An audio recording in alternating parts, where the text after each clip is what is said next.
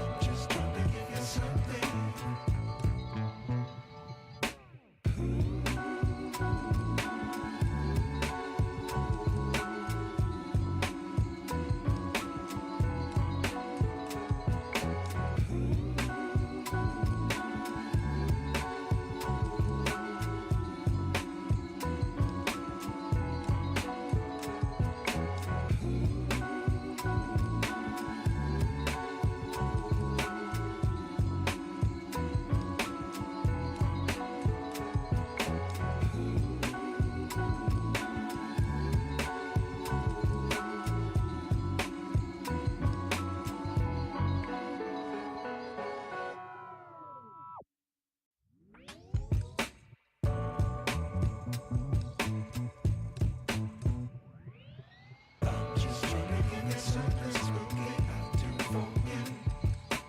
I'm just trying to give you something. I'm just trying to give you something spooky I do for you. I'm just trying to give you something.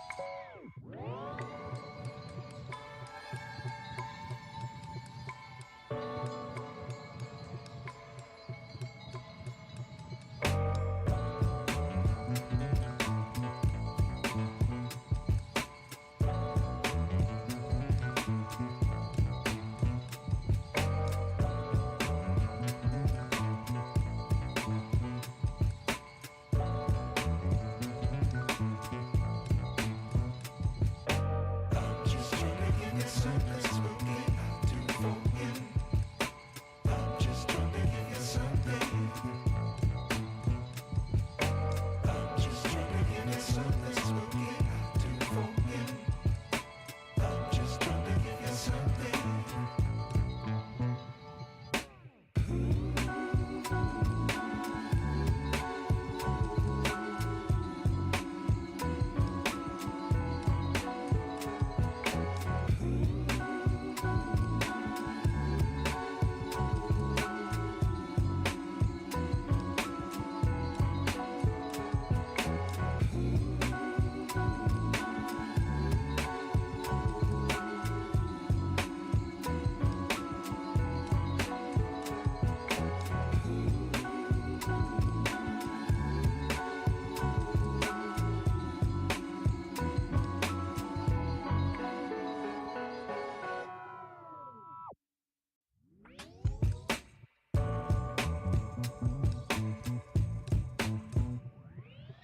I'm just trying to give you something spooky I do for you.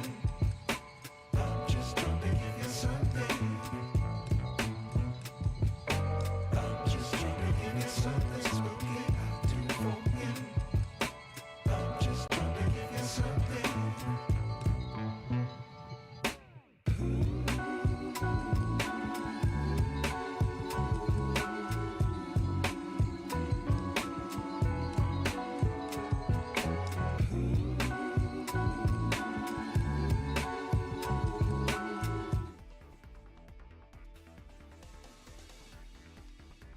Keep doing that. Good evening, everybody. Welcome to today's stream. We're going to be doing tonight's Sketch Academy tournament. I know I missed last week because I was feeling sick, but we're back. We do this, then I'm gone for the entire week, but I'll be here for next week's tournament. Anyways, round one is mostly done at this moment. Still have a couple matches going. Hey, Nate, Overkill, thank you for lurking. Swifty, thanks for showing up. Leafeon, nice to see you as well. Dialga, good to hear the odds are over. And hey, Vitamin. Ooh, Sunny Day Aerodactyl. Alright. Hey, if it works, man.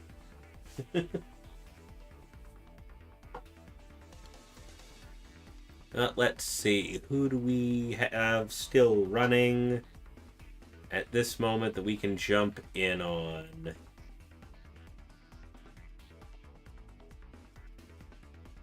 Can I add polls? I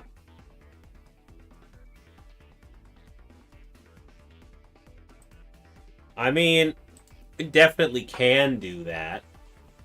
I'm pretty sure I already have that, I'm pretty sure I already have that option enabled. It's just, rather specifically, my mods are able to trigger it, or I can. Hang on a second. I've got a match I want to jump in on here. It's almost over anyway, so I don't care enough to hide the code.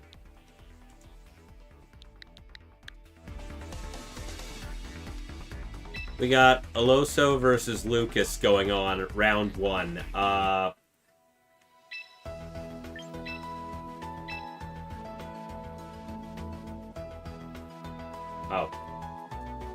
That ended. Oh, they just reported game 2. Well, Lucas just won game 2, so...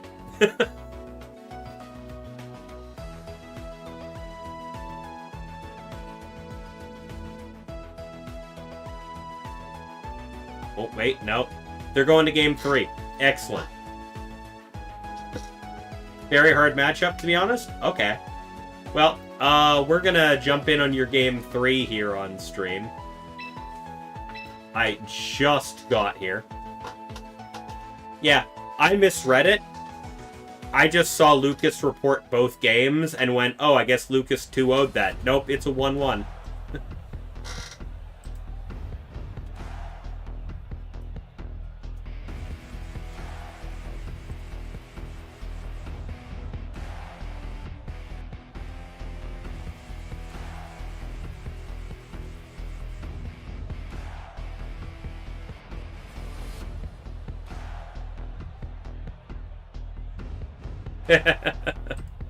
Well, you know. The delay doesn't matter so much on my end. It's not like I get to show you any information you don't already know.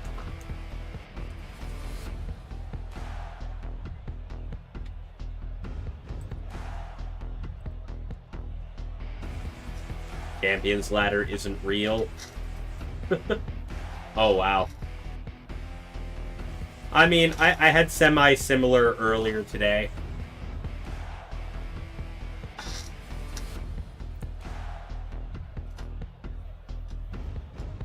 Knockoff card work.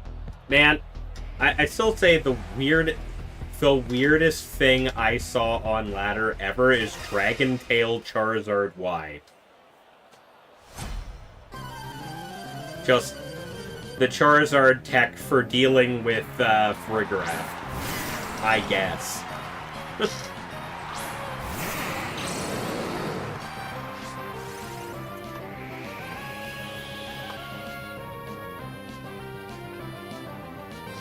Alright, Lucas coming on out with Hydreigon and Metagross. Meanwhile, Aloso or Nathan coming out with Sinistcha Tyranitar. Alright, let's see what this does. I say, looking at Nathan's team and going, yeah, that looks familiar. Lucas's team, less so.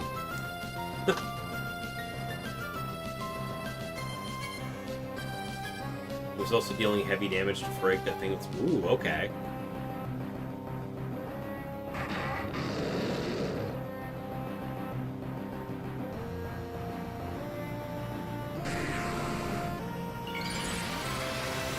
Yeah, I don't think either player really likes this matchup. Alright, Nathan going for the Mega T-Tar. Hydreigon's going to protect right out of the gate. Metagross as well.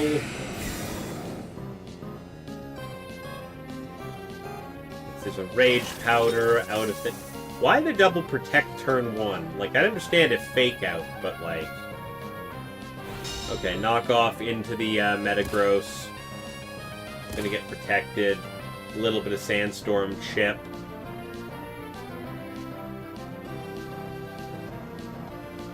You're raging, you're powdering.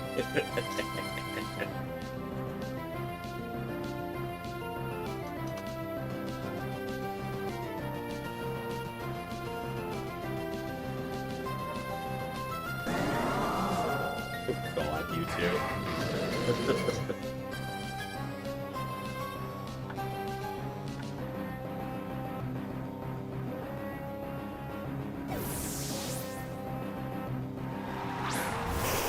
Alright, Metagross getting swapped for the Ninetales. And Hydreigon going for that Dark Pulse into the Culverberry Sinistcha. Not doing a huge amount to that with the damage reduction.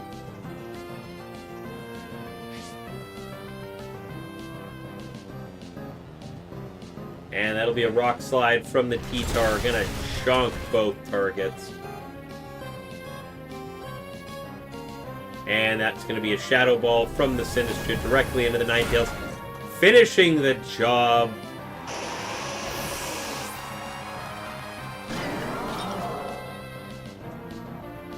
Yeah, Ninetales not able to do much except get rid of the weather. Metagross coming back in.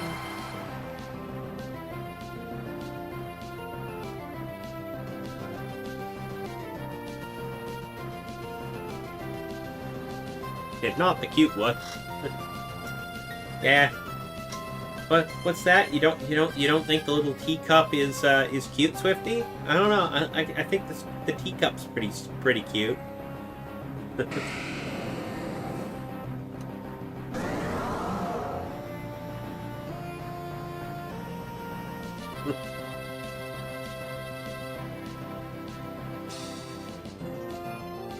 The fox, silly.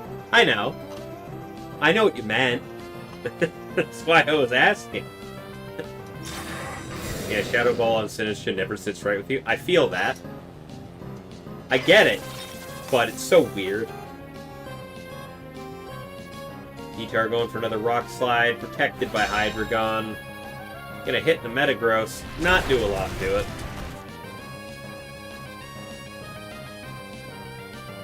Metagross going for the Psychic Fang. Not gonna KO, unfortunately. Definitely wasn't targeting that at the T-Tar, I'll tell you that. At least I hope not.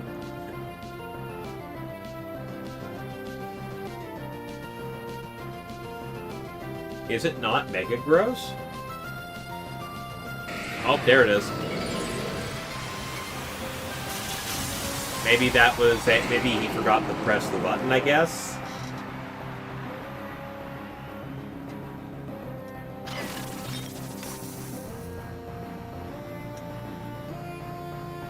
Metagross goes for that Psychic Fang again, taking the Sinistcha out of the picture finally. Yeah, that's what I figured, Lucas. It's like, why would you not Mega in that position? Oh. Yeah, misclicking the button. Yeah, that makes sense, honestly.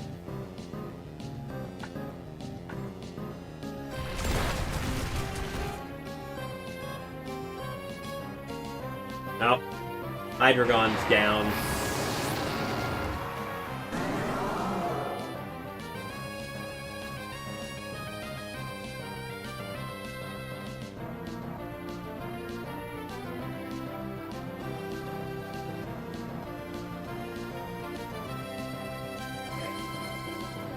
Lycanroc is Lucas's last Pokemon. Goldango is coming out on Nathan's side of things. Unless Talon's in the back. Yeah. There's still a chance, but... Doggo. Yeah. We got the Doggo coming out. Yeah, Goldango's a little rough here, I'd say. Metagross is not exactly liking that. T-Tar getting swapped out this turn. In favor of Excadrill. Okay, so it's the Excadrill in the back. That is a Stomping Tantrum. Not doing anywhere near enough to the Goldango. Neither's that Rock Slide.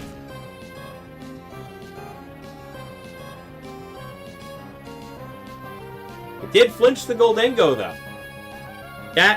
That's big. The Goldango not being allowed to do anything is kind of huge here, actually. That might be the one little thing that that Lucas desperately needed back in his favor there.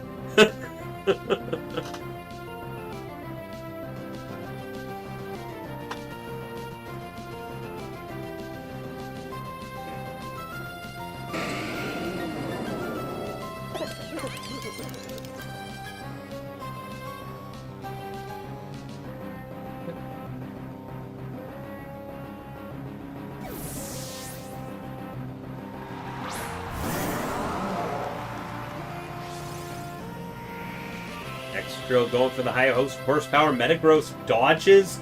Stomping Tantrum into the T-Tar. Ends it. Oh, the miss, too. Oh, my God.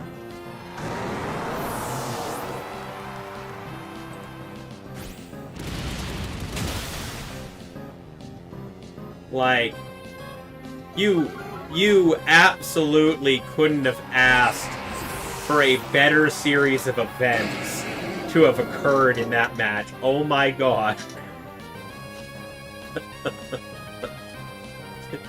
The game loves you, Lucas. It really does. Like, holy sh...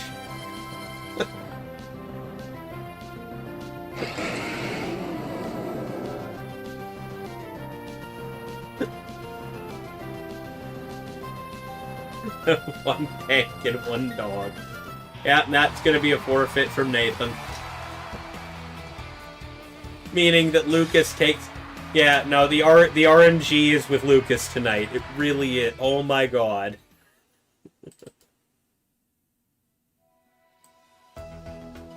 Lucas is going to go ahead and take game 3.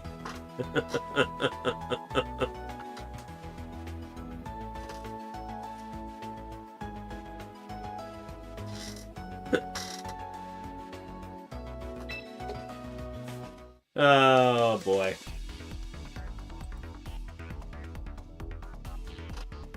Surely deserved. Surely. Okay, well, we got 8 minutes remaining in this round. 1 remaining match being played, which is apparently Young Elmer's Glue versus Chef Rich. That could end any second now. So we're going to go ahead and get Lucas's team up on screen real fast.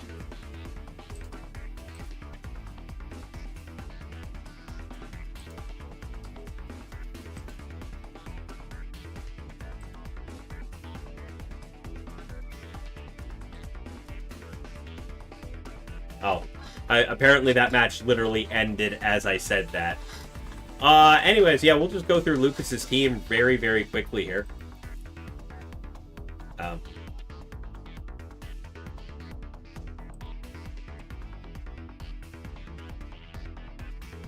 Eloso's crashing out on you right now because of the RNG. Yeah. Understandable. Anyways, we got... I don't think I actually have time to go over all of the stuff since I need to get the round 2 started ASAP here. But y'all can see the team. Alolan Ninetales, Talonflame, Duskform, Lycanroc, Hydreigon, Farigiraf, and Metagross. That Mega Metagross, too. Just... Psychic Fang, Iron Head, Stomping Tantrum, and Protect.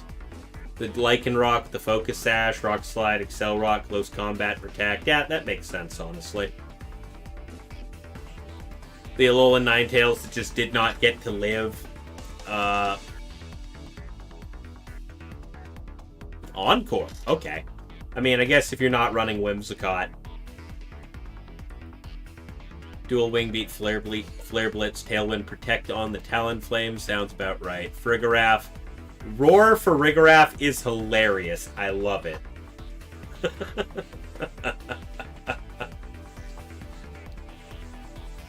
It used to be Helping Hands on Ninetales. Oh, okay. I love Roar Farigiraf. That's great. I adore that. That's amazing.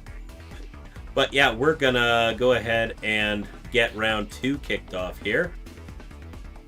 End the round.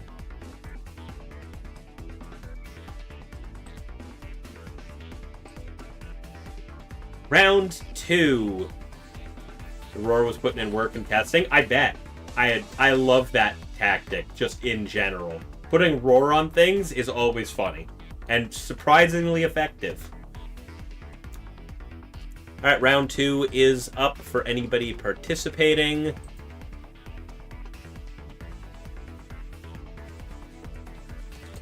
Just going to announce it in the Discord real quick.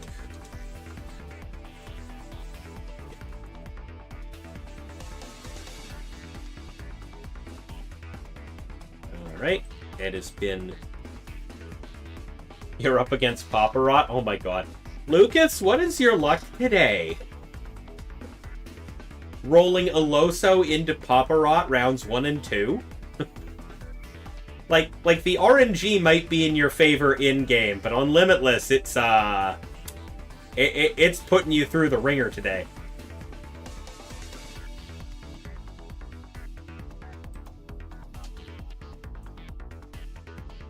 Play the match. We just showed Lucas. I know we didn't show a full match from Lucas, but we just showed Lucas.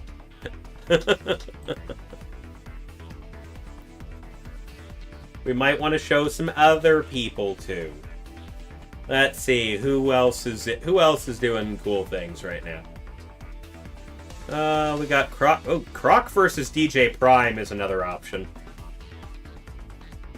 Croc versus DJ Prime is definitely an option. Yeah, you got Feywind right now. Yeah, Nico versus Usagi. Yeah, you know what? Croc versus DJ Prime feels like too solid of a match to not spectate sooner. I mean, I understand. Maybe next round, but like Croc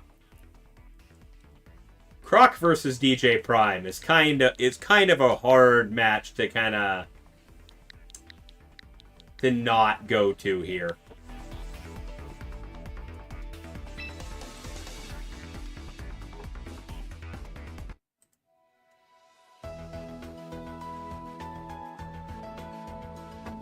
Do it now, you have a good feeling Sooners gonna win?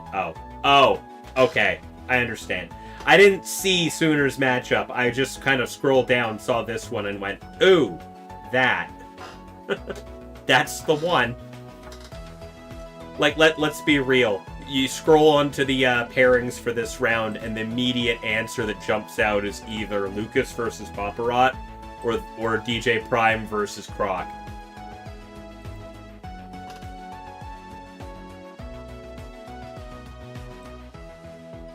And we showed Lucas last round, so...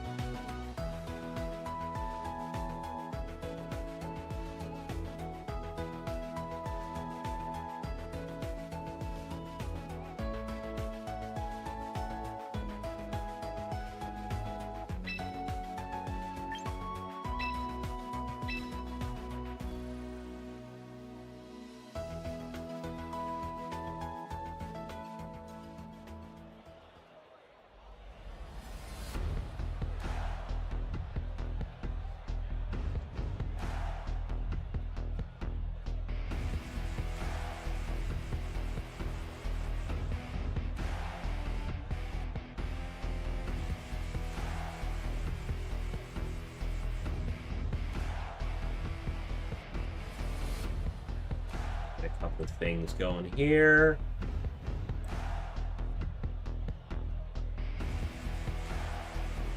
Okay.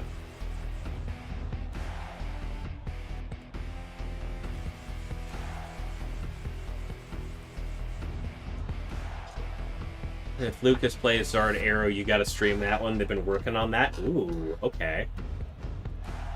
Alright, well, we got Croc's team. About the usual.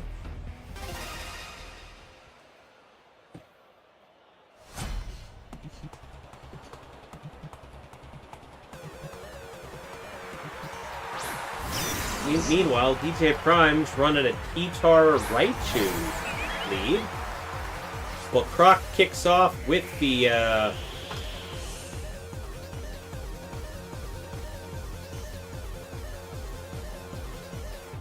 Oh. You have a mirror match, Dialga?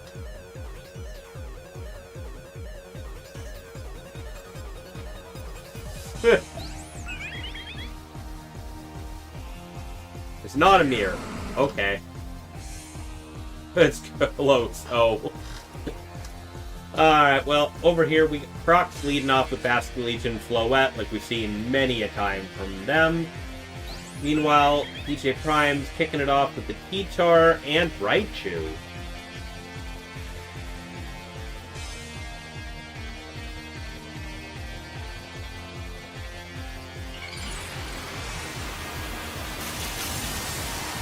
With the Mega Raichu Y right out of the gate. Alright. And we got the Floette. Croc won the lead. Considering you know the matchups for this team really well, I'm going to take your word for it. Alright, going for the Protect on Floette. T-Tar also going to protect this turn. Basculegion going for that flip turn. Oh, into the Protect. And that's a Zap Cannon into the Basculegion. Just completely obliterating it before it can leave.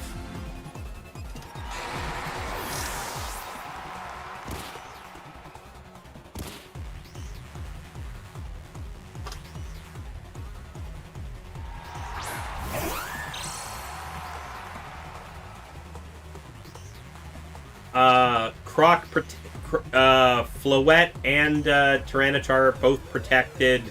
Basculegion tried to flip turn into the Protect, and Raichu Zap Cannon did.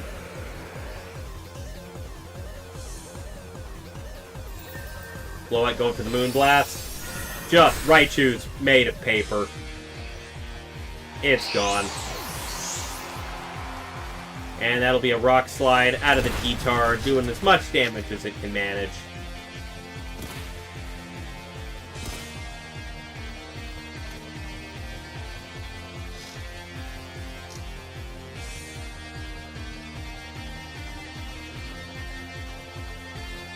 But Prime's down their their Mega now. And Croc has Tail Wound.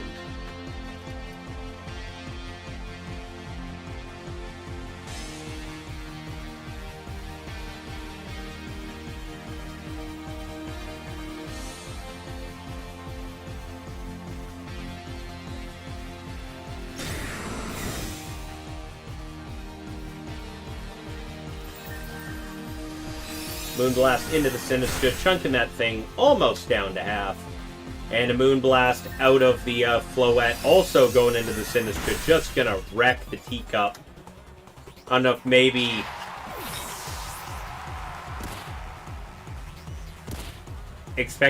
maybe Croc was expecting the Rage Powder there, or...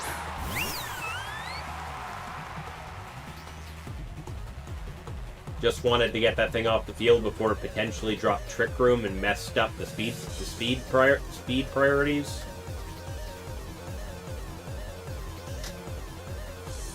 Scott going to protect this turn. And Floette goes to the Dazzling Gleam.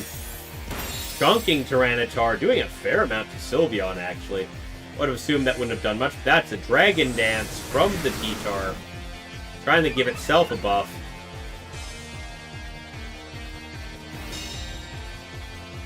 And that Hyper Voice, Floette hanging on with 1 HP, though that's probably down for the Sandstorm. Yep. Whimsicott living this turn. But both players are down to their last 2 Pokemon now. And that is King Gambit on Croc's side.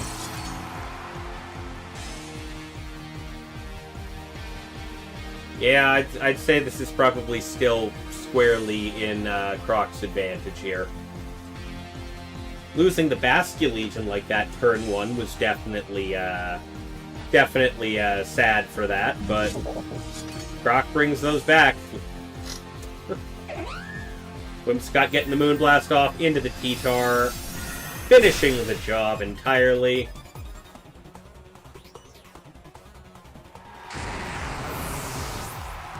And that will be an Iron Head from the King Gambit. Just gonna finish the Sylveon off where it stands.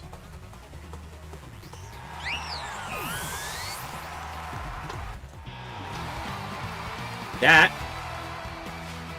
is going to be game 1 in favor of Croc.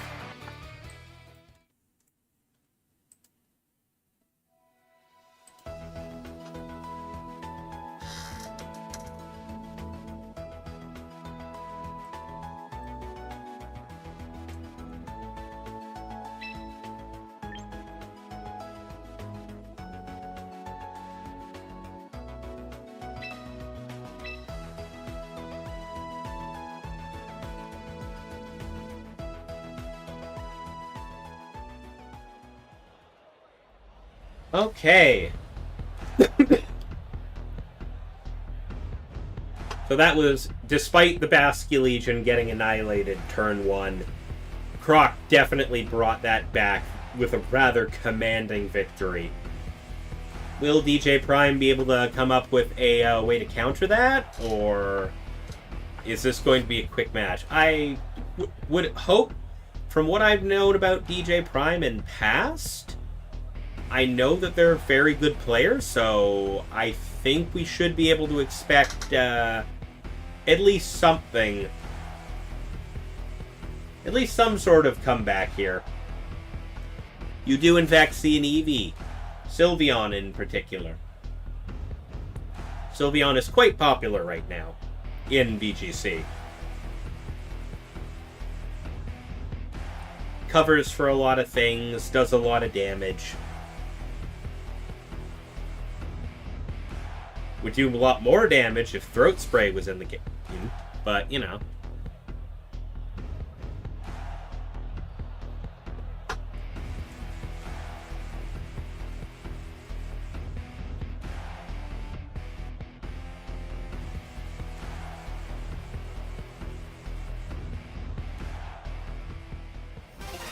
I guess Fairy Feather gives a good boost in and of itself and doesn't require a turn to set up, so.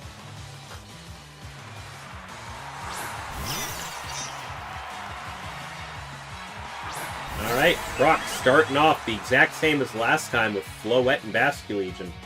But DJ Prime swapping up their leads for Sinistcha and Raichu.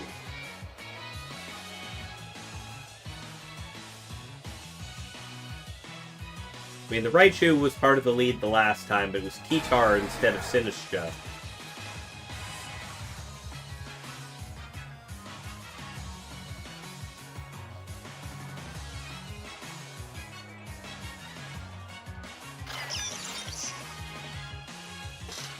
Wonder what the change is for here.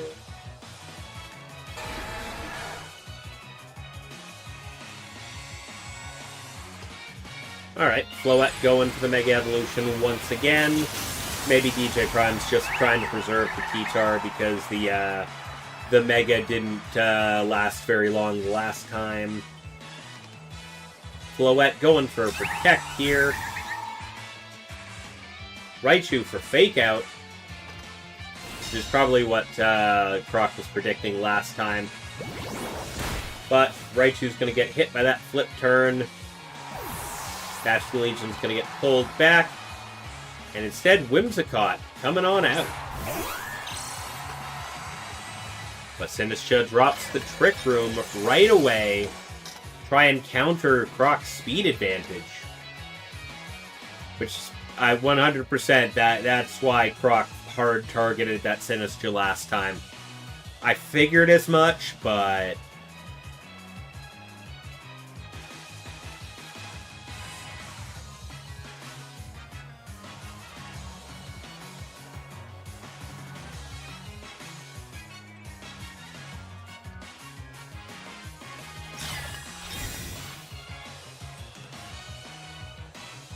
Whimsicott going for the Encore to try and lock the Sinistcha into Trick Room. Hits the Protect. Dazzling Gleam going off on Floette. Still slower than the Raichu. Raichu getting taken out for it. Didn't Mega Evolve this time. Which makes me wonder if maybe it's the Mega Staraptor in the back. But I feel like Mega Staraptor's a bad matchup into Croc's team overall. So, not sure. Maybe it's Mega T-Tar on this team too? Encore into the Sinister. Gonna shut that down and lock it into Protect. But Trick Room is still active. Sylveon. Ooh, that's a lot of damage. Oh, it was a critical hit on Floette. Whimsicott getting brought down to its Focus Sash by that hit. Floette going for that Dazzling Gleam. Not going to hit the Sinistra. But will get a decent chunk of damage on the Sylveon.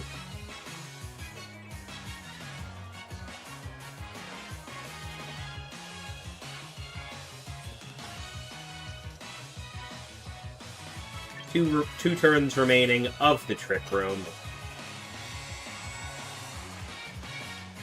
And that Sinistra getting swapped out. And the T-Tar coming in its place.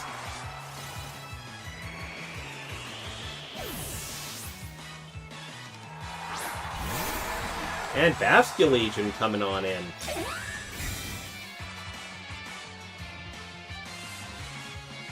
Hyper Voice hits Whimsicott's Protect. Hits Basculegion full on for almost half of its HP. And Whimsicott getting downed by the Sandstorm. This could be bad. Bringing in Whimsicott. Okay, here we go. We do have the King Gambit coming out now, though. It's definitely a slower Mon. So definitely a little more of an advantage in the Trick Room. But there is only one turn of that left, so...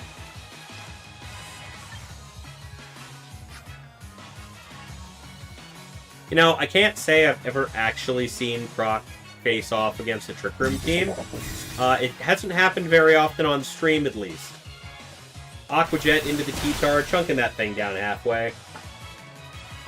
Sylveon is slower than the Gambit, which is protecting, but Basculegion will get taken out there. And that's a Dragon Dance coming out from the T-Tar now.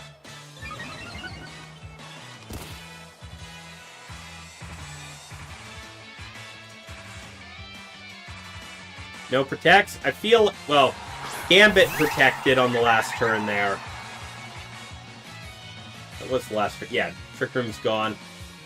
Yeah, I feel like Croc might have been sacrificing the Basculegion for a little bit of damage there. Gambit and the Floette are all that remains against 3 Pokemon on DJ Prime's side. Sylveon's getting swapped out. Sinistra coming back in. Probably healing up the T-Tar. Probably hoping to set the Trick Room up once again here next turn. Floette also going for Protect this time. Fully expecting something there. Gambit going for the Iron Head. Into what was the Sylveon. Now the Sinistra chunking it down a bit. Floette getting damaged from the Sandstorm. As is the Sinistra.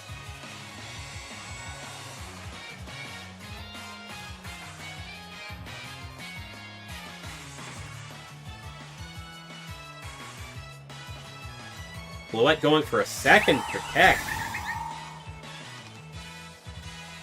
T-Tar going for that Rock Slide here.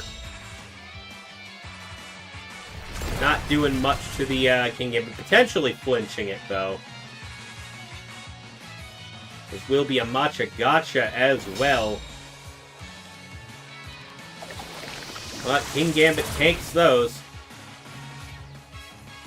Oh, it got the burn, though.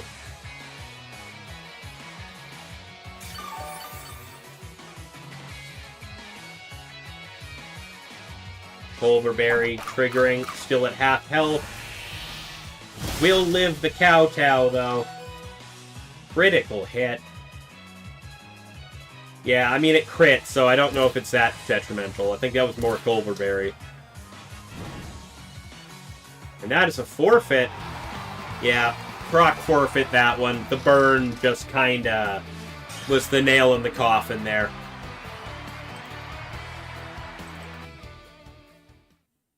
So we're going to Game 3.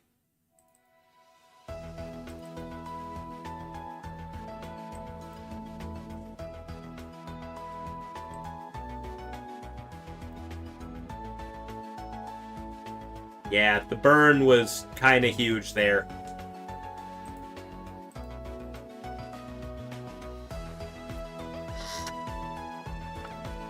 Yeah.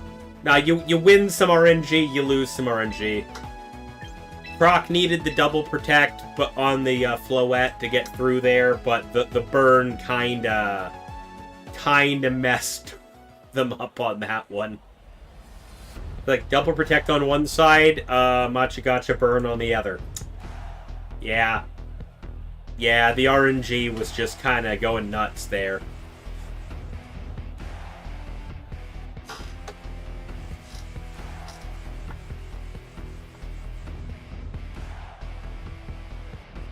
Alright. Let's see how this goes for Game 3.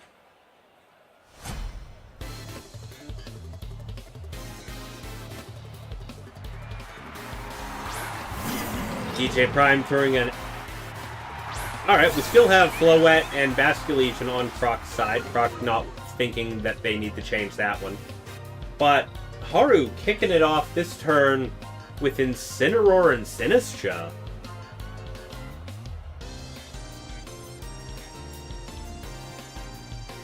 The Incineroar so far hasn't been brought to this matchup, though.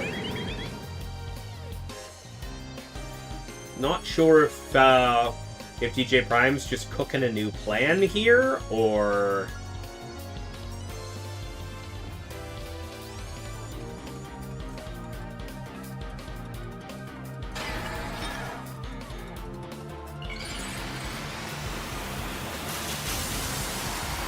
Or is this just as easy as Fake Out Trick Room?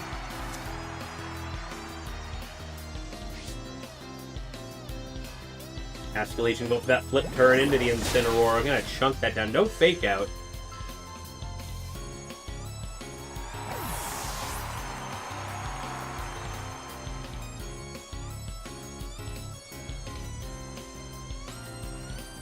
And it will be the King Gambit coming on in.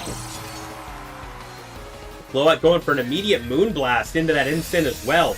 Just gonna completely decimate that. What? Brock kind of calling as well that the Incin was not gonna hit Fake Out that turn. I guess fully expecting the same thing to that happened Game 2 to happen, where it was just Protect and a Ghost type.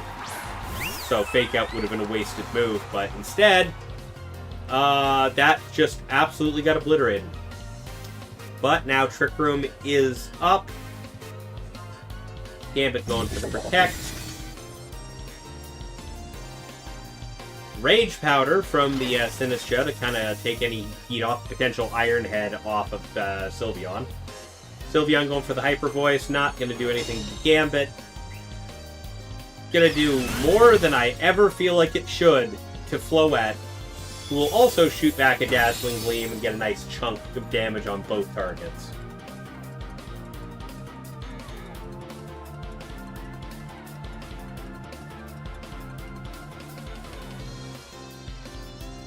Floette getting pulled back immediately. Arcanine's in the back. Gonna tank that Hyper Voice. Did a lot to King Gambit actually there. Oh boy. But that is a Kowtow Cleave into the Sinistcha, which will get finished off right then and there.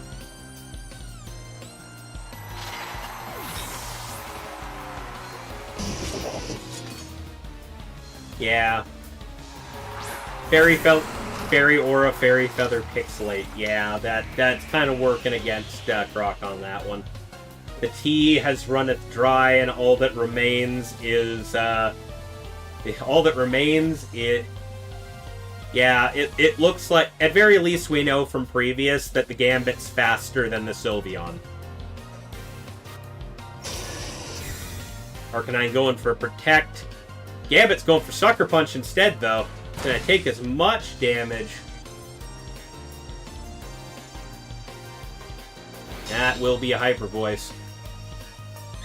Finishing Gambit off entirely. Yeah, you're brave. I get it. Trust me, I like slow Gambit too, but I like slow Gambit because I play Trick Room. So I have a secondary purpose for making mine slow as possible. Alright, Floette coming back out. Trick Room has 1 turn remaining.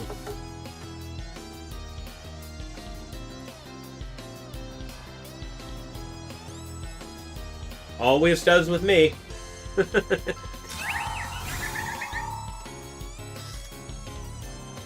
Well, that's a yawn into the Arcanine. And T-Tar going for that Dragon Dance. Arcanine with the Rock Slide, gonna finish the Sylveon off.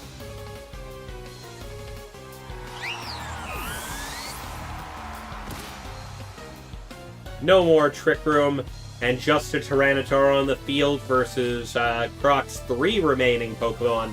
With Basculegion in the back, I think that's a wrap. T-Tar will go for the Rock Slide. Well.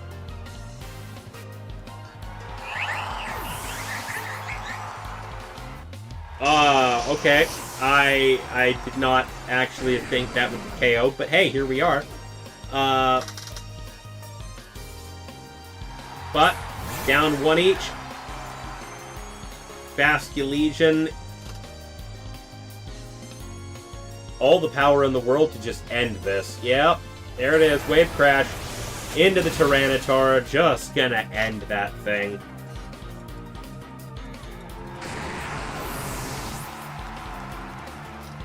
Taking the recoil, but it does not matter because that is Game 3 going in Croc's favor.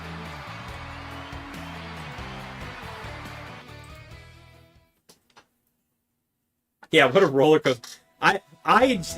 The minute that Rock Slide hit and KO'd both of Croc's Pokemon, I just sat there for a moment like, maybe it's not that over. I mean, it still is. But, like, if the defense buff from Sandstorm was enough to let a T-Tar live that, which I doubt, you never know. Could have been a roll.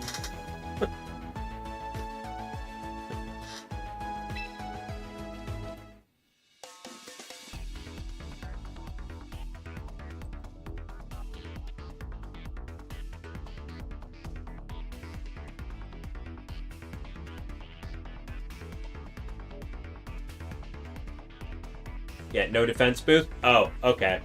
Yeah, I always forget with, I always forget that. I swear in my head, all Pokemon that are, like...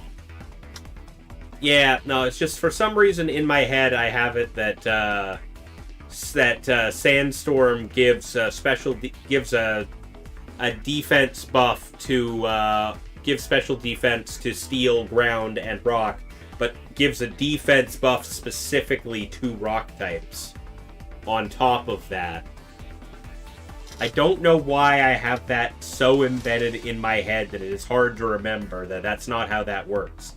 But anyways, we're going to go ahead and pull Croc's team up on screen. We have had...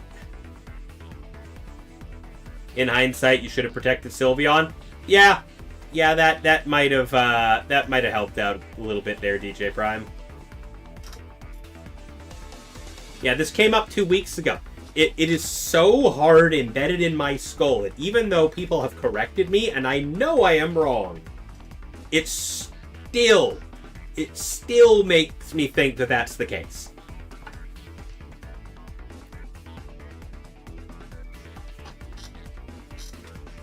But yeah, on Croc's team, we have Eternal Flower Floette, Moonblast, Dazzling Gleam, Light of Ruin, and Protect. Whimsicott with the Focus Sash, rocking the Tailwind, Moonblast, Encore, and Protect. Hisuian Arcanine, the Rock Head ability, not instead of Intimidate, Rock Slide, Flare Blitz, Head Smash, and Protect. Just going ham with the attack there.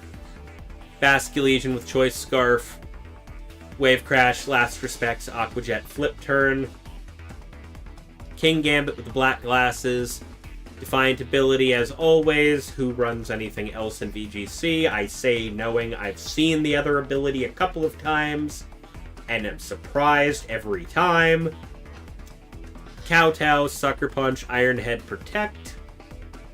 And we have the Dragon Fang Dragonite with Inner Focus. Dragon Claw, Extreme Speed, Low Kick, and Protect. I keep forgetting that Croc's Dragonite isn't a Mega Dragonite. And is in fact just regular physical Dragonite. With Low Kick.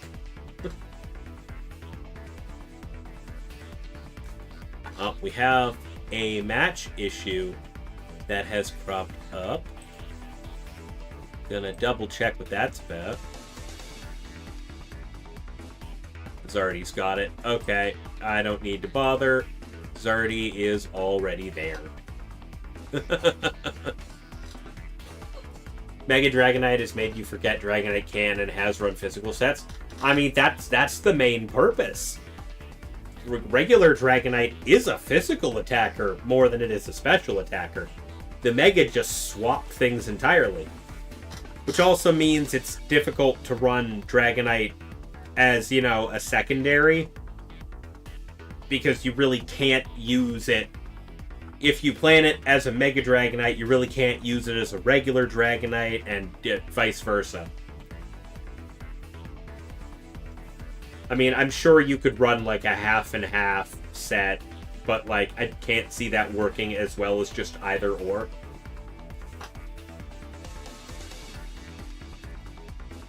But yeah, no, Scarlet Violet drilled,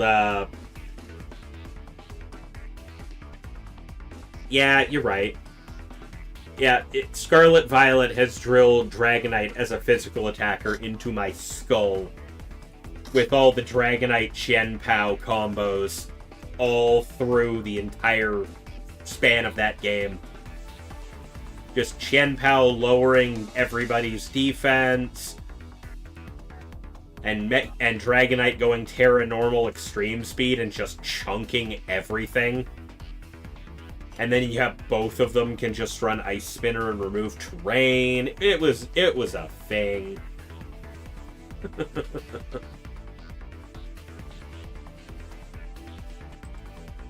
But yeah, I believe there was a couple of no-shows game 1 that I want to double check aren't still no-shows. Okay, lose them and them. Yeah, there you are. I mean, either or works, DJ Prime. Really does. I'm staring at the chat for both. And your chat pops up above my head regardless.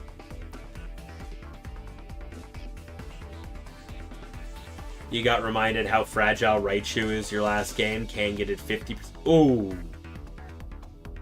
I mean, that's still with the double hit, but...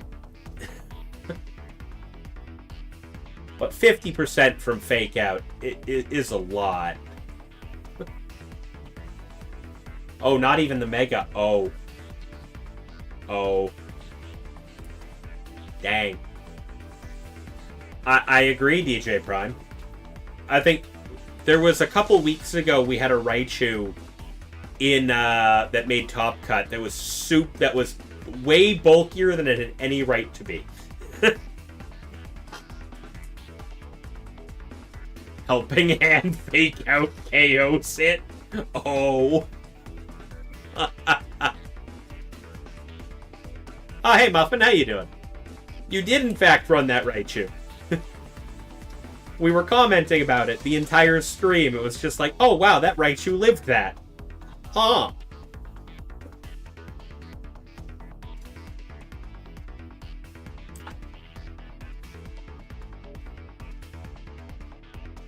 But yeah, we have a couple things. So anyways, I'm looking for E and M. Okay. Are they? If my mouse would actually work, that would be awesome.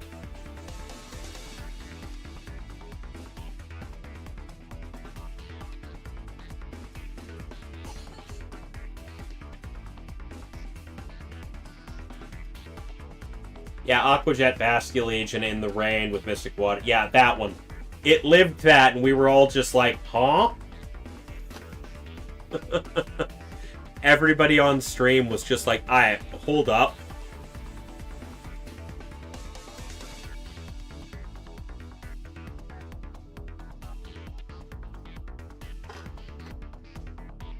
Yeah. Yeah, it didn't. It dropped you like just above 50%, and then the Moonblast finished you off. So you didn't get a chance to eat the citrus berry. I feel like that was a deliberate choice and a calculation on Croc's part. That's unfortunate, Muffin.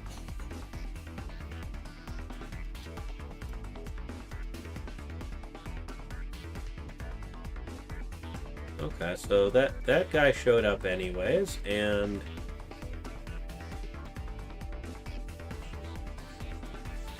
at the end of the day, this round we only had one no-show, and it's people who weren't no-showing.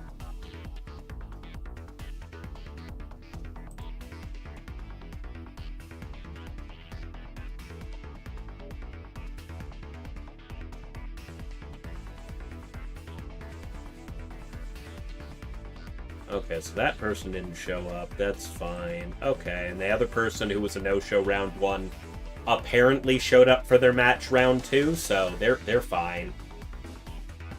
You clicked Flare Blitz into the Basket Legion? Oh. Well.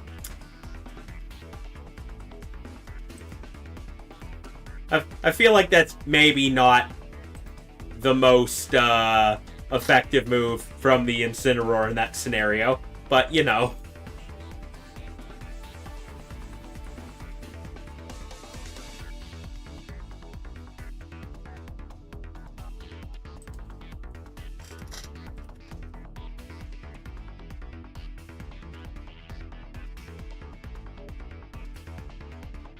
Apparently I have been called to this match issue in progress. I was wondering why it was taking so long.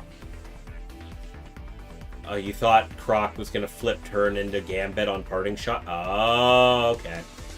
Well, I wasn't thinking Parting Shot. I was wondering if you had, like, Throat Chop or Lariat. And that would have been, like, the more... Yeah, hey. But yeah, if you thought it was going to flip turn into the Gambit, yeah.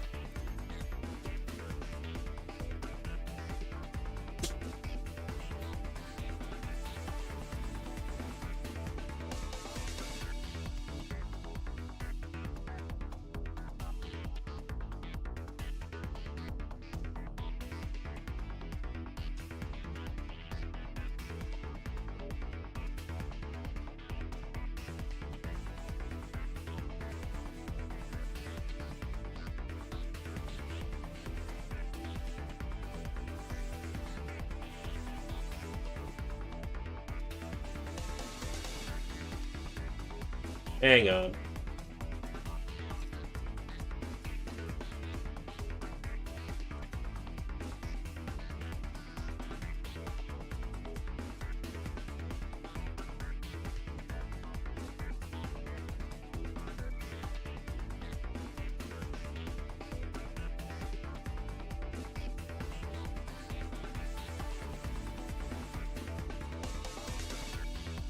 Apparently, we have a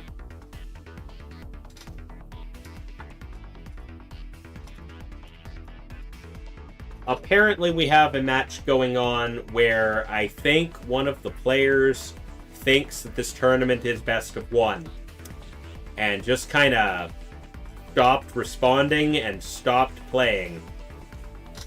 Huh.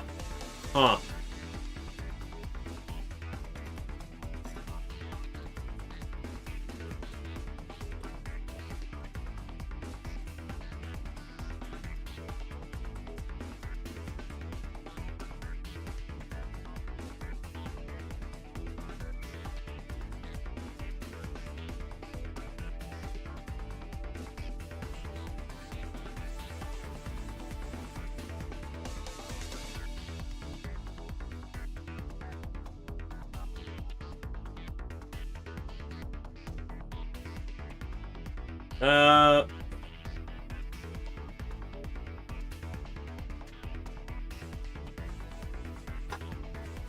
Yeah, I don't think they are. Looking it up.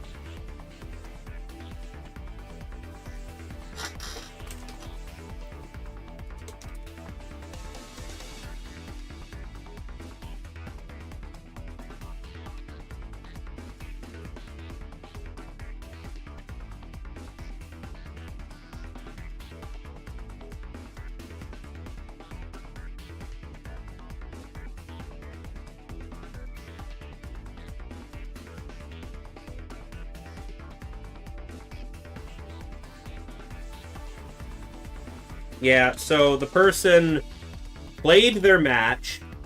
Well, they played game 1. Yeah, they played their game 1.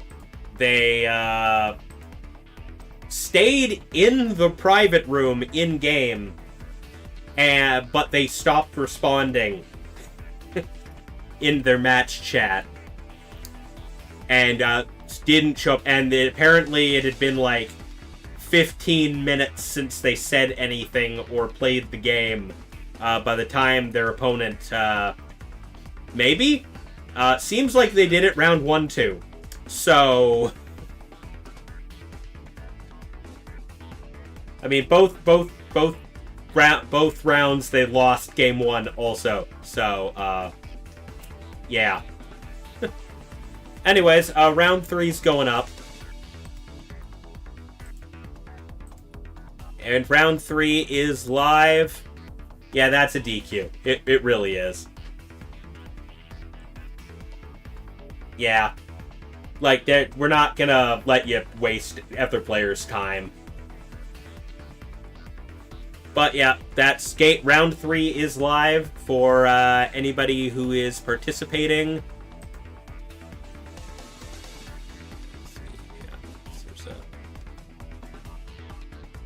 Just going to announce it in the Discord real quick. And then we'll pick a round 3 matchup to stream.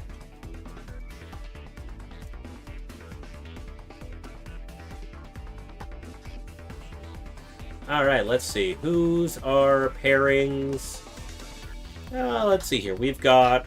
Okay, we got Braz versus Camdog at table 1. That's an option. AirPod versus Luffy. Bugs versus Lucas. Firewars versus Thex. Chef Rich versus Croc. Okay. A-Money versus Feywind. Vinamin versus Galetta.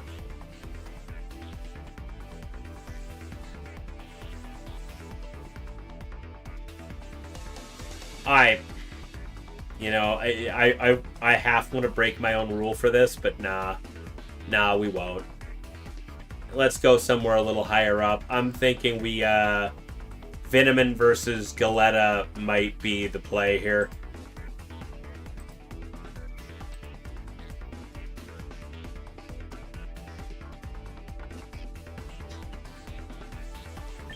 Oh, my rule in question is that I try my darndest not to, Oh, they ain't there yet? Oh. Oh, there they are. Good. I don't feel bad about entering that code now. My main rule here for stream is I try not to put the same players on stream twice until Top Cut. So, like, if I've already shown a player in round 1, I'm not gonna show another one of their matches unless they make Top Cut. So, even if I see a matchup I really want to stream, I'm probably not.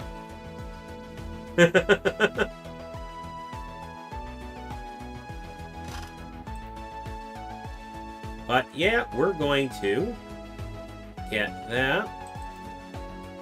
We're going to change up the text up top on the scoreboard while we are waiting.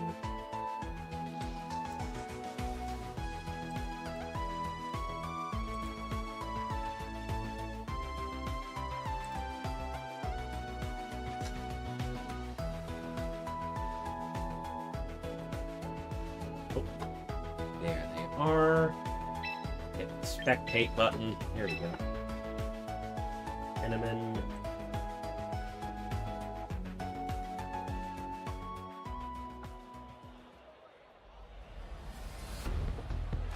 There we go. This is a rough matchup for you, Venoman? Okay, we got... Alright, I guess this is the sunny day Aerodactyl you mentioned earlier. Kangaskhan, Chandelure, Floette. Lots of interesting stuff here. Like, rather clearly, you're not a Trick Room team per se, but I'm seeing, like, multiple different venues of setting it or countering it. Meanwhile, on Galetta's side, oh, there's that Mamoswine again. Mamoswine has been oddly relevant in this tournament the last month or so. We do also have a Primarina on Galetta's side. Okay. Everything else seems pretty normal on that team. Abominable Admirer. Yeah.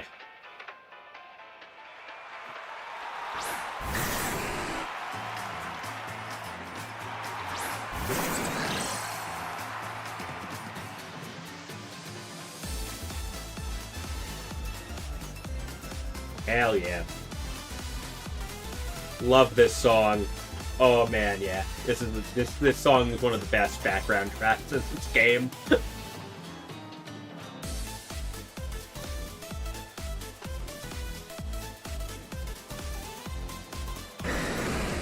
Alright, we got the Mega Dragonite on Galetta's side here.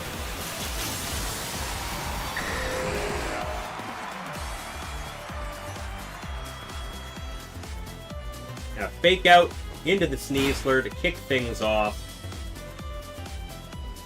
That's Dragon Pulse into the Farigiraf, just trying to stop it before it can set Trick Room, but here we are. Oh, they are. Oh, no, man. The background tracks from ZA are just insane. I love it. I just like that game in general. Okay, we got Twin Beam into Dragonite. Gonna chunk it a little bit. The 2 hits gonna knock out its multi-scale. And last resort, dropping it to 1%. Dragonite lives those, man. And close combat into the Kangaskhan will just end it.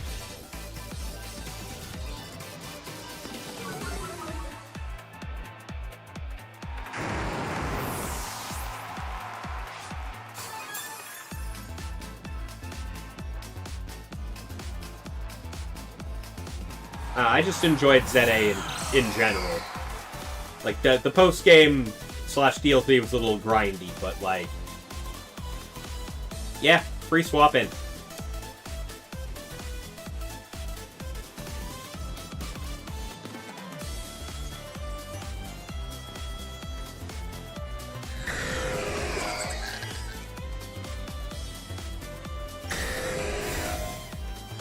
Okay, we got the Protect around. Wind Beam going into the Sneasler, though. That'll end it. Fighting Poison to get hit by a Psychic move. Hate to see it. And Chandelure going for that Shadow Ball to try and finish the Dragonite. Not quite hitting through the Protect.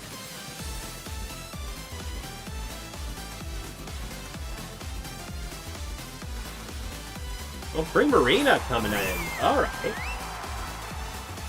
Bit of a slower Mon on Galetta's team there.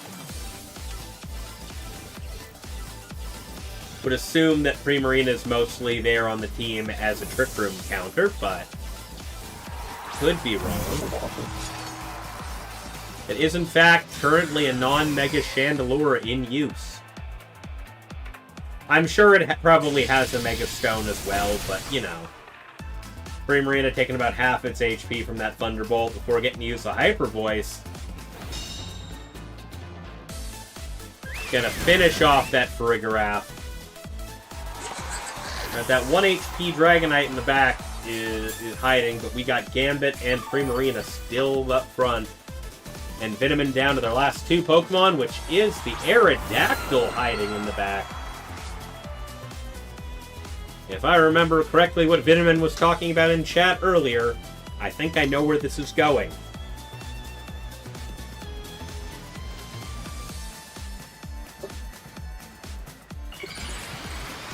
There's the Mega Chandelure.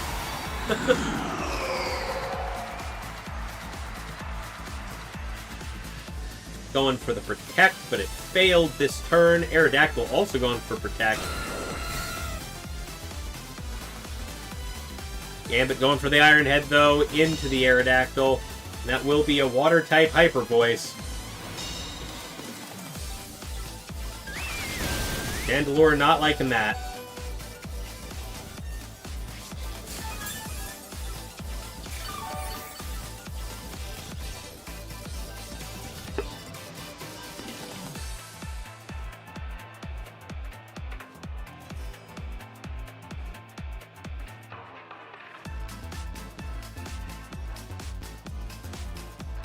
Yeah, not sure what the point of the double Protect was there, or the attempted second Protect on Chandelure. But that means Venoman is now down to just the Aerodactyl. And it's going to get wailed by that Hyper Voice. And the Aerodactyl is Focus Sash. Okay.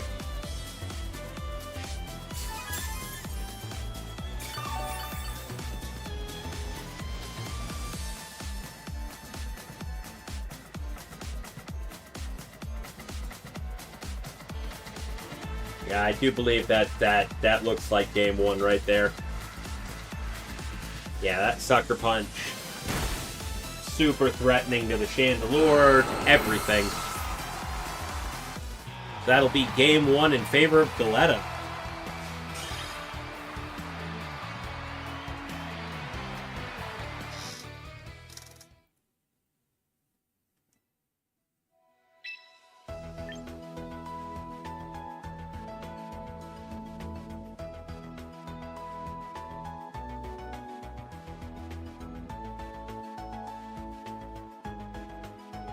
Yeah, I'm not 100% sure why Venoman waited for the Chandelure to Mega it there.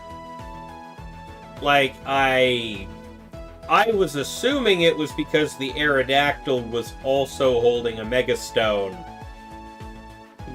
And if Chandelure didn't make it to the point where Aerodactyl came out, then might as well just Mega the Aerodactyl at that point. But, no. No, it was a Focus Sash Aerodactyl.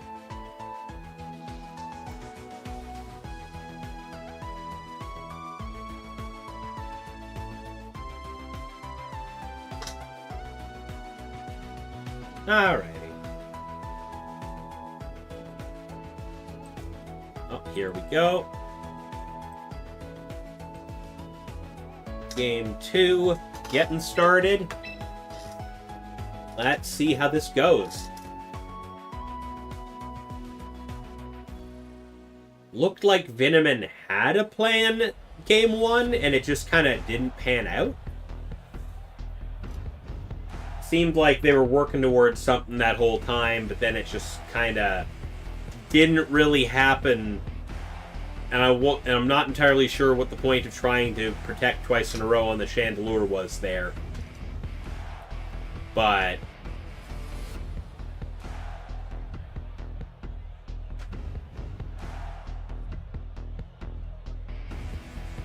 I'd maybe have understood it if the Aerodactyl proceeded to Tailwind or something else to kind of give Chandelure an advantage, but nah, Aerodactyl clicked Protect too.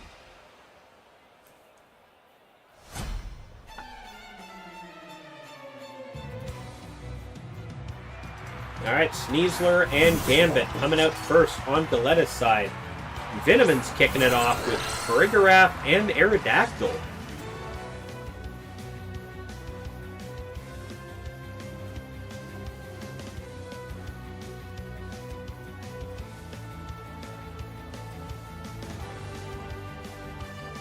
I don't think I've said it out loud on stream, because I figure most of the people in chat are probably also playing, so I don't really need to tell them. But tonight's tournament is 6 rounds of Swiss into a top 8 cut. Currently about round 3, so almost about halfway through Swiss here. Alright, Aerodactyl gets the tailwind blowing this time. Not messing around. Gambit going for a sword stance, turn 1. That's dangerous.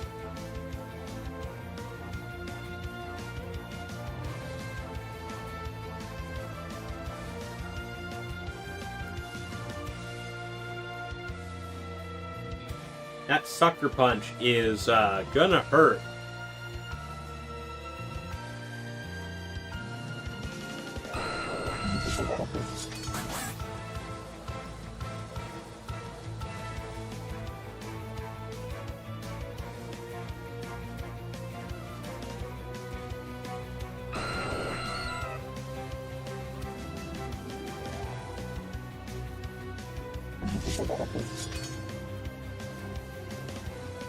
Alright, Aerodactyl going for a rock slide, chunking a little bit out of both.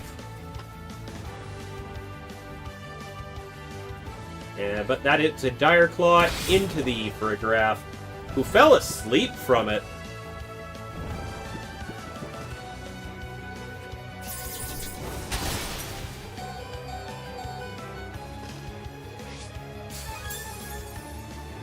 Oh my god. The 6/7's lured. Oh, who can't see her. What the hell, Muffin?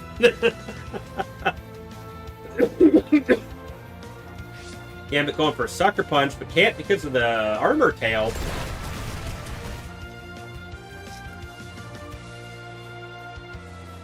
Sees they're going in for a close combat to try and finish off the sleeping Frigoraph. Critical hit. Down goes the giraffe. We're no longer protected from the sucker punch. You appreciate your godly humor being enjoyed? Ah, understandable, Muffin. Understandable.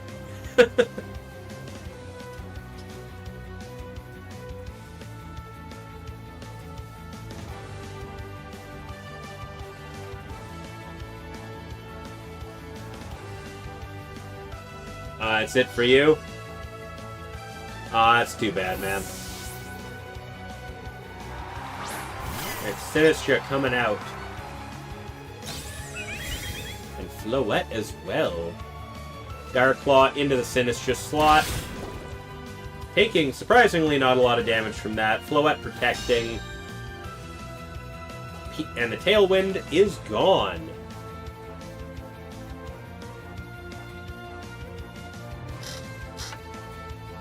I mean, some days the RNG is with you, some days it's not.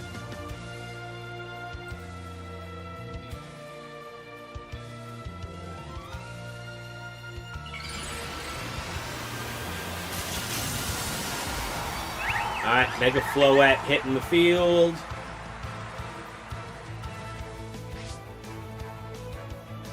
Sinistra going for the Rage Powder, trying to take the heat off of the Floette.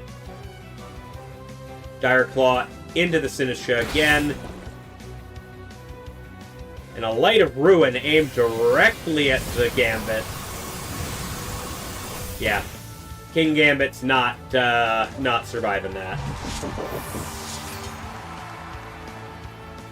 Oh, players are proud. You've made me decide to play Meta Slop. I mean, it always kind of sucks, but, you know. It's your fault, /J. Always sucks to just kind of get playing slop, but unfortunately, the meta slop teams are good for a reason. They're a good place to start and learn the meta and how things work.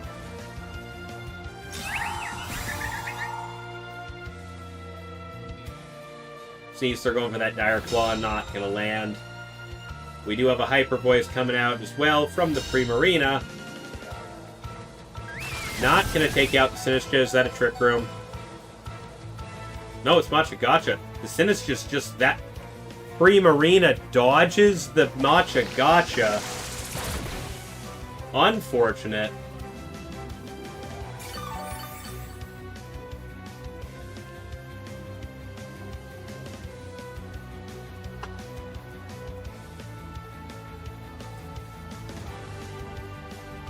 Alright, Rage Powder trying to keep the attacks off of Floette here. Dire Claw will finish the Sinistra off entirely there. Takes 3 of them though. And that Dazzling Gleam finishes the Sneasler. Brings Primarina down to half. This entire matchup was unfortunate. Yeah. Primarina does not manage the KO. Well, what does Galetta have in the back? Because both players are down to their last 2 Pokemon now. We know it's Aerodactyl on Venomon's side, but it's Dragonite.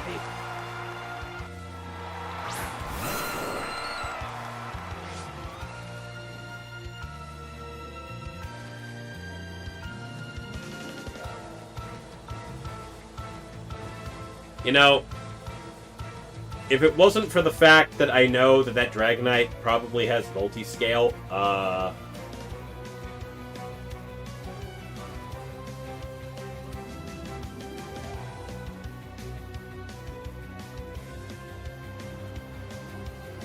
I could definitely see a world in which this works out, but I doubt it severely.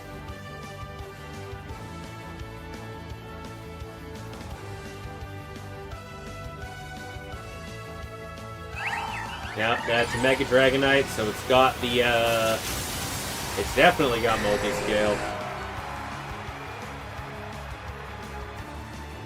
Mega Dragonite goes for the Protect this turn. Okay, okay. Aerodactyl goes for the Rock Slide, trying to chip the multi-scale. Will finish the Primarina, though, with a critical hit Rock Slide. Okay. We're kind of cooking with gas here, though.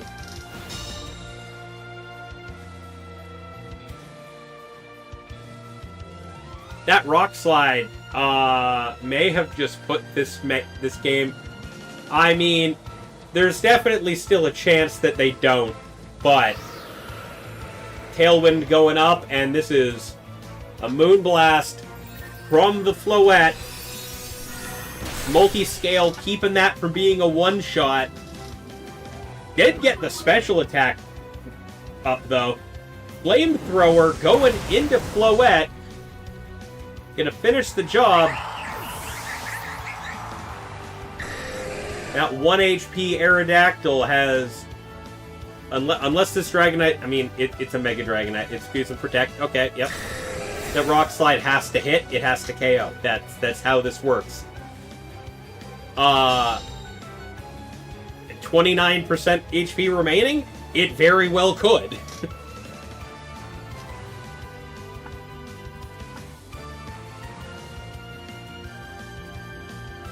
The Rock Slide missed.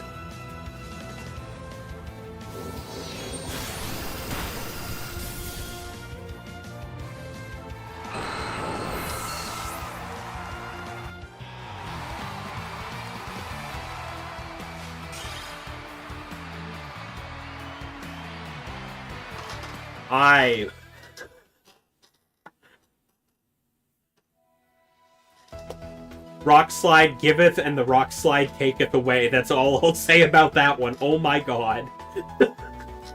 Oh.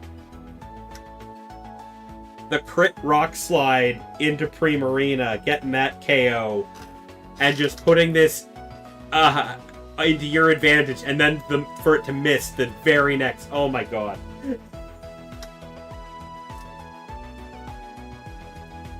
Oh.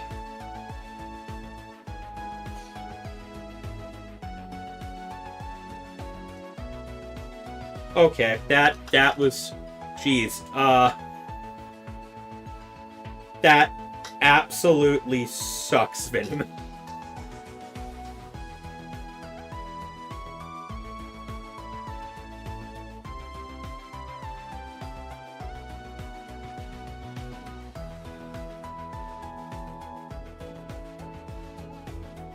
Am I writing down a timestamp right now? I might be.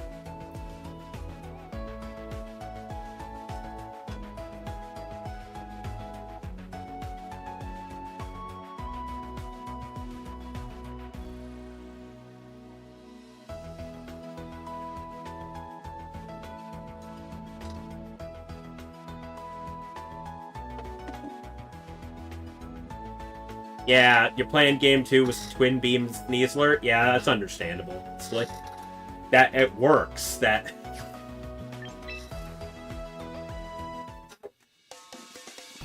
yeah, but then the sleep happened, and oh man, the RNG that game.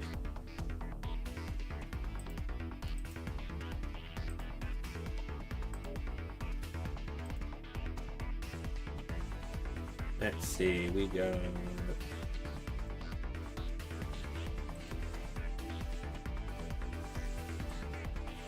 Alright, well, we're getting Galetta's team up on stream here. Yeah.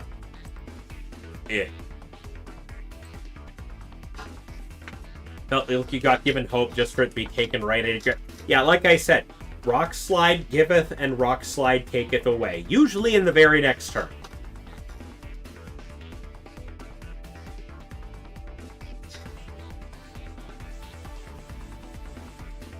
Anyways, we have Galetta's team up on stream here. The Mega Dragonite we saw at the tail end there. Dragon Pulse, Tailwind, Flamethrower, and Protect. Life Orb, Mamoswine, High Horsepower, Ice Shard, Icicle Crash, and Protect. That White Herb Sneasler that we know so well and we've seen so many times. Close Combat, Dire Claw, Protect, and Fake Out. Primarina was the one I was kind of more interested in. It definitely worked for them. It just feels like a weird inclusion.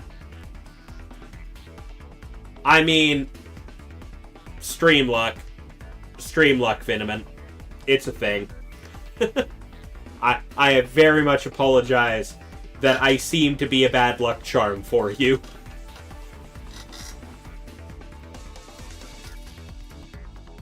Yeah, the Primarina is like feels like a weird inclusion to me. I don't see it very often outside of a Trick Room team. So like obviously it put in work. So I'm not gonna say that it works.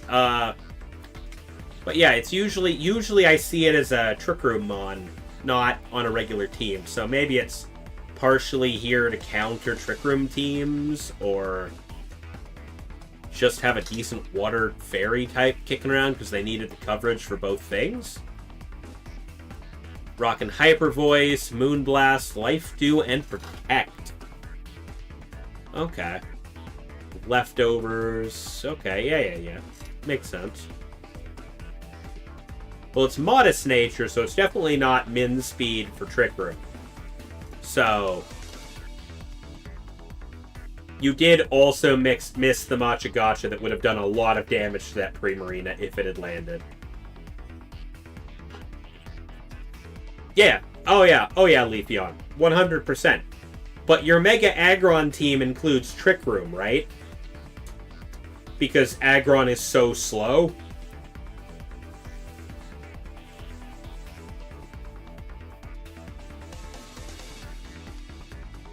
No Trick Room on that team? Oh, okay. But yeah, it deals with the Dragon types, deals with the Ground types. Because yeah, if you're running Mega Aggron, you're most worried about the Ground types, or the Fire types are also. So yeah, that tracks, honestly. Having a single mon that can cover both. I feel like Aggron's less worried about Dragon since it resists Dragon moves, but I guess a lot of Dragon types are also rocking like Flamethrower and stuff, so not to mention Garchomp existing. Yeah, just defense to make sure Aggron gets to play. Exactly.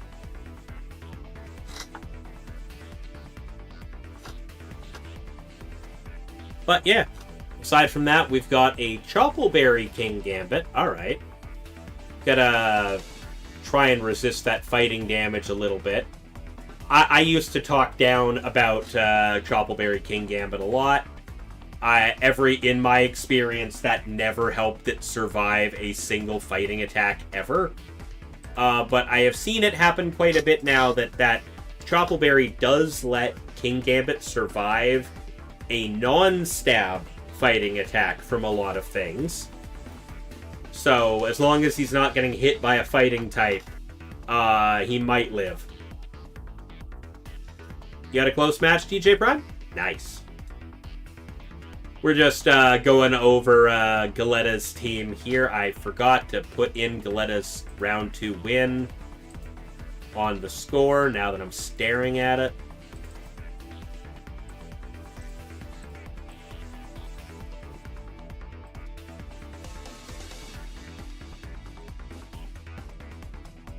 There we go. That's the update. But yeah, game 2 was a lot of RNG happened.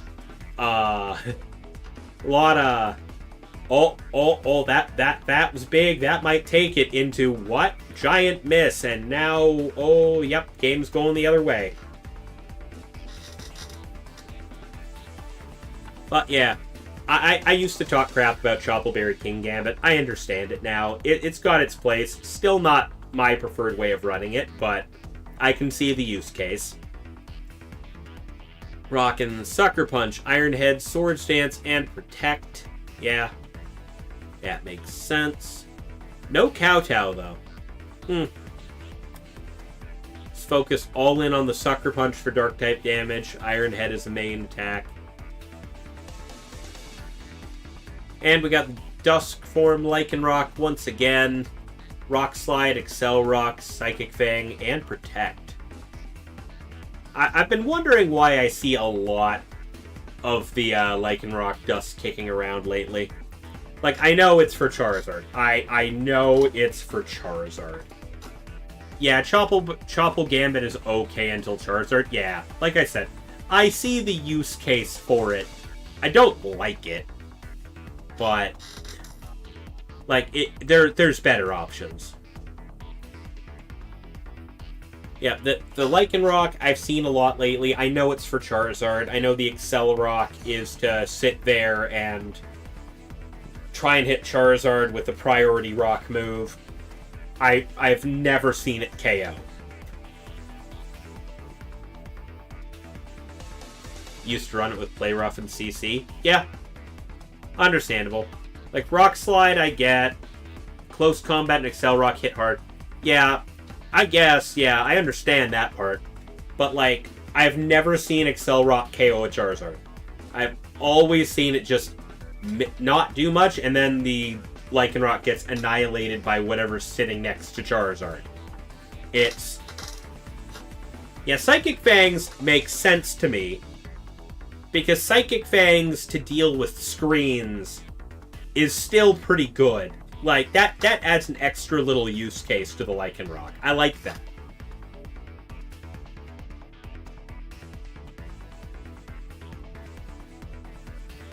Like, I don't know. We've had this conversation where me watching matches might just be bad luck for people, because I've never seen certain Mons do what they're supposed to.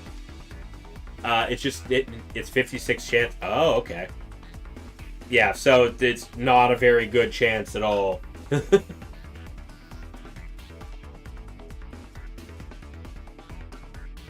87.5% chance to OHKO. Okay.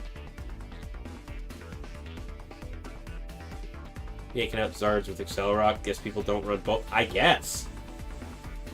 Most of the ones I've ever seen do, obviously, because I've never seen Accelerock KO. It always, like, at best, I think I've seen it do like 70 some odd % of Zard's HP. But Yeah, then it usually dies because the thing next to Charizard is Garchomp, and then Garchomp just hits Earthquake and Lycanroc dies. But, you know.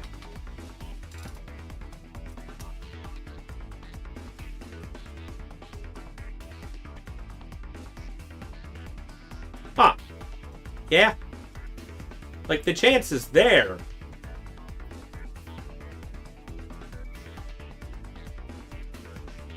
But I've just never seen it happen.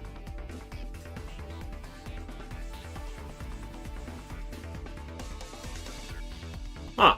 Okay. Well. I guess if you know it's not a 100%, you just lead with Fake Out into Charizard or something, and you just increase your odds of it just ending the thing the next turn. But, you know.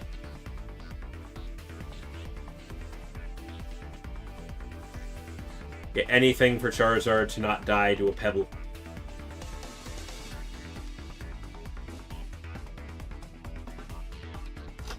That's fair. Anyways, we've got one match remaining going on right now. And it is A-Money versus Feywind. It's not 100%, it's 50. Yeah. Yeah. Okay. Game 3 looks like it started 11 minutes ago. So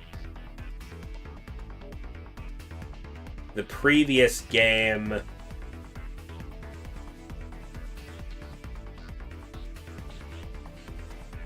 their round 2 lasted 13 minutes. Their game 3 is currently 11 minutes in. So this should probably end really soon. Yeah, so their matches so far have been 10 minutes, 13 minutes, and currently on 11. So anytime now.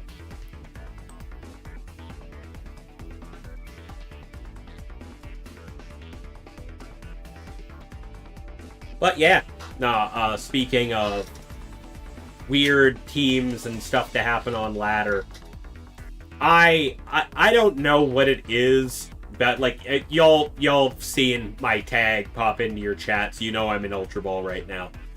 I haven't been, like, laddering so far. I've been maybe getting in, like, my 1 rank today. Maybe. Just to get my rewards. For some reason, so far in Ultra Ball, I'm getting weird opponents that are, like, making weird-ass calls against me that just aren't happening, and I don't know if it's just these guys are weird or I just don't play Trick Room like most ladder Trick Room teams. I don't know. Meow indeed, Swifty. Meow indeed.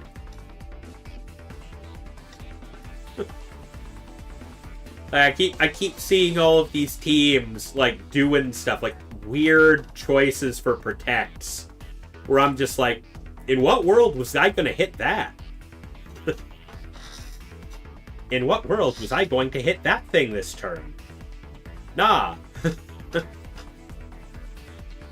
Yeah, you call it Ultra Ball hell. I've so far lost a total of 1 match in Ultra Ball, and I've played like, I don't know, 5 or 6.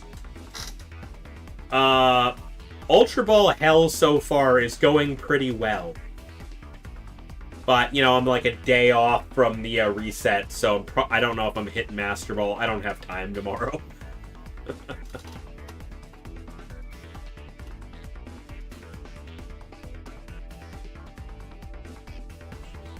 I don't know. It might be that, Muffin. It might be. I know I went like 1 match in Ultra Ball, won it, lost the next one, and now I'm on like a 4-win streak. So it's probably more like 6 matches.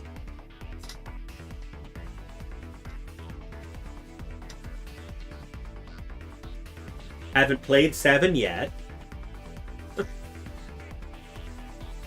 Oh, alright, that's the round. Boom. Oh, boom. Muffin keeps going for the brain rot, man. Team building is hard. Yeah, a little bit.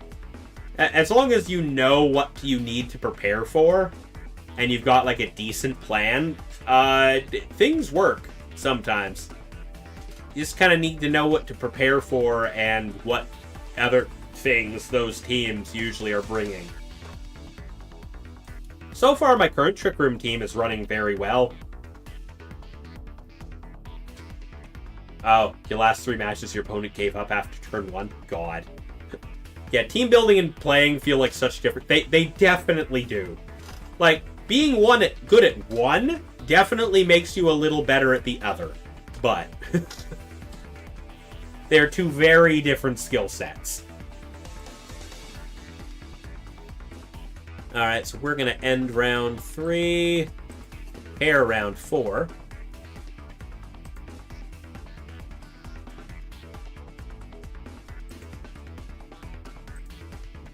Pairings are live for round 4.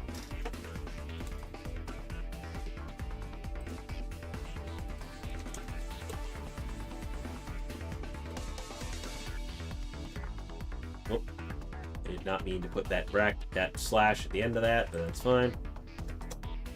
Fixed. Okay, that's not anything important, probably. You need to get your favorite Pokemon to work, but it's so hard. What's your favorite Pokemon, Muffin? I'm sure between the better part of the server, we could probably figure something out. Unless it's, like, really bad. We've got...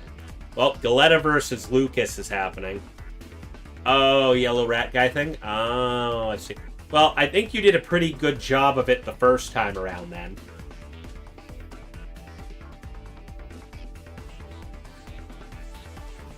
I mean, we got A-Money versus Braz. I think that's just our go-to match here for round 4.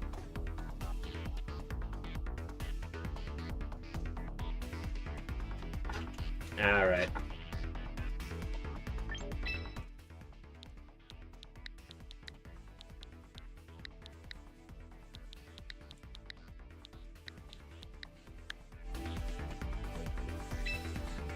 You're up against Alosa this round? Alright, Dialga. Godspeed.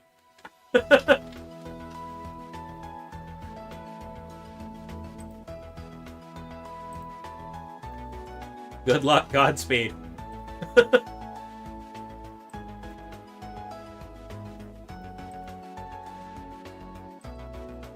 While we're waiting for... Yeah, good luck, Godspeed, Dialga, now that ads are over.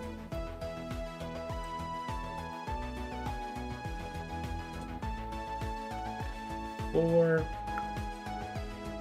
be player number 1 equals money. You'll win. You'll win. All right. You're laddering with the ugly orange lizard. Oh, okay. Yeah, I mean, you did say you were playing Meta Slop earlier. I feel like that's kind of... Yeah.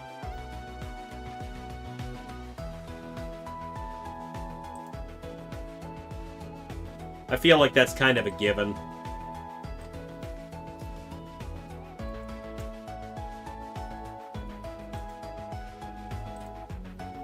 I mean, in my case, here we are. In my case, Muffin, I'm very, very Trick Room pilled.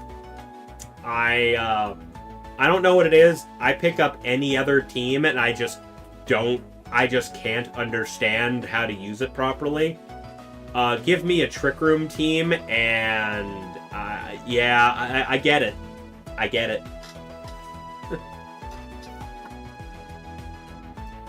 Right?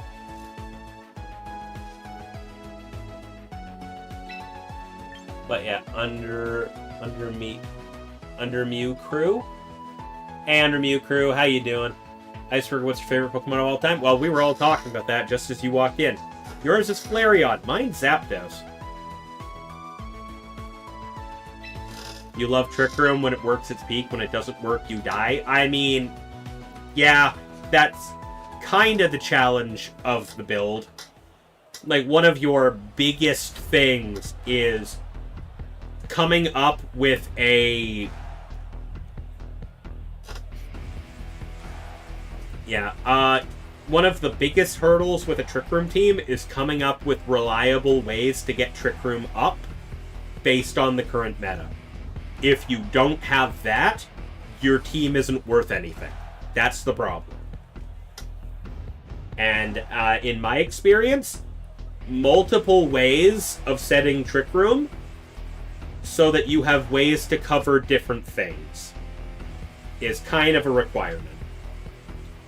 Yeah, Trick Room is easy to counter if you know what to expect. Exactly.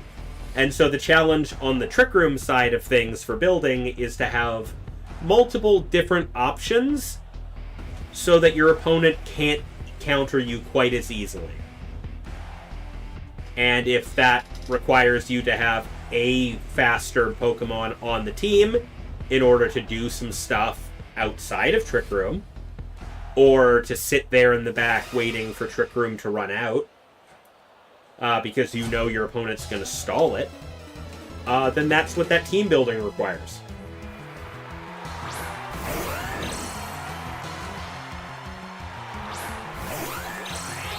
Alright, A-Money's kicking the game off with Whimsicott, Glamora. Meanwhile, over on Braz's side, we got Garchomp and Whimsicott.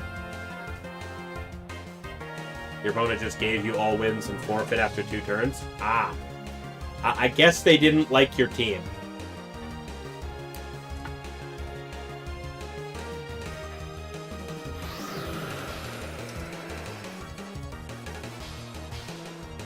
We got a Charm going into the Garchomp to drop that attack stat. Alright. -2 Garchomp going for an Earthquake. Still dropping the Glamora down to 1%. Is that a Sash? It's a Sash. Yeah, dang, you're here to play, man. Alright, we got the Toxic Spikes coming on out because of that. And that will get a Sludge Bomb off into the Whimsicott, taking it off the field entirely. Yeah, small difference between 4 times and 2 times. Yeah. Even at -2, Garchomp hits like a truck.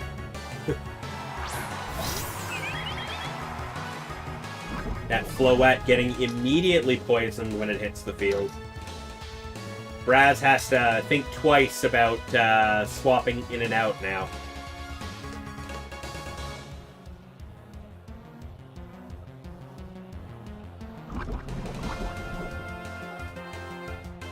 Yeah. I was about to say, yeah, Life Orb Earthquake from Garchomp, even at various negatives, I'm pretty sure that KOs pretty consistently. But that Garchomp not able to do a huge amount outside of that now with that Charm in play. So Braz will withdraw it and bring in Basculegion instead, giving it some poison too. And the Mega Floette will come out.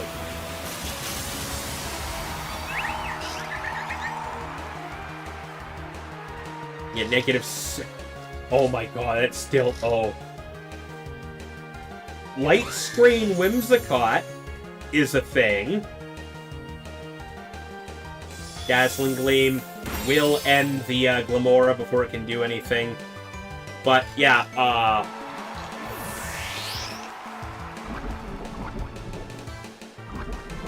okay, so yeah, that's a Charm Light Screen Whimsicott. Makes sense. There is a Staraptor on this team. The Charm makes sense. And that'll bring out... Alright. The downed, well...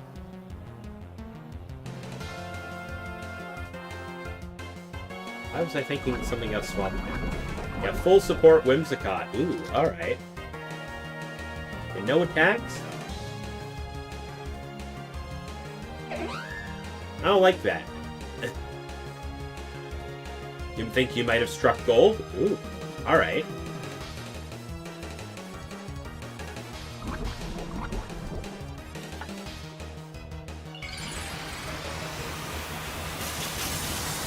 Yeah, Moonblast would be good to have here, but...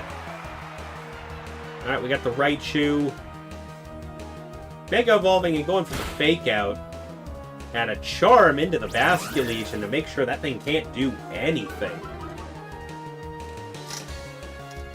That is a last respect into the Raichu, but at -2, it's not doing more than half.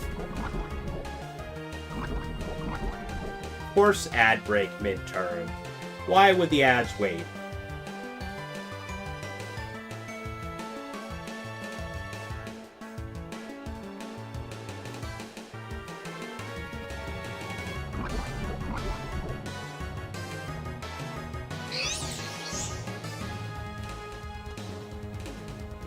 Isn't Glamora and Raichu kind of counterintuitive? I mean, I don't know. Is the Glamora Mega? Or is it just regular Glamora here? Because I'm pretty sure this is probably Mega Raichu, Mega Staraptor team here.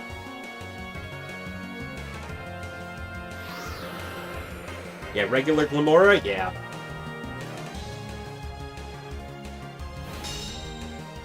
Oh yeah, we saw the sash. Yeah, you're right.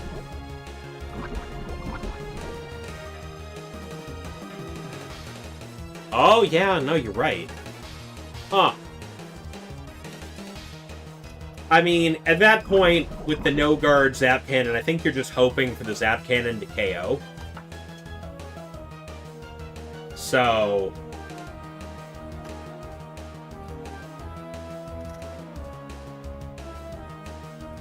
like, the paralysis would be nice if something lived it, but... if I'm in that position, I want nothing to live it.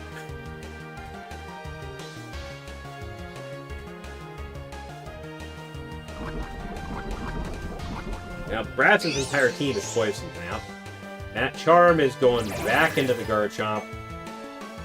Just keeping up the damage mitigation, but that's an Aqua Jet. Hey, if Last Respects wasn't going to do more than half, that certainly isn't. That's a Zap Cannon into the Basculegion, gonna end it.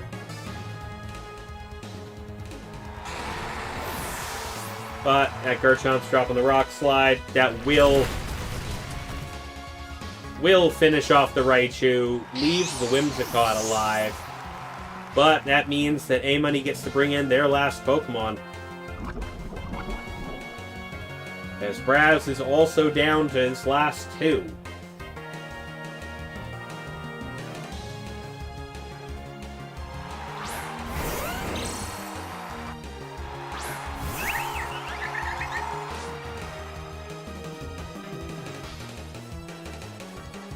Full HP Garchomp versus a Mega Floette is maybe not the position that A-Money wants to be in.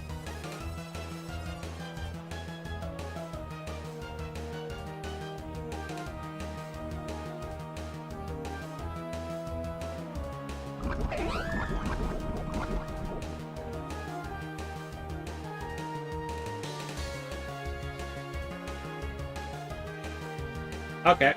Braz's Garchomp's going for the Protect. We got the Earthquake coming out from A-Money's. Just barely not picking up the KO into the Floette. And Floette going for that Moonblast. Oh no, that's Whimsicott. That's not full. That wasn't full, that's not full support at all. It has Moonblast.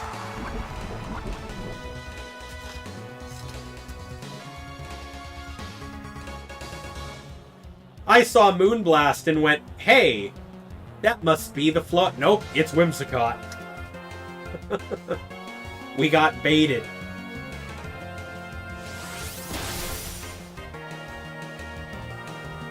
Now, still have a chance. A-Money takes game one. Braz has a chance to bring it back.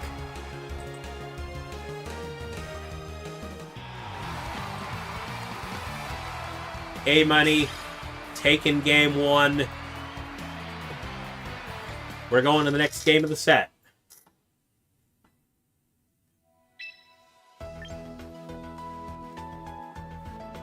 Let's see, what's going on over here? That up. Okay, yeah, a couple matches remaining. What's that? Tag. Is that tag on Discord anything important currently? I see.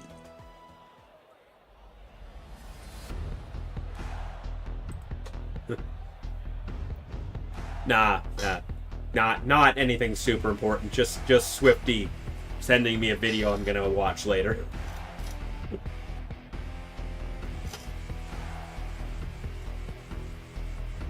Alrighty. A-Money managed to bring that back. Looked like Braz might have had that one towards the end, but...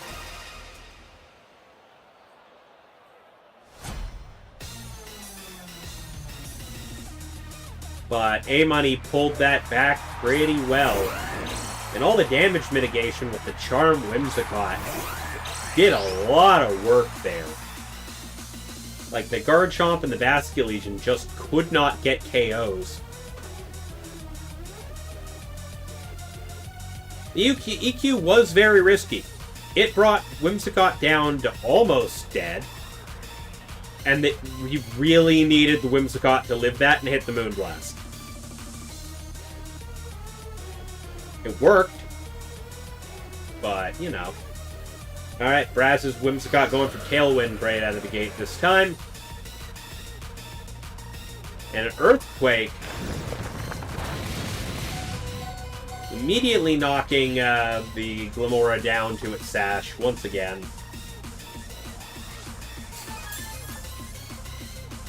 But A-Money's Whimsicott hasn't done anything yet, so is this a Moonblast into the Garchomp? It is. Going for the read. Moonblast to chunk that Garchomp down to 35%.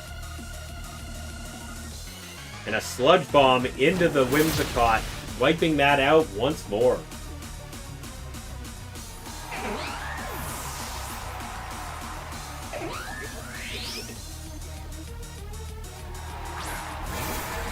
Basculegion coming back out, immediately getting poisoned.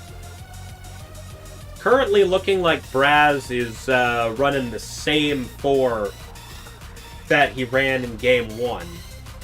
And Braz maybe just think that, yeah, really good play by A-Money there. You know, Spiky Shield out of the Glamora this time, probably expecting the Aqua Jet to finish the job. Charm into the Basculegion, bringing that thing down a little bit. And a Rock Slide. Not gonna do much to the Whimsicott. Maybe enough if you're also getting targeted down by the Bask, but that is the last respects. Will not KO the Whimsicott after the Charm.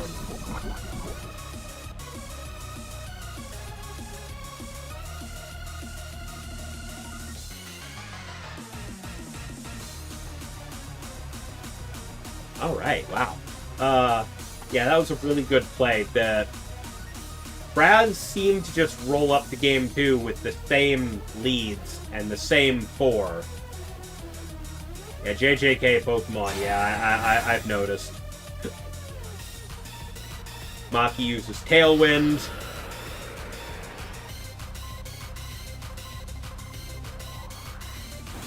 Alright, that Garchomp going for that Earthquake. Yep, both of A-Money's Pokemon are down.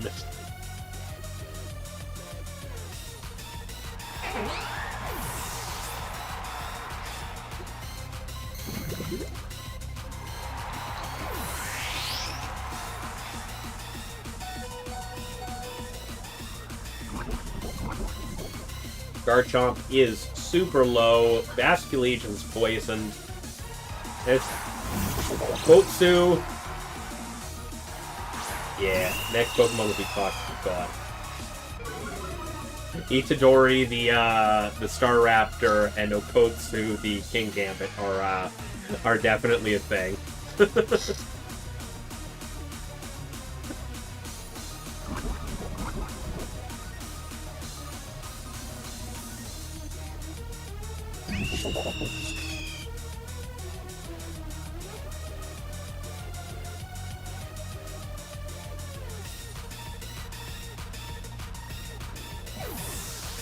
Alright, Basculegion getting pulled out for the Floette, which will immediately get poisoned. So yeah, Braz just showed up to this game with,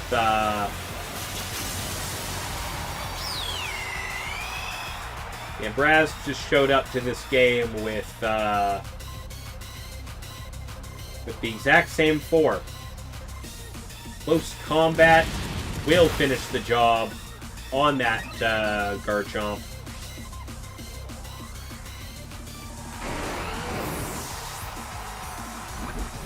Oh, yeah, the with lyrics videos? Yeah.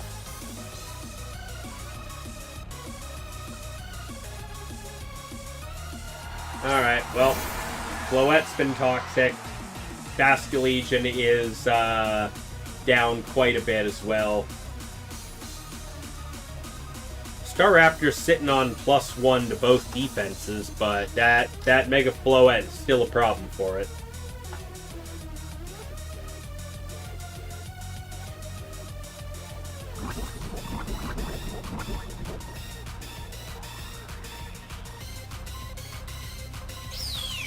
But the Gambit's still kind of a problem for the Basculegion.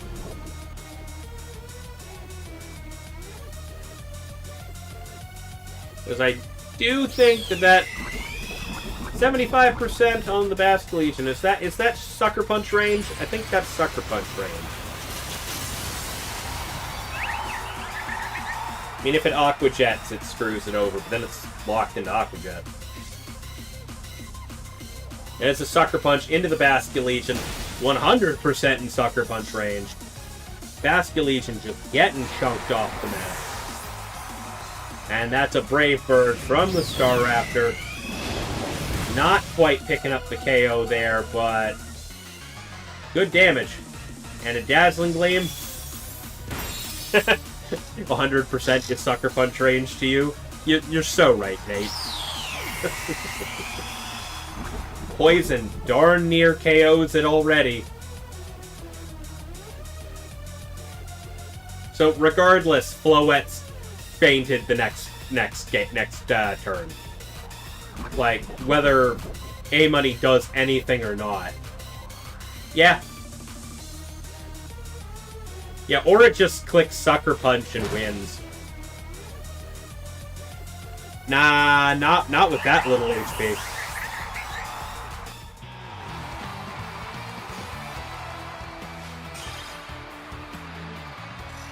And that is game 2 for A-Money. Taking this round 2-0. Good thing it's not Synthesis Floette, Jesus. Nah, I'd sucker.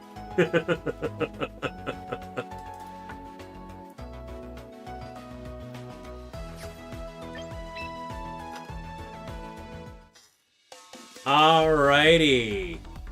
We got that game 2-0 for A-Money.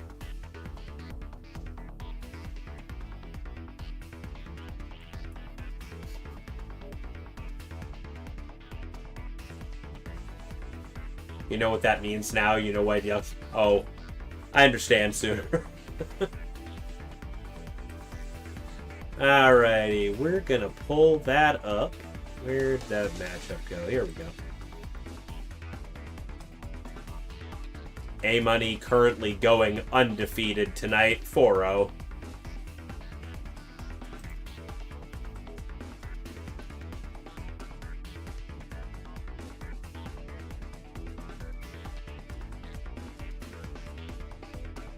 Dialga is injecting anime memes into Sooner's veins.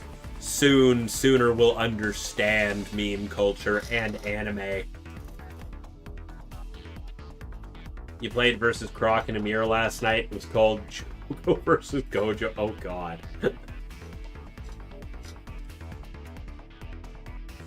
Croc and A-Money going flawless right now? Yeah. Oh, you know meme culture. Okay. Alright, we got A-Money's team up on stream right now. You're 1-1 in the mirror versus Croc now? Nice. Alright, we got the Mega Star Raptor with Close Combat, Brave Bird, Roost, and Protect. Glamora with the Focus Sash, Power Gem, Sludge Bomb, Earth Power, and Spiky Shield.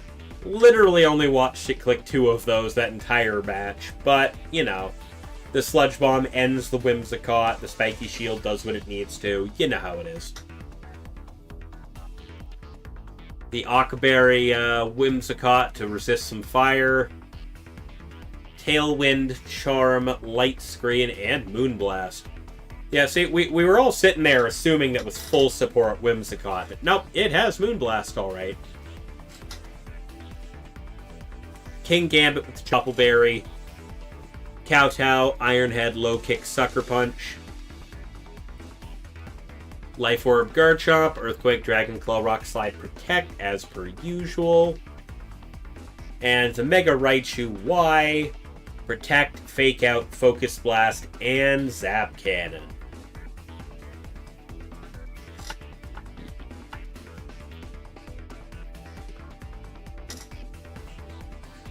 Okay, let's see. We've still got 8 matches going, man.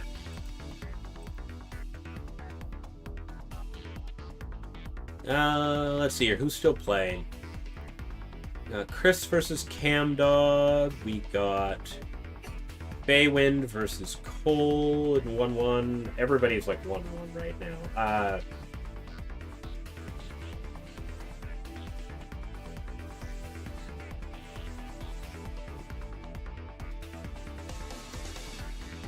Brown Eyes are fine sooner. They're good. Nothing wrong with that.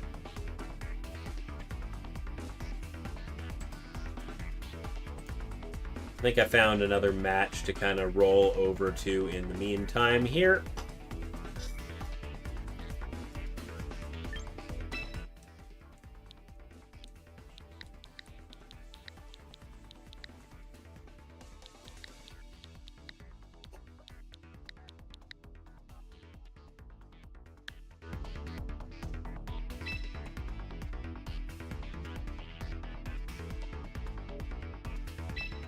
I know, my model has brown, sorta. I'm gonna say this. Technically, my VTuber model is very based on my actual appearance, for the most part, like with eye color, hair color. But technically, my model has brown eyes, not because I have brown eyes, but because I forget that I have green eyes sometimes.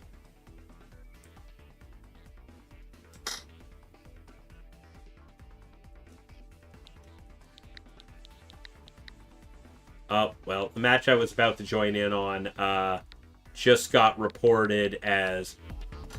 Yeah, IRL, I have green eyes. I forget sometimes.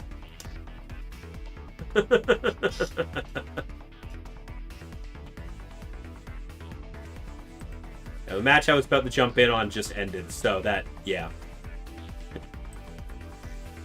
Yeah, in actuality, I spent, like, my entire childhood, being told that I had brown eyes, as my mother insisted I had brown eyes the whole time.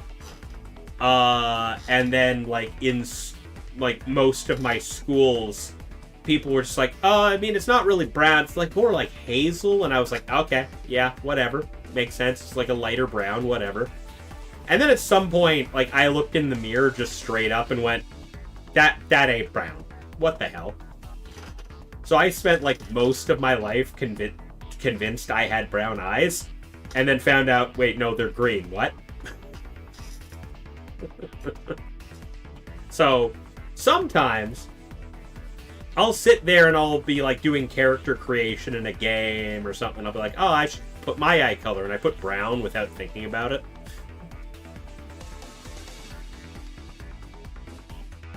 Light can change it a bit, yeah.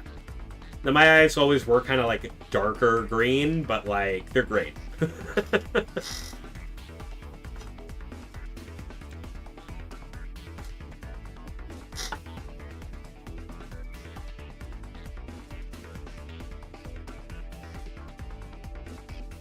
And just write something down here.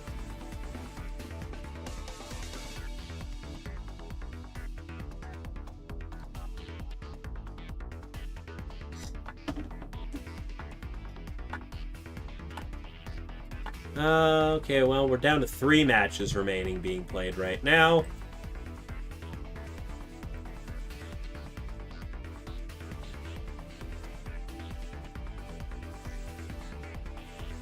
Wish we could change the lobby music. Yeah, that would be nice. Maybe they add that in future. Maybe. Maybe we go down... I'm pretty sure this match was 0-1 until about 2 seconds ago, so probably double check this one.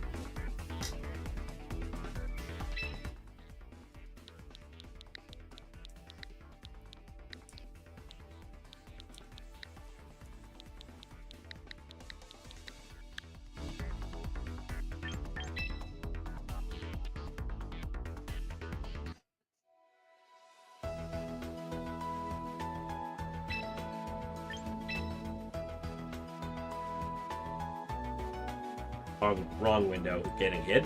There we go.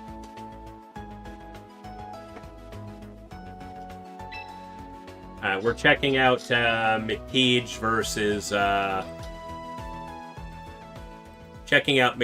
versus King of Ramen here.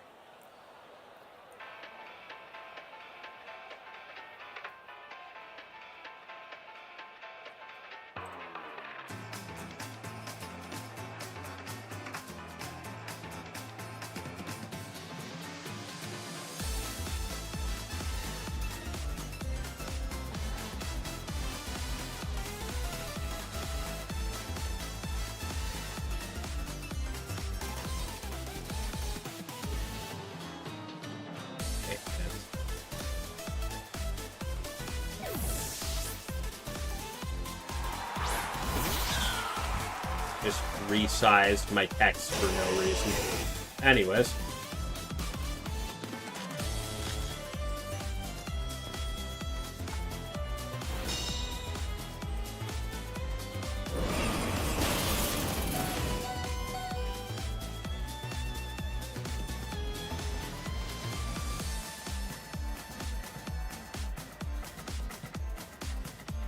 We got a Vanillux on the field, so that's interesting.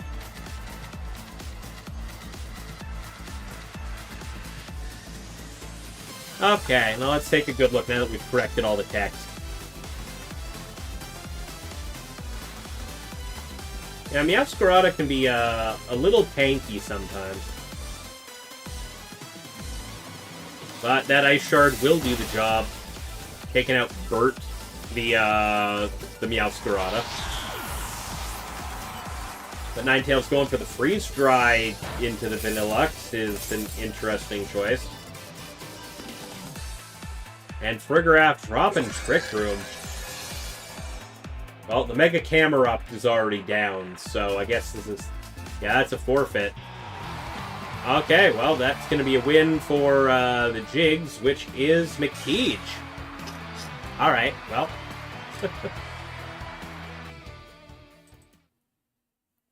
Wasn't expecting the forfeit right at the end there, but... I guess the Meowscarada going down and the Trick Room going up was kind of the last straw there for King of Ramen. The Ice Cream takes it. I mean, that's definitely an interesting way for that to go, honestly. Which means that is the last match being played that round. And McTeague is now 2-2, so they're still in this. King of Ramen's now at 1-3, so that was their shot right there. But we're going on to round 5. Round pair next. Pairings, round 5. Pairings are live for anybody playing.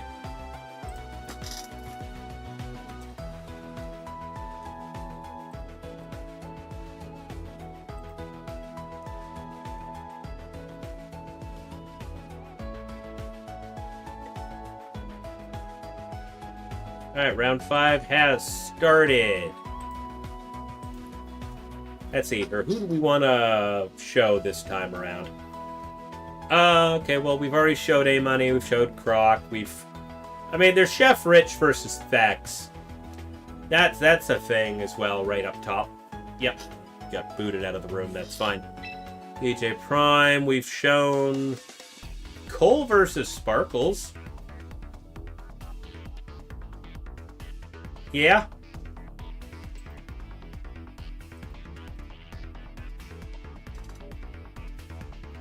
You have trauma from playing Rich. Understandable. Rich is definitely Rich is definitely a really good player. I understand. So we're gonna put this back up on screen. Let's get the room code up for our match.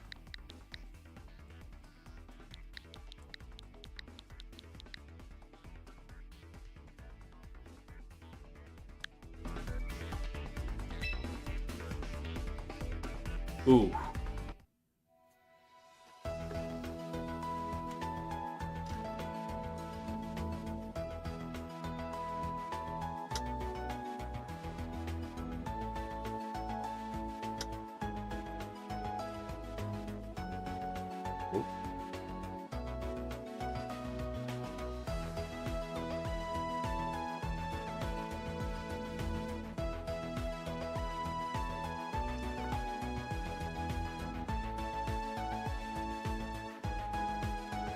Okay, I don't know who. Huh. Okay, well, that second one's the one I wanted to... Yeah, I was wondering.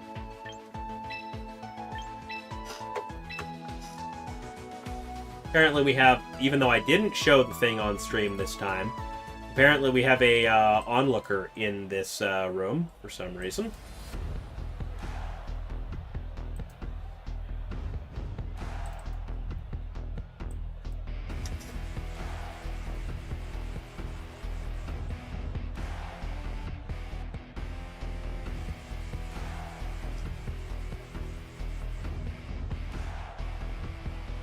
Alright, we got Coles versus Sparkles going on this round.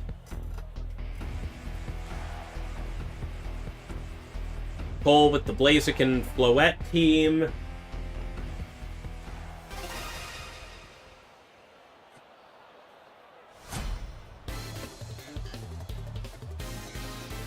Sparkles also rocking a Blaziken. Man, the Blaziken players are playing each other.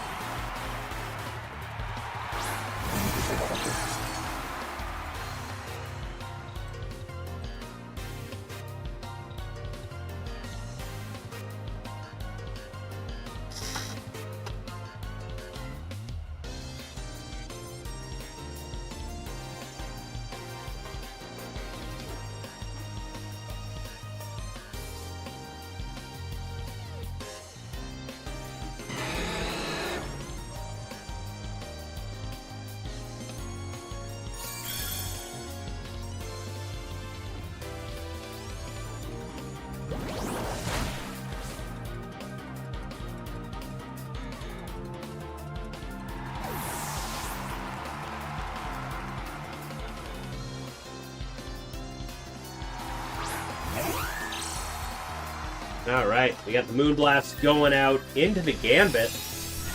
Gotta chunk it down to half there.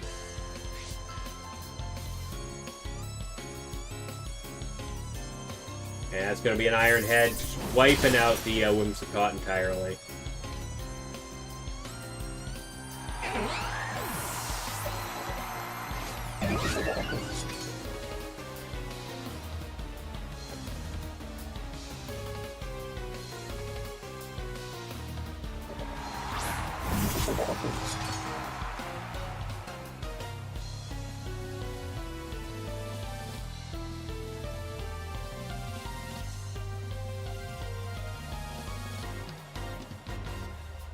Alrighty. We're dealing with something off to the side there, so I won't be focusing hugely on that turn. But we got the Mega Blaziken coming on out now. The Gambit coming out next to it. Cole's Whimsicott going for the Tailwind. Can hopefully give a little bit of a speed boost, so that Blaziken's still really fast. Gonna knock out the Gambit with a close combat.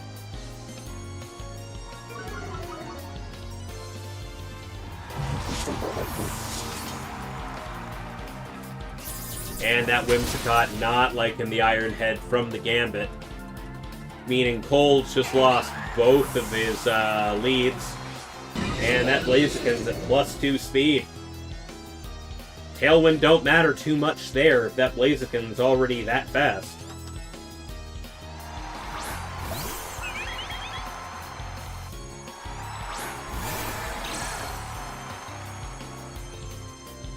But looks like Cole decided not to bring the Blaziken to this matchup and brought Floette instead.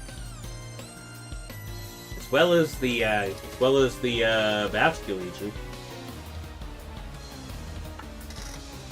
The Sparkles may have lost their Whimsicott, but seems to be in a much better place for it.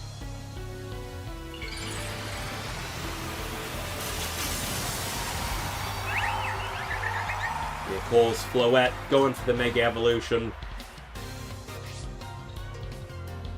Oh, we got a Detect from Mega Blaziken, making sure it's not taking any damage this turn. But the Aqua Jet's going into the Gambit, and Cole chose correctly, dropping the Moonblast into the Gambit, figuring that the Blaziken was definitely going to protect there. It does mean, however, the Blaziken is now sitting at +3 speed. So, but down to the last two Pokemon as well. The other Pokemon on the field is the Alolan Ninetales. Alright. Yeah, that Blaziken's +3 speed, yeah. Alolan Ninetales Blaziken on the opposite side of the field.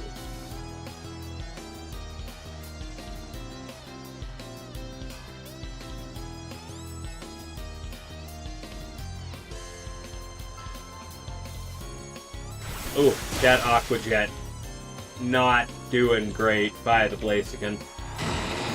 Tried for the double protect, but did not get it. And that Dazzling Gleam's gonna do a fair amount. The Aurora Veil was kind of a wasted turn, I think, though. Yep, there it is. Sparkles was hoping the Blaziken would live that turn. I was assuming the double detect would have been for the Ninetales to drop a freeze dry, but Cole is going to take game 1.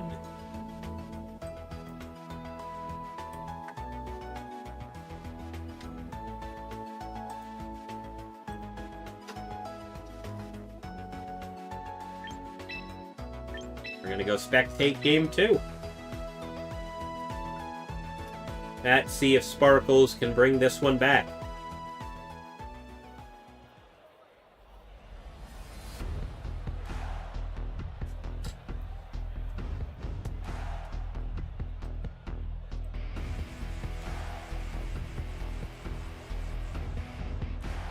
Now, both of these players are going into this round 3-1.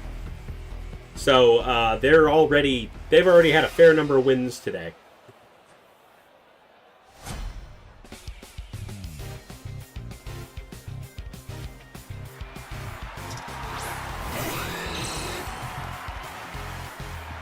Meanwhile, at table 1, we have A-Money versus AirPod going on, both undefeated. Croc is also currently undefeated and got down-paired into Braz, who's 3-1. Or you could say Braz got up-paired into Croc, but you know.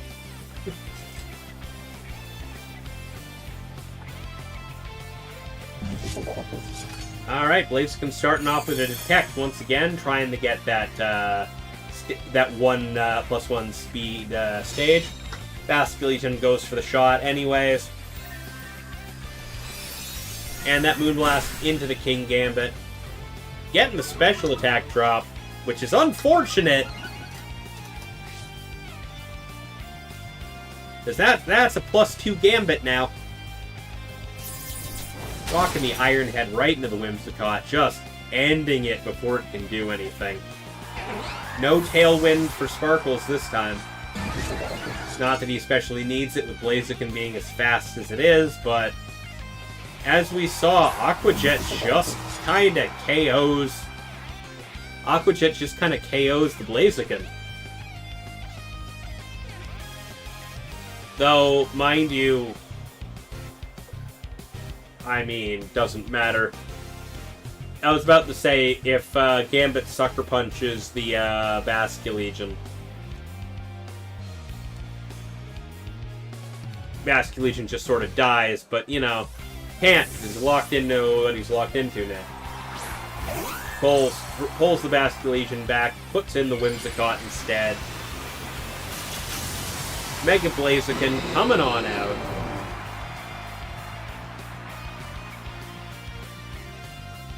And a Sucker Punch into the Gambit. Oh no, what? Oh, Sucker Punch, yeah. He tried the Sucker Punch into the Basculegion, didn't work. Sucker Punch into the Blaziken instead. Does damage, but Blaziken manages to do a good amount of damage, taking out the Gambit entirely. Gonna take a chunk of recoil, though. And now Cole can just bring the Basculegion. Oh, not even. Bring in the Floette.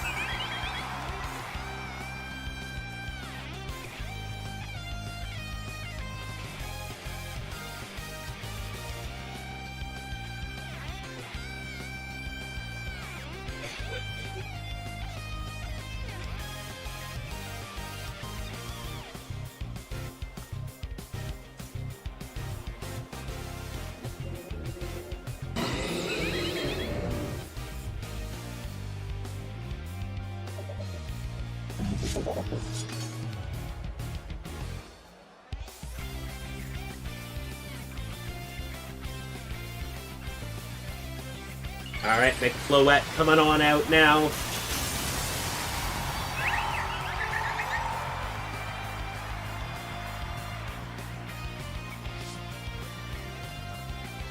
And immediately going for Protect this turn. Whimsicott getting that Tailwind set up, making sure the speed advantage is hopefully on their side the next time. And that will be a Flare Blitz into the Whimsicott, just ending it. Unfortunately, I feel like the amount of chip on that from the Flare Blitz, yep, the Flare Blitz chip will pick up the KO on itself. And that Iron Head does not land on the Floette because of the Protect. But that just means the Basculegion gets to come back out. That's just Sparkle's Basculegion.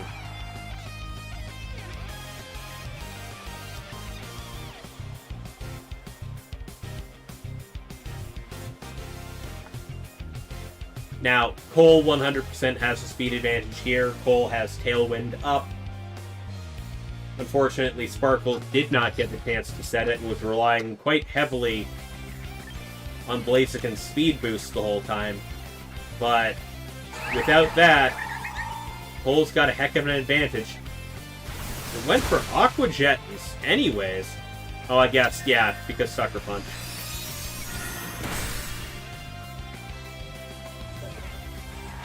But Sparkles didn't go for the Sucker Punch, but still gets focused down. The last respects will end the Floette, though. Unfortunately, we are now two singular Basculegions, and Cole's has the speed advantage because one turn of Tailwind, but it's locked into Aqua Jet, though. Meanwhile, that one's locked into Last Respects. That's gonna do it.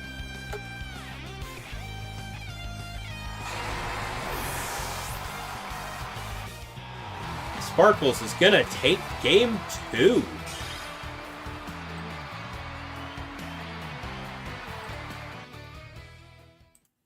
I forgot for a chunk of that. For a chunk of that there, I actively forgot that, I I actively forgot that the Basculesian was locked into Aqua Jet to deal with the, just stop the Sucker Punch from happening. But, yeah. Obviously that worked out in Sparkle's favor.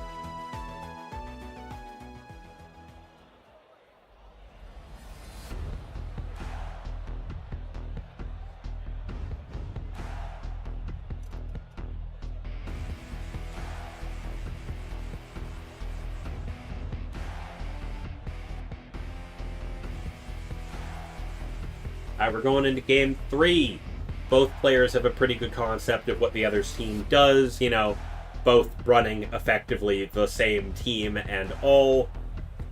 Only real difference is the Alolan Ninetales on the one side instead of the Mega Floette. But this near mirror match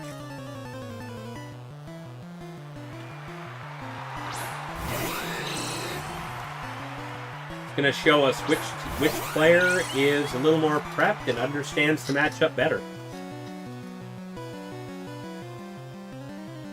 Sparkles once again starting off with Whimsicott and Blaziken, and Whimsicott Floette on Cole's side this time.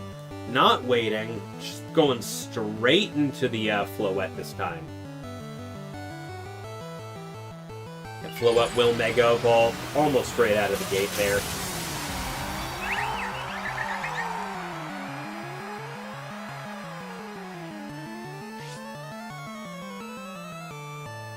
And Blaziken will go for the Mega Evolution immediately.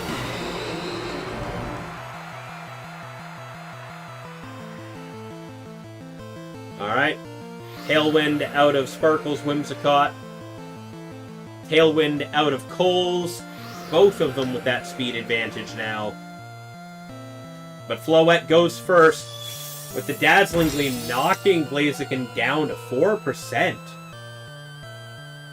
But that Flare Blitz into the Floette will finish the job. I do feel like that is going to KO the Blaziken too because of the recoil.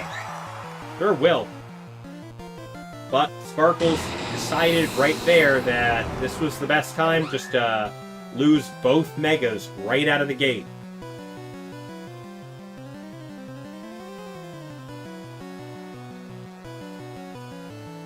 Cole bringing in the Garchomp this time around. That's going to be the Gambit from Sparkles.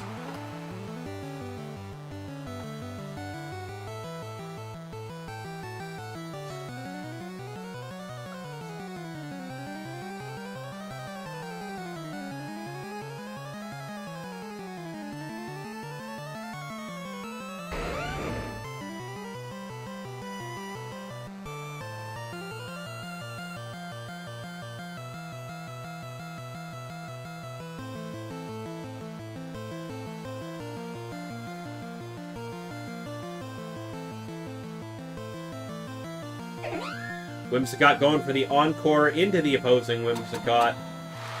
Gonna lock it into Tailwind.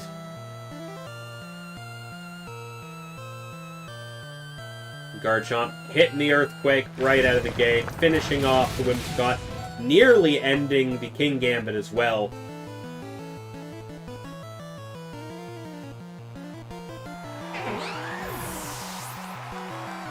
Is that going to be an Iron Head into the Whimsicott? No, it's a Kowtow. Into the Garchomp. Which means, ugh. Yeah, Sparkle's taking the chip damage on the chin, going down to their last Pokemon. While Cole's still sitting there with three. And it's not looking great, even for Basculesian.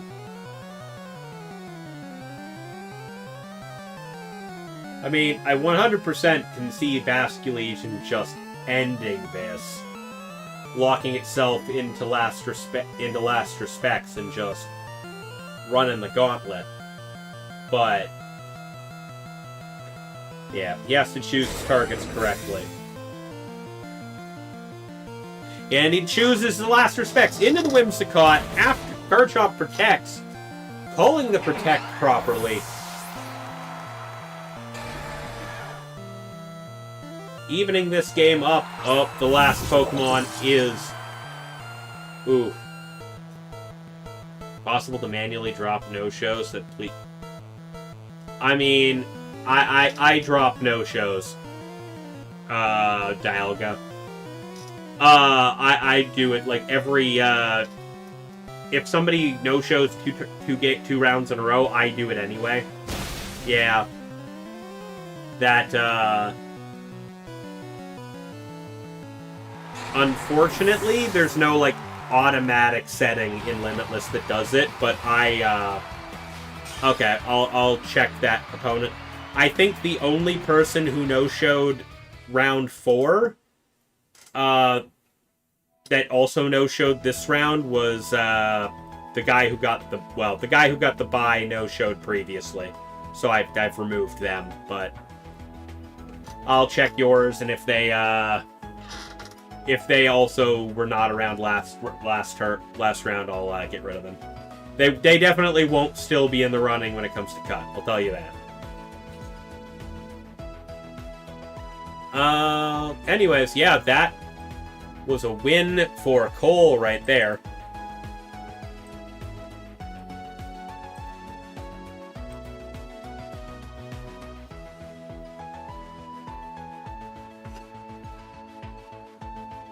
Yeah. So, we will pull up Cole's team really quick.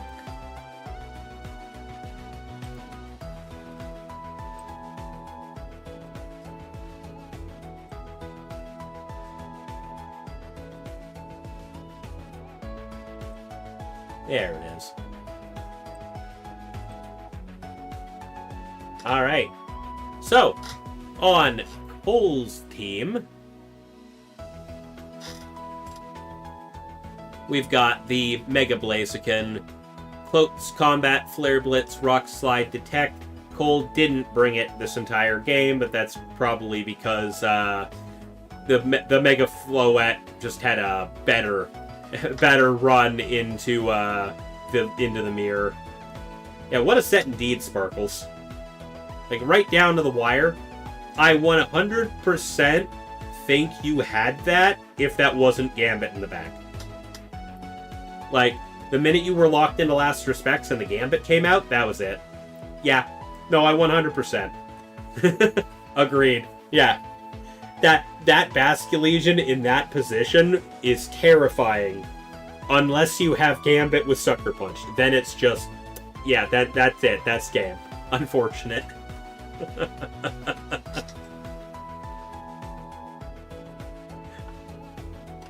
But yeah. Yeah, it was over. The minute the Gambit came out, I was just like, oh, that's it. Oh no. That's over. Yeah, the double protect on Garchomp also could have been a thing. That's definitely a possibility. Bring it down to the RNG and all. Anyways, we got the Mega Floette as well. Moonblast, Dazzling Gleam, Calm Mind, Protect. X2s are down to Resistance, yeah. Fairy Feather Whimsicott for the bonus damage on Moonblast. Rockin' the Moonblast, Encore, Protect, and Tailwind. Garchomp with the Life Orb, Earthquake, Dragon Claw, Protect, and Stomping Tantrum. Alright. Always fun to see the variation in the Garchomp sets, even with the Life Orb ones. No Rock Slide, went for Stomping Tantrum just for a single target or ground move. Hey, he played it so well he figured Basque was a liability because he had to keep clicking Aqua Jet. Yeah. Fair enough. Yeah, Calm Mind Floette is cool. I feel like I understand it, but sometimes I just feel like it doesn't need it. But that's after watching you and Croc pilot it and not bother. The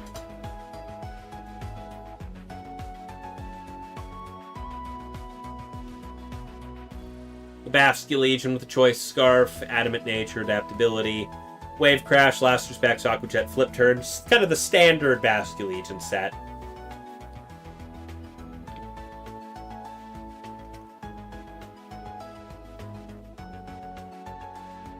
Yeah, Light of Ruin missing loses you so many sets. Yeah, I bet.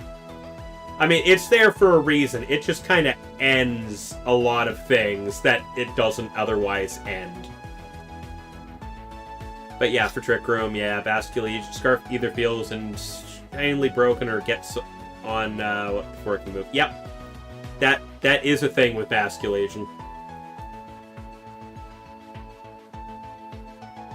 Yeah, should end games. Yeah. I guess one shot before it can move. Yeah.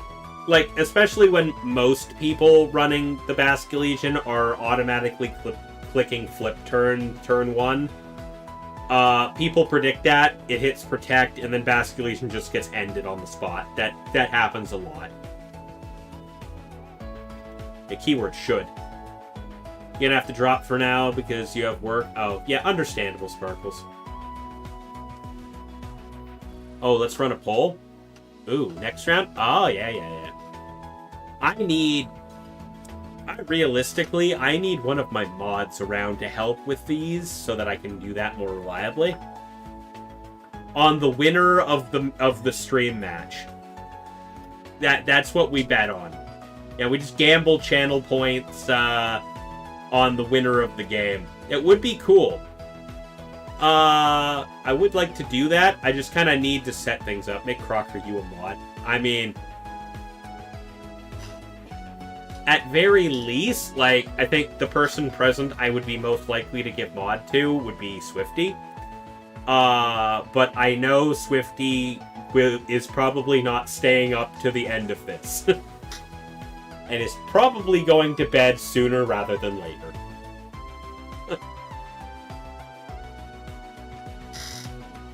I gotta have a chat. Oh, we were talking about potentially running polls. Yeah, Swifty, was talking about potentially running polls in the games. It's a little harder for me to set that up, and I was like, I need a mod here, because that's a mod thing. And I'm like, out of everybody present, I would probably be more like, yeah.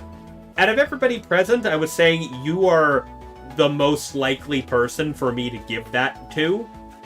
But I also know you're probably not going to be awake much longer tonight. So...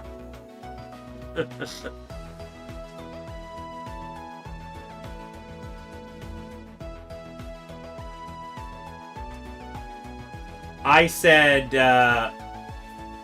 oh, you napped all day? Oh, okay. Well. Let's see. What do we got right now? Oh, yeah, the King Gambit. Oh, this is a Focus Sash Gambit. With Kowtow, Iron Head, Low Kick, and Sucker Punch. Alright.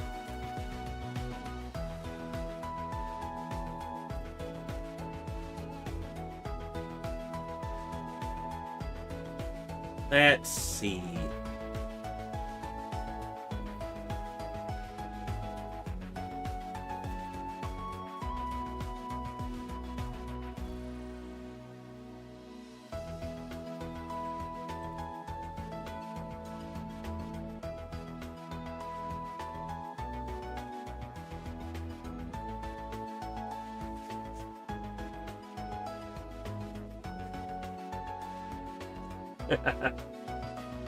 and now Swifty is a mod. Anyways.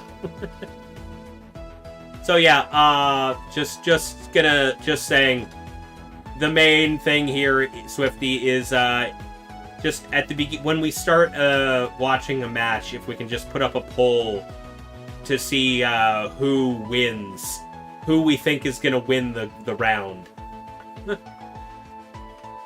I mean, understandable. I mean, with friends, you always just kind of give them either VIP or mod, realistically. Kind of just the way to go.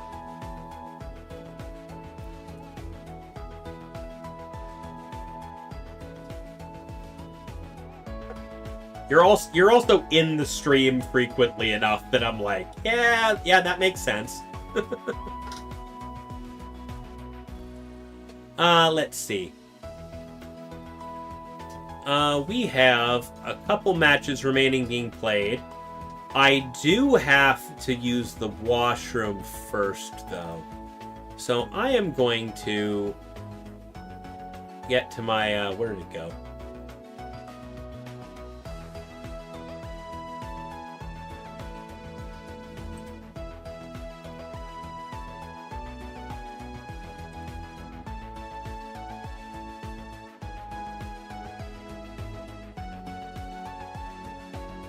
I forgot. I haven't set this up properly yet.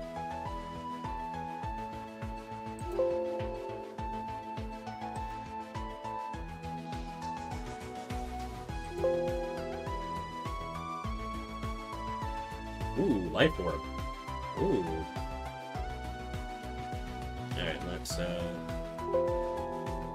I gotta get rid of a couple things.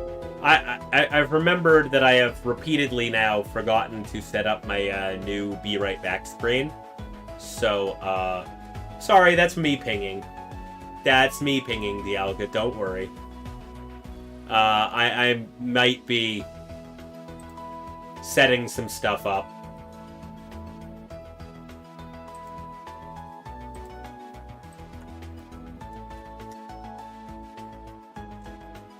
I have a new thing that I have not implemented on stream yet.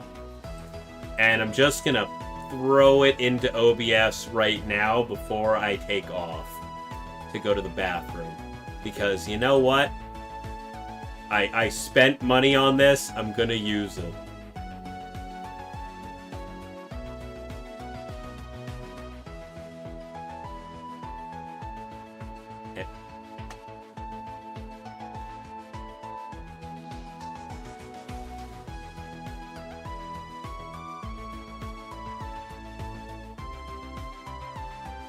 Hang on a second. I might have the wrong thing here. No, and...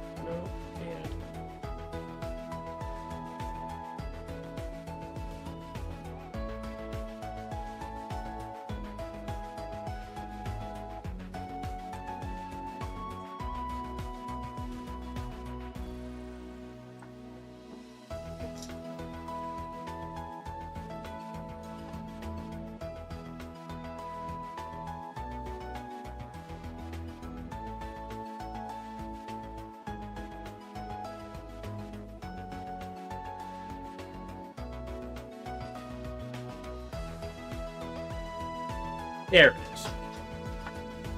Alright, that's been thrown up. Oh. Where did it go?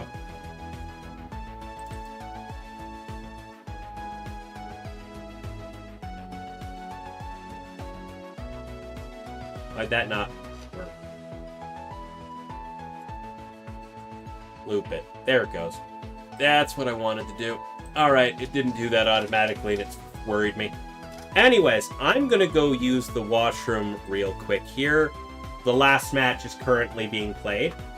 I will hopefully be back before that finishes. I will see you all in a minute. Please behave.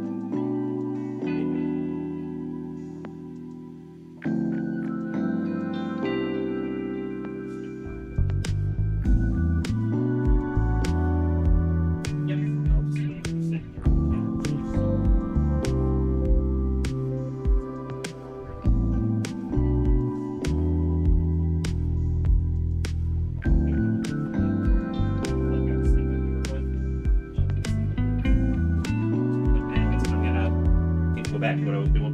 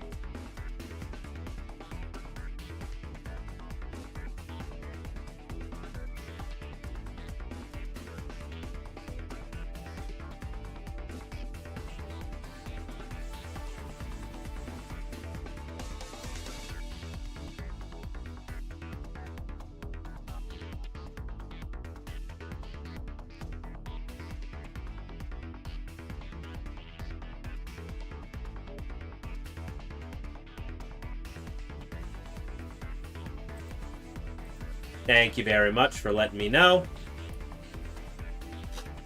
Yeah, I figured that out. Thank you. I was like, yeah, no, that's the thing. I muted the microphone and then, yeah. Alright, so we got a lot of matchups. The top tables are all people I've already shown on stream. I am strongly... Yippee indeed. I think the first one that realistically I haven't seen anything from is McTeague versus KM21. Oh, we did show McTeague though, didn't we? Just for a moment though. That is a potential win-in match though. Yeah, you know what? You know what? I didn't show Luke. I showed like the tail end of a Lucas match. I feel like the easiest way to do this, and I haven't shown Aizawa yet. So I think we're gonna go show Lucas's game this round.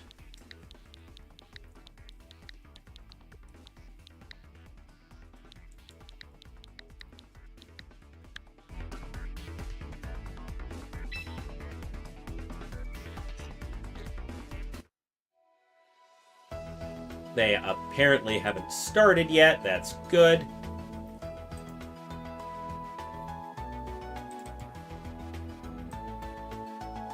Let's get these stuff corrected.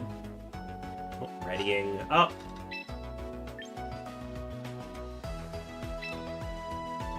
The names are on screen, Swifty. It is Lucas versus Aizawa.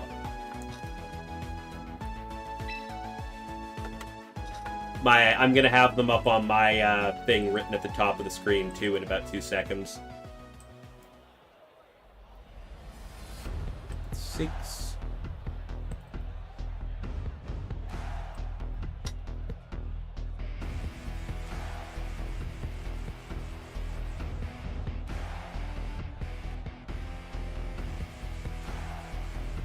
There we go. Alright. The 2 names are at the top of my screen as well for your... to make that easier for you to see and type in. Oh, poll is up.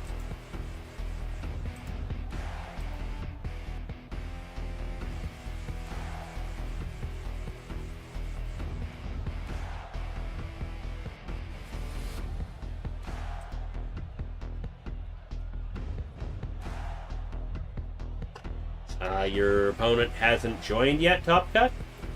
Did they check into their match?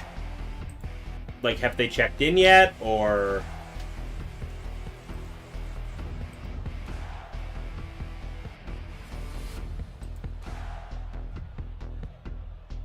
Cam Dog versus... Oh, you're up against... Okay, you're up against a Loso. Okay.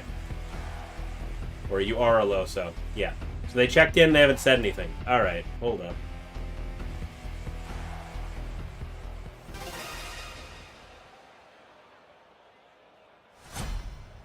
That's okay. Oh, they're in your chat. They're probably coming in soon.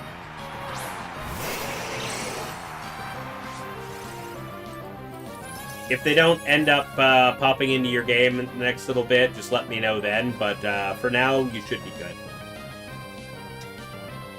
Alrighty.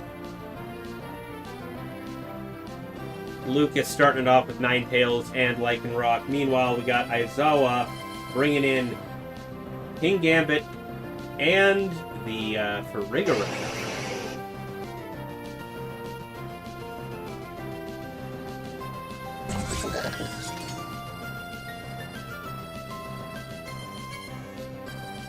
I think we, now I'm actually looking at the Twitch stream, I think we maybe did that incorrectly.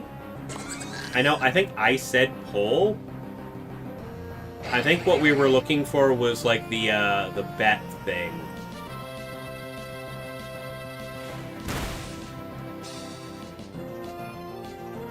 I don't actually know how to do that one myself. I don't know if we've done that previous, but basically it's a thing where you can put the 2 outcomes, people will bet channel points on it.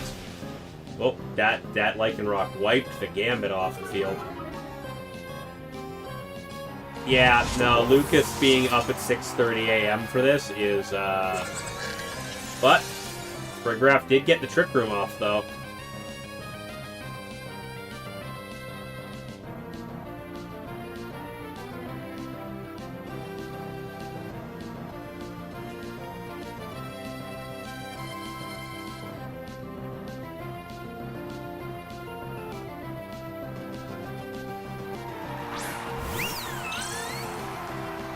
In place of the Gambit comes out the Sylveon.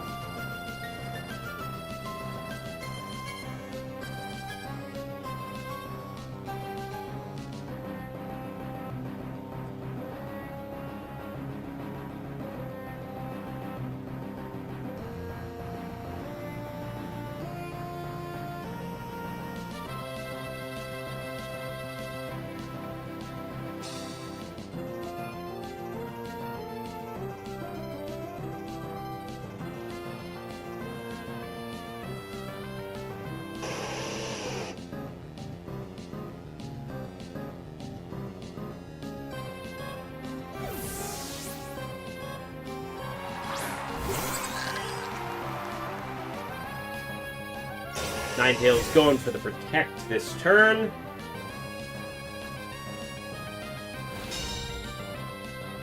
Yeah, opposing Furgraf went for that Psychic Bang.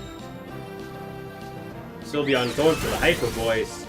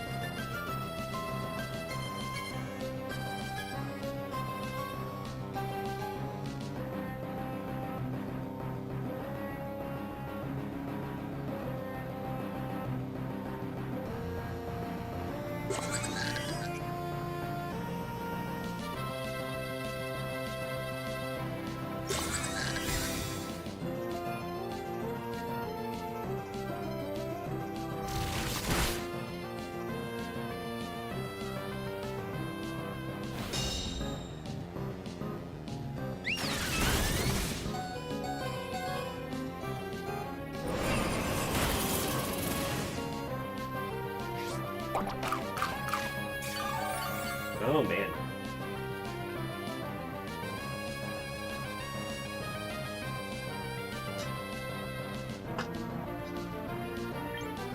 Okay, so we got 2 turns left to Trick Room. I thought Lucas had pulled out the Furgraf to turn the Trick Room off, but that's not... Doesn't seem to be how he's playing this. Ninetales going for Protect. That will be a Thunderbolt into Lucas's Furgraf, triggering its Citrus Berry. That Hyper Voice will hit the Protect and hit the Farigiraf, bringing it down to 11%.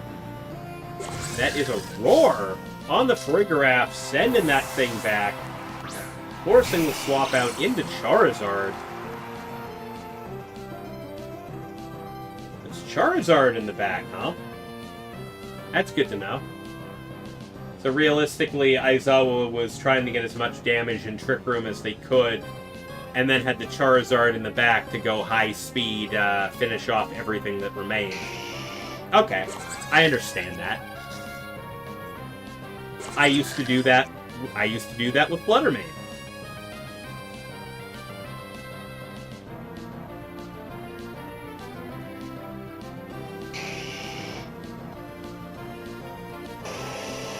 Alright, no match is auto-completed at the 40-minute mark, so that tells me that we have no no-shows this round, so that's good.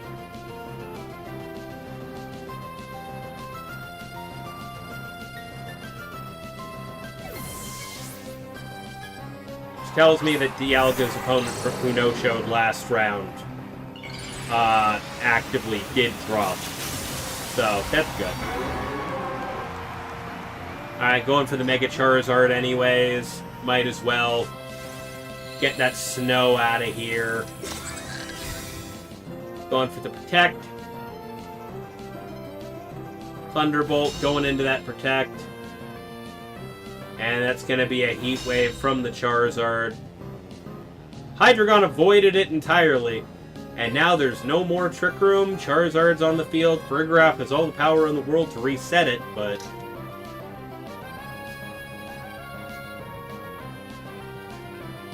Roar Farigiraf on Lucas's team is actually kind of funny. I like it. I love it. I have run Roar in past on Trick Room teams to try and get rid of Imprison users and other problematic Trick Room counters. But, you know, using it to get rid of the Trick Room setter in the first place is kind of funny too.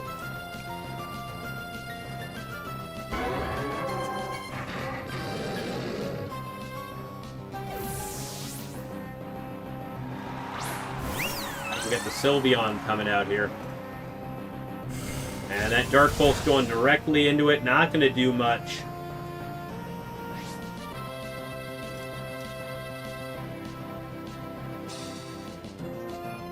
Heat Wave coming. Farigiraf dodges the Heat Wave. Hydreigon takes it on the chin. That as a Psychic into the Charizard. Not doing as much damage as mine does when I do it, but that's, you know... I guess Lucas's is built a little less for offense than mine is. I'm so used to Psychic doing way more than that to a Charizard at this point. That's just me, though.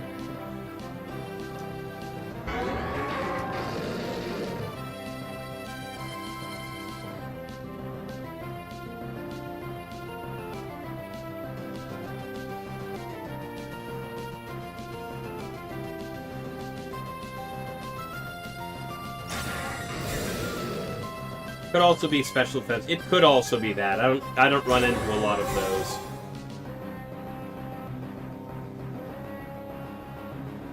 That Hyper Voice would hurt the Hydreigon, but it's protecting. Farigiraf getting taken down though.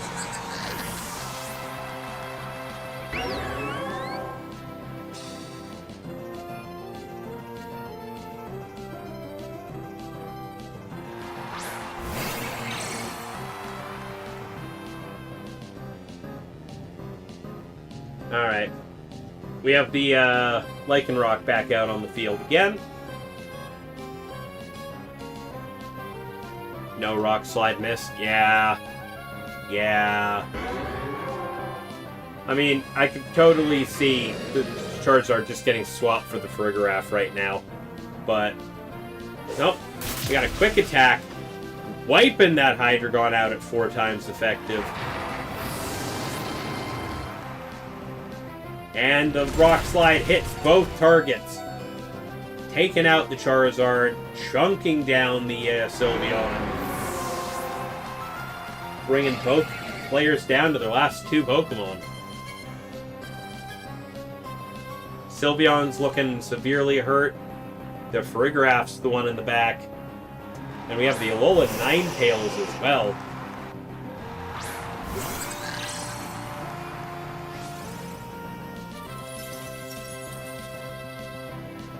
But I think Lucas's entire team is at risk of a Hyper Voice here.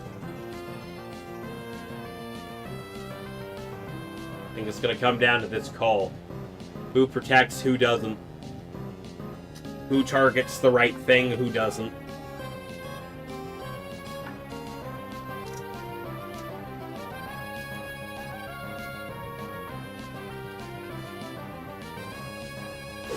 Quick attack into the Ninetales. Will not KO. Ninetales going for that Blizzard. Take out the Sylveon. And a close combat into the Farigiraf. Will pick up the KO. Putting game 1 in Lucas's favor.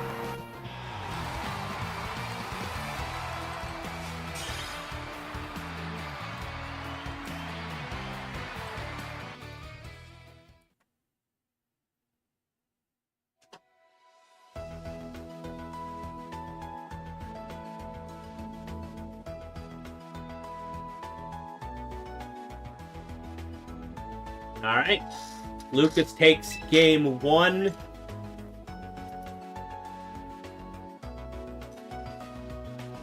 You're dropping before top cut, so make sure not to put you in.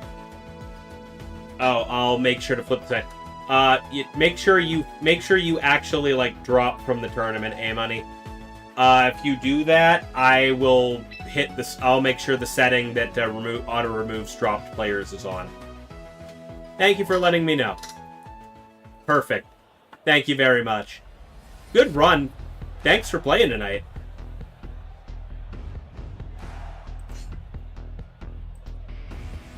I'll make sure I flip that setting right now, actually.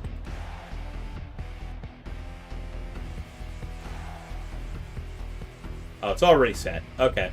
I already had it set. I sometimes I don't, because I don't like how it messes with the score sheet, but it is very necessary sometimes.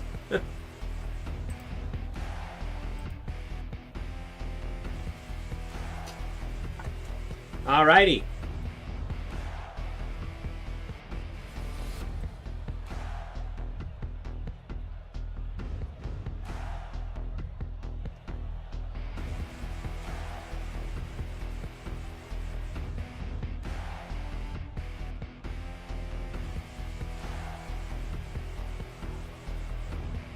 pull up. Let me see. Oh, round 2. Yeah.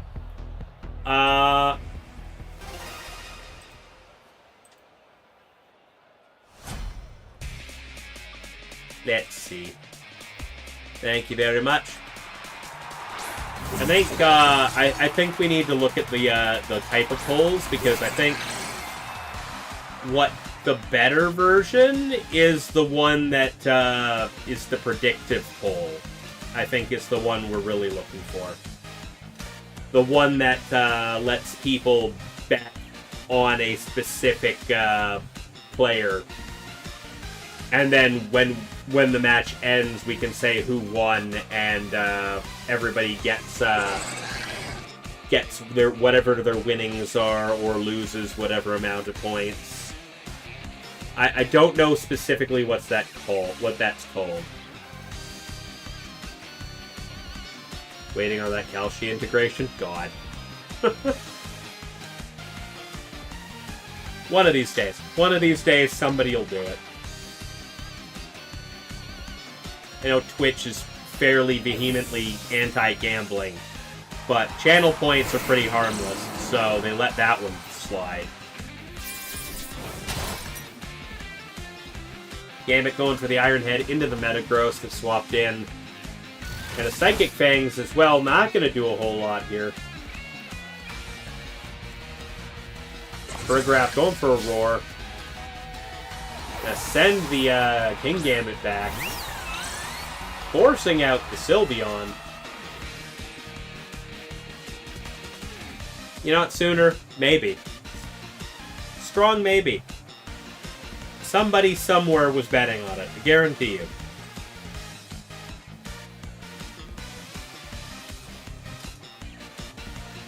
Yeah, they do for majors. I've seen it, yeah.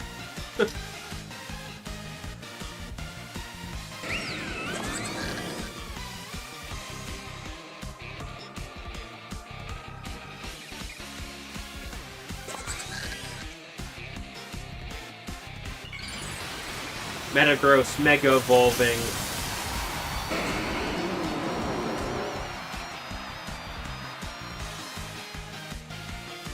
To be a problem for that Sylveon. Yeah. Iron Head going into the Detect. Your resistance is going to be kind of nutty. Yeah, probably Croc. Farigiraf goes for a Roar into the other Farigiraf. Just going to remove that thing from the field. Forcing the Gambit back out.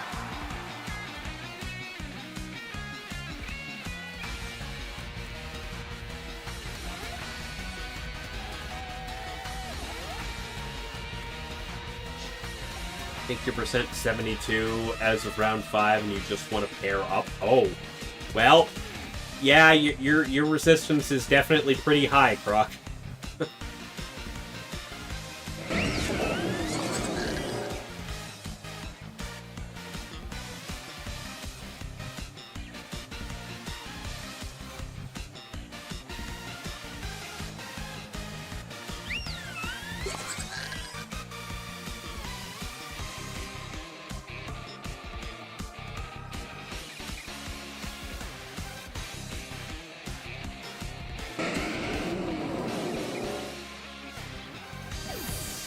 Yeah, Whippy. I'm thinking about that too. It's like, I don't actively know how to set that up either, but I feel like that's more what we're looking for here. I've seen it happen on other streams.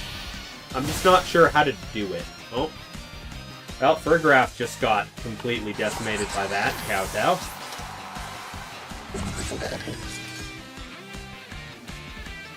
Yeah. We could set that, if we could figure that out and set it up so we could do that for top cut, that would probably be for the best.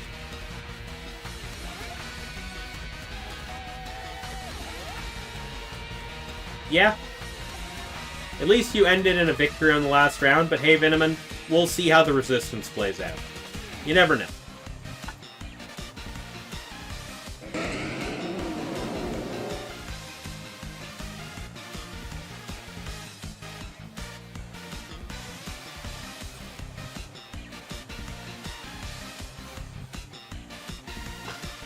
think the function on Twitch was called a prediction poll or something. It's prediction something.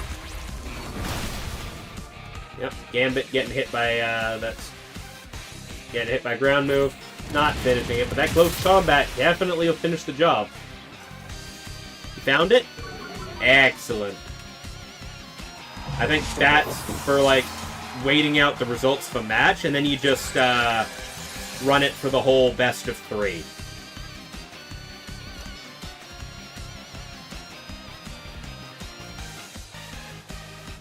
And you just go, hey, bet on who you think will win the whole thing. You're either fit. I mean, Vitamin, that 15th place is after round 5. Yeah, we'll start that in Top Cut. So, like, the standings don't update until you start the next round, so, oof. Oof, Dialga.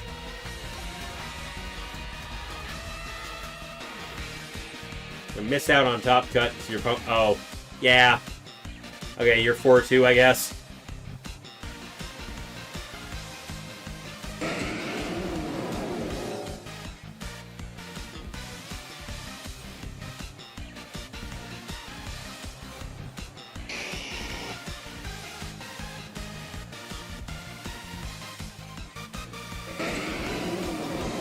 Resistance is your opponent's win percentage. So basically, the higher ranking your opponents have been,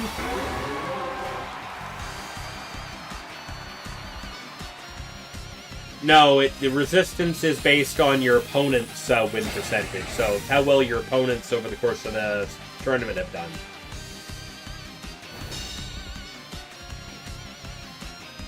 I think it might weigh them differently depending on how you did in the best of 3, but aside from that, yeah, so if you're tied for score with somebody else at 4-2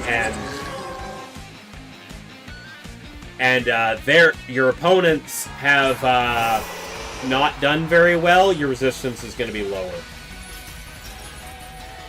But if you've been mostly playing against players that have been doing really well, your resistance is decently good. Especially if you're losing matches. Oh, Lucas better win for the sake of your resistance? Yeah. Lucas is down to the last 2 Pokemon. Aizawa's running... Aizawa's doing really good this game, though. Psychic Bang into the Protect. Heat Wave from the Charizard, probably going to hurt the Alolan Ninetales. Yeah, there it goes. Critical hit, too.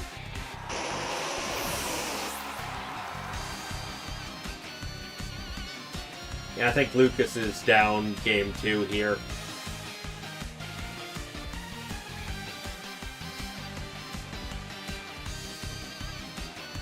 Yeah. Hey, Swifty, if you wanted to put up one of those predictions for game 3 of this, because we're definitely going to game 3 here.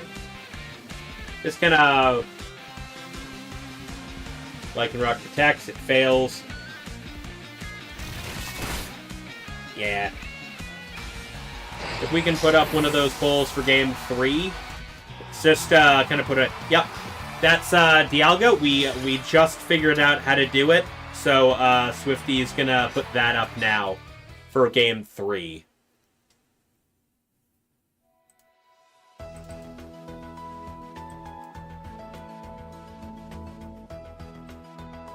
Yeah, we didn't know how to do it. Ooh, you made a new magic weapon? Ooh, alright.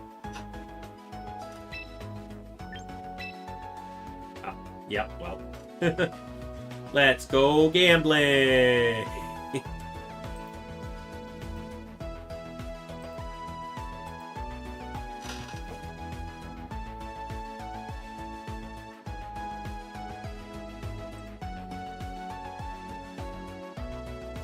Aw, dang it.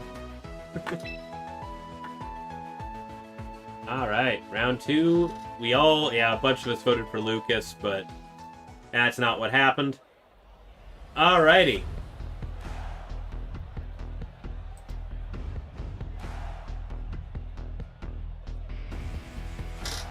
Alright, game 3 about the kickoff between these two. Hey, Twitch the Augo 4-2. Not bad, not bad.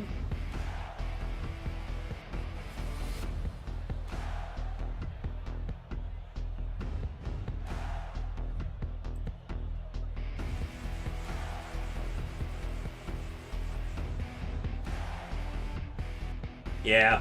4-2s are going to be down to resistance. You might make top cut.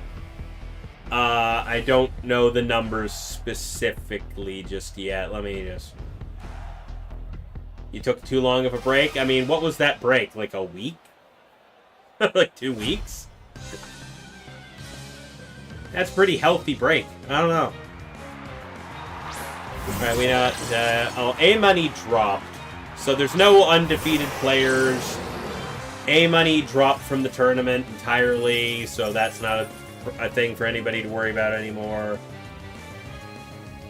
I think...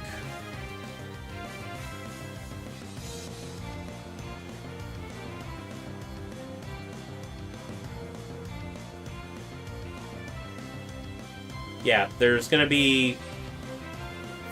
Well, there's going to be 5, I believe. Oh, 5 dead? Yeah. I believe it looks like there's going to be 5 5-1s that are guaranteed in. And therefore, 3 4-2s are going to make it. So it's going to be the top 3 4-2s.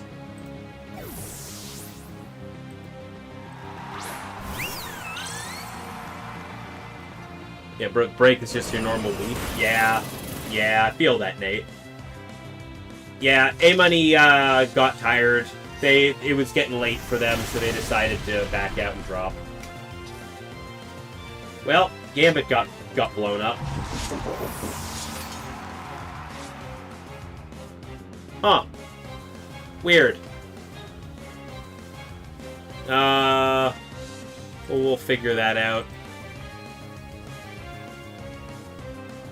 Interesting. Okay, well, we'll figure that out later.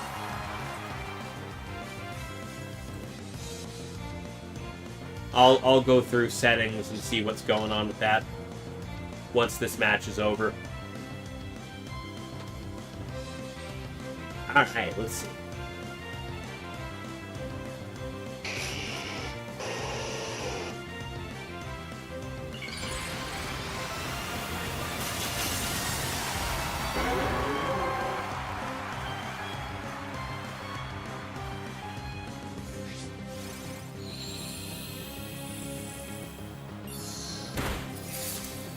Alright, we got a Freeze Dry going into the Charizard. And a Draco Meteor, probably also targeting the Charizard. Yep, sure is.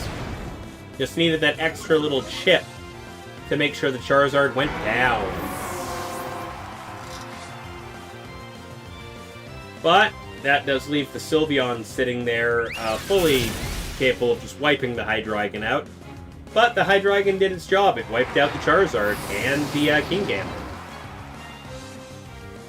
So, Aizawa is down to their last 2 Pokemon. The Sylveon and... It looks like the Farigiraf, yeah. It's the Farigiraf. Yeah, you can't freeze under the sun, unfortunately. Alright, well, the Mega Metagross is on the field now. The Charizard is down. Sylveon is not liking having to deal with that Metagross.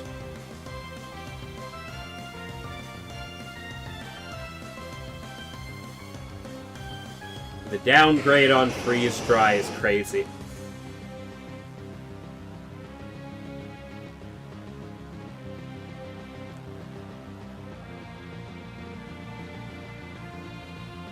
Set TR, pray for T-Bolt full para 3 times in a row. Oh.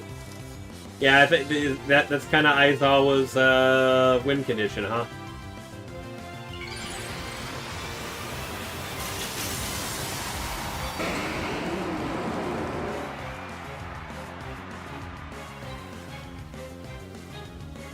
Metagross goes for the Iron Head into the Farigiraf. And a Freeze Dry as well.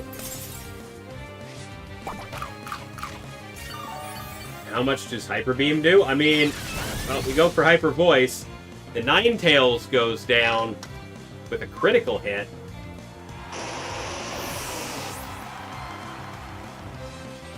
Oh, you got it?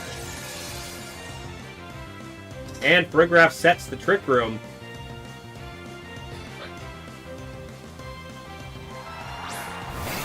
Oh, we got Lycanroc.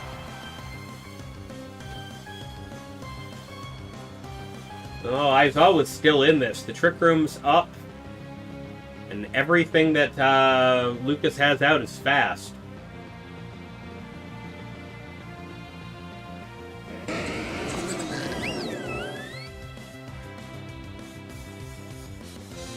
I'm pretty sure it did, yeah.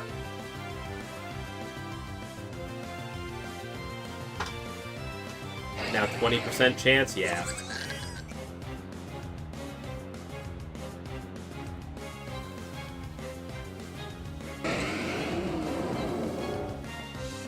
And you can now currently bet on who you think will win this match.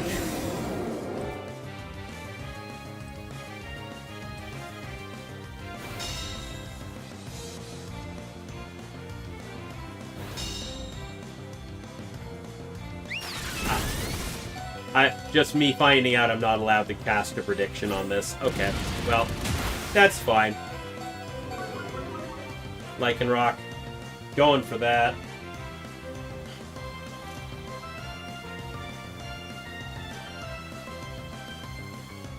Yeah, not here it didn't. He tried.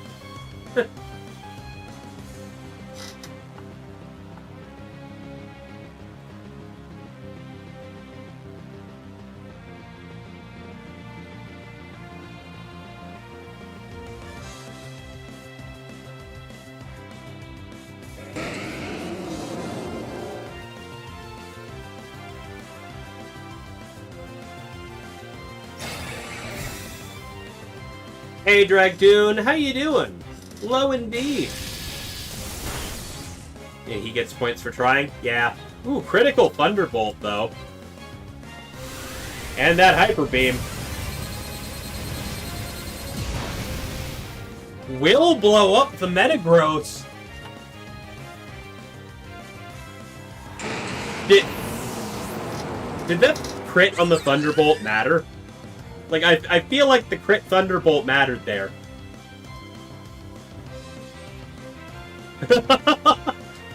Oh, your points. Yeah, that crit super mattered. I'm like, no, I don't think the Hyper Beam would have KO'd without the crit. Oh no. And Lycanroc goes for Protect. It fails. Trying to stall out the Trick Room, but not enough.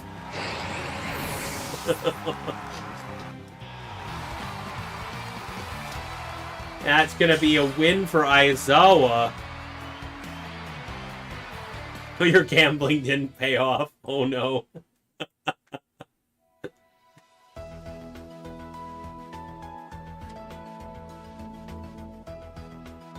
Yeah, Psychic Fang's Fergaraf was the thing here.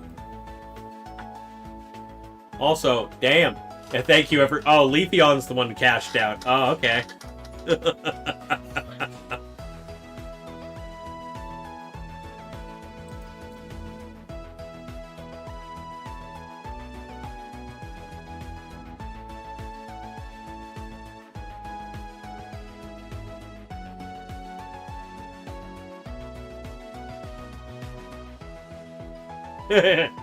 You're back at 0.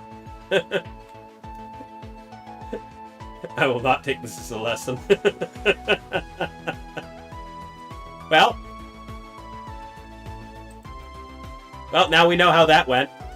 Yeah, Aizawa is the winner of that round. Yeah, Lucas was rigging it, of course, obviously. Lucas is the one who bet on Aizawa. Yes, that's what happened. Yeah, you picked the underdog that no one else voted for. You basically got every channel point.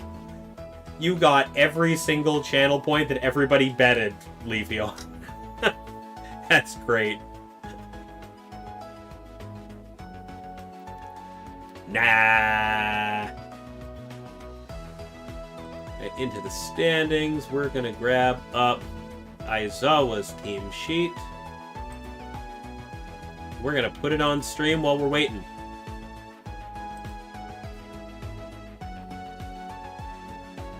You should have gone for Sylveon. Yeah. I think that crit definitely mattered, but...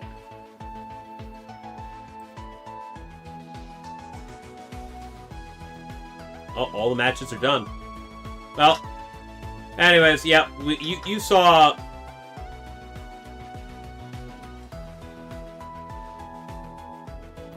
Yeah, you saw the team. You see it right now. The Frigoraph, the Psychic Fangs, and the Thunderbolt, Trick Room Roar. As always, rockin' Roar on that Frigoraph too, eh?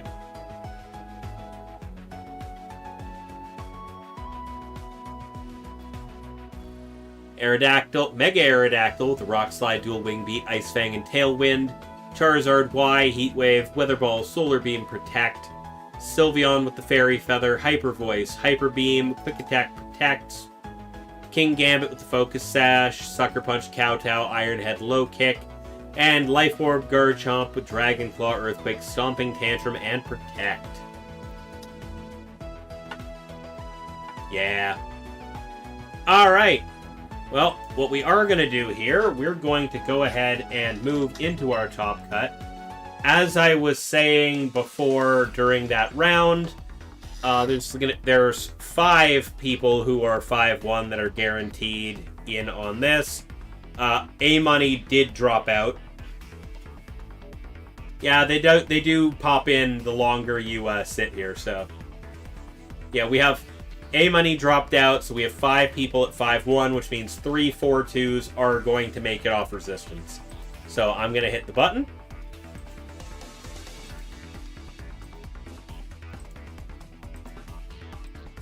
We're going to kick off the bracket.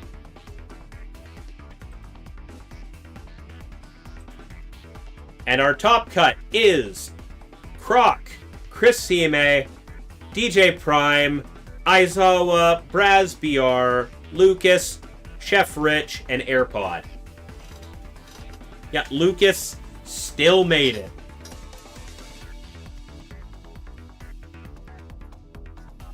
Lucas still made it, and if they face Aizawa again, it's going to be in finals. So, yeah, Croc's resistance is kind of nutty.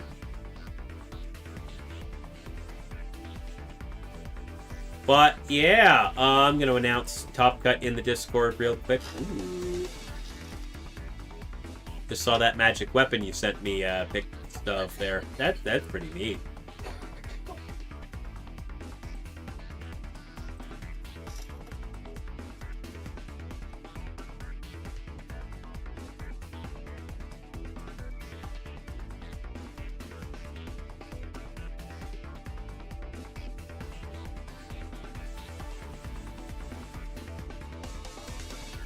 Top Cut has been announced in the Discord.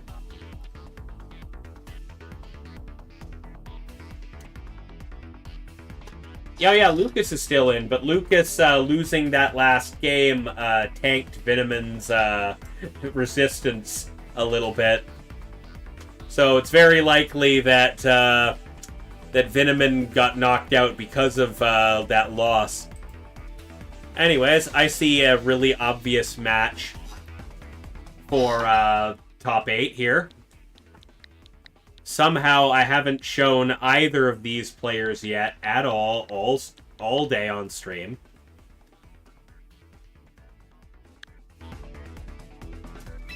Actually, I have. I lie. 100%. I forgot. I showed Croc's earlier match on stream, but we're going to do Croc's match. Yeah, obvious match. Croc versus Chris Ime.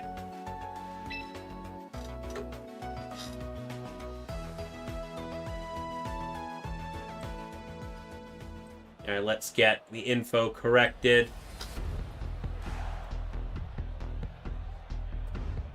8.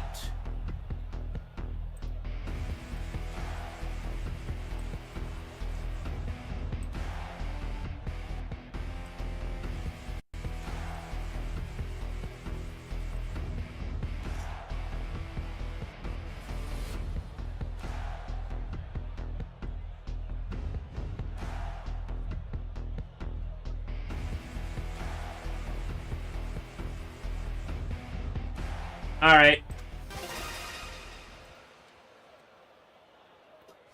Not a single Charizard all day, Vitamin? Jeez. It's like a statistical anomaly in this meta.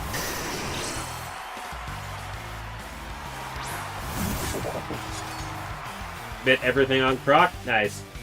Alright, Swifty. Info about the two player names are at the top of my screen, so feel free to put up the prediction when available.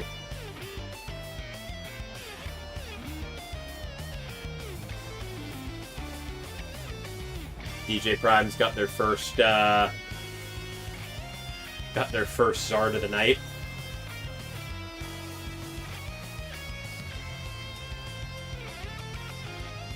Oh, they rage quit, so you never actually played it? Oh, okay. Alright, we got Croc with this. It's up? Perfect. We got Chris Hime with the Sneasler and Gambit to start with. Meanwhile, Croc's kicking things off with the Arcanine and Dragonite. Oh.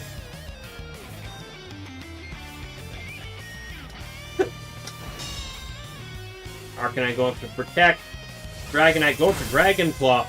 Knocking that Sneasler down to Focus Sash with a critical hit. Dang.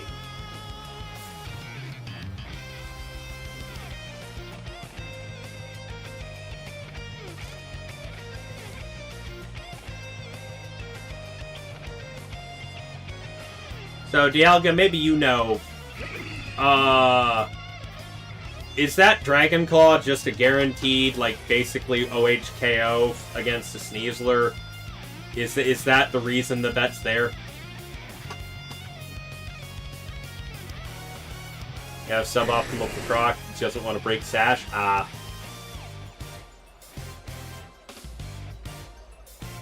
Okay. And Feint into the Arcanine. Not doing a whole lot there. Dragonite going for the extreme speed as well. I mean, I would assume that this Sneasler is unburdened. Why else would you Sash? Because then you break it and suddenly you're faster.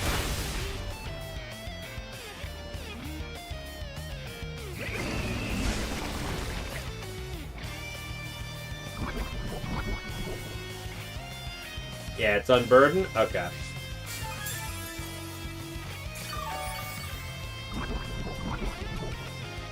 Arcanine is poisoned a little bit.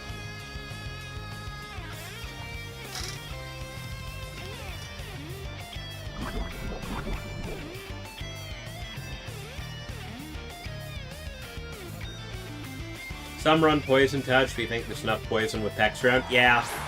Yeah, probably. Alright, Chris bringing in the Mega Frostlass.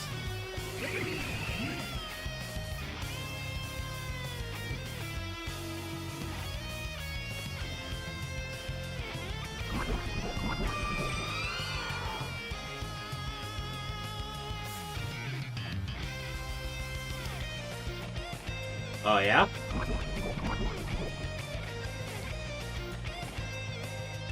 Oh, okay. I don't know, I've never seen Croc use this as a lead before, so I wasn't 100% sure of the point. But it seems to be working, so...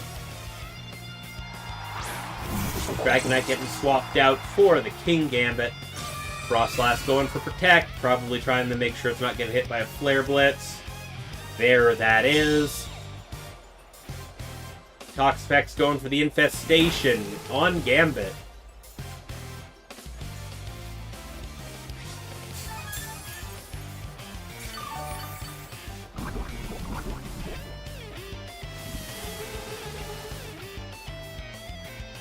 She predicted Gambit Sneasler.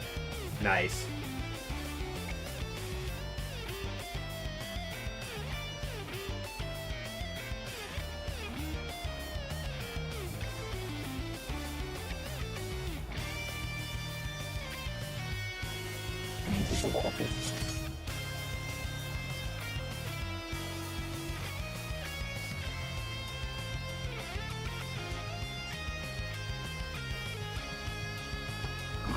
D-Knight's always powerful into Gambit Sneasler. Yeah.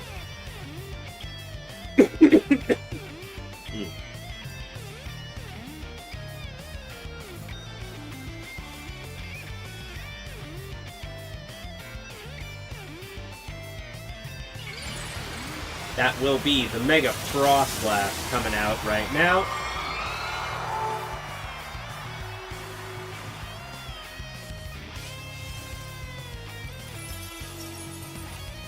And a shot, which is doing a Shadow Ball into the Arcanine. Not going to pick up the KO. Triggering the Citrus Berry, though.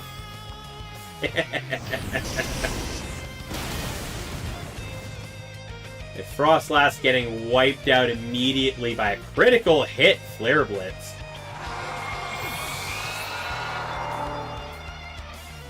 And a Kowtow into the Toxapex. Gonna chunk that thing quite a bit, but we're gonna Infestation again. Yeah, I don't think the crit mattered.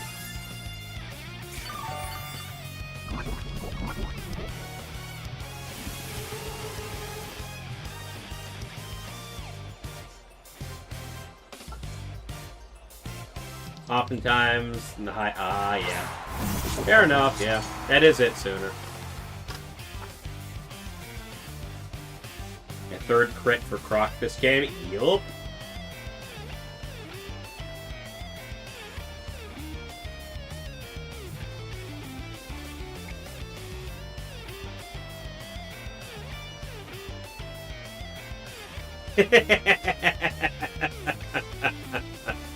Wow.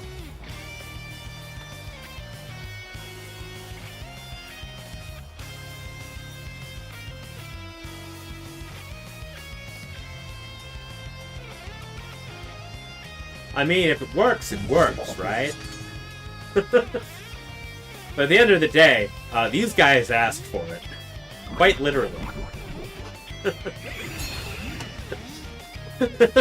True. Are you not entertained? Oh, Gambit lived that Flare Blitz. It wasn't a Flare Blitz. Okay. Oh yeah, no, it was. No recall.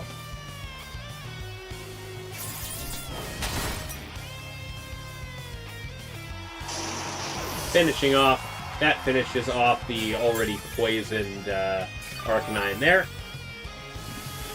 Gambit taking a little more infestation damage. Well, Chris is down to their last two Pokemon now. Dragonite's coming back out. Croc's still got something hiding in the back. I bet it's Floette, but that's going to be a game 1 forfeit from Chris, given that first game win to Croc. But the bet's for the match, so we're going to keep that up. People can keep betting.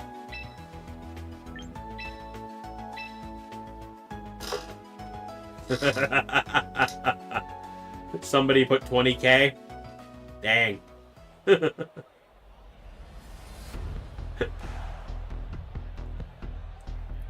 I mean, there's only a certain number of people who show up to my stream who have that much.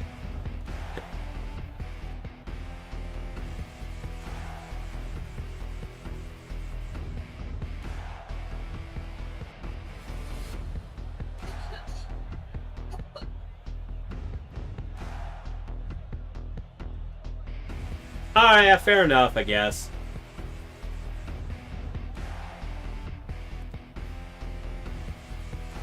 I'm pretty sure the coloring thing is based on who you voted for.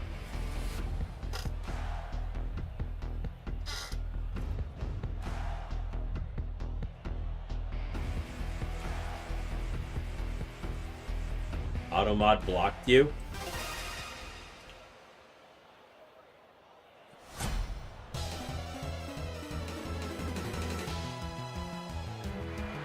Yeah, I was about to say, I'm like, I don't see anything blocked.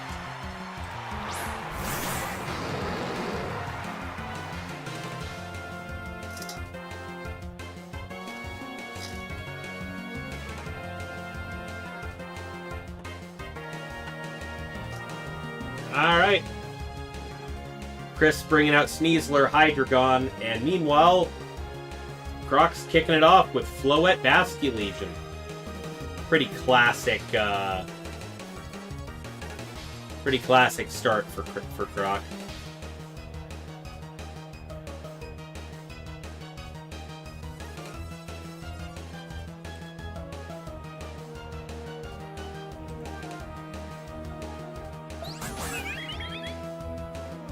You got 10 points on Chris.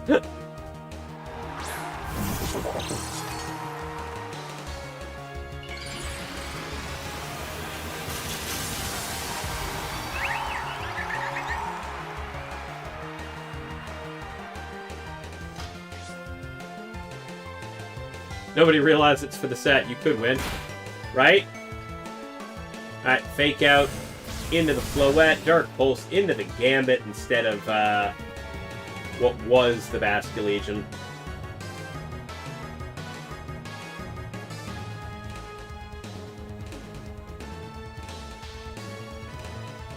You're gonna sit there. You're gonna bet on Chris. Chris actually wins, and then Croc's gonna see that and just be like, "What do you mean Dialga voted against me?"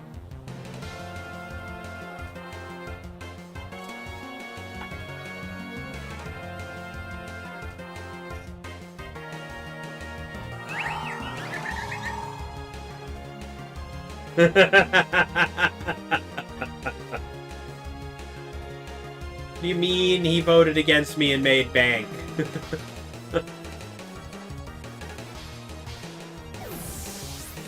Oh, I guess you. Alright,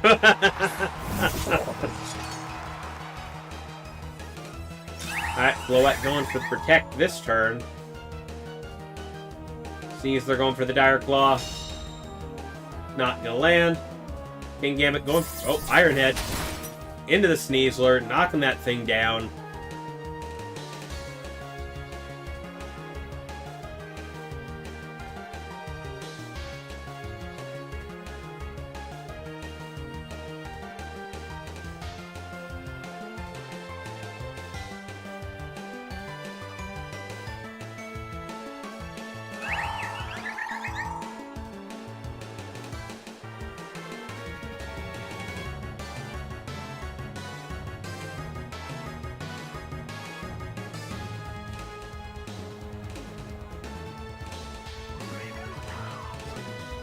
Hey, Fei Win, thank you for this Prime sub there.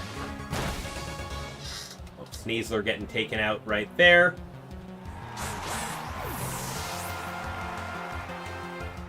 And Floette goes for the Light of Ruin into the Gambit. Just gonna obliterate the King Gambit. Neutral damage be damned.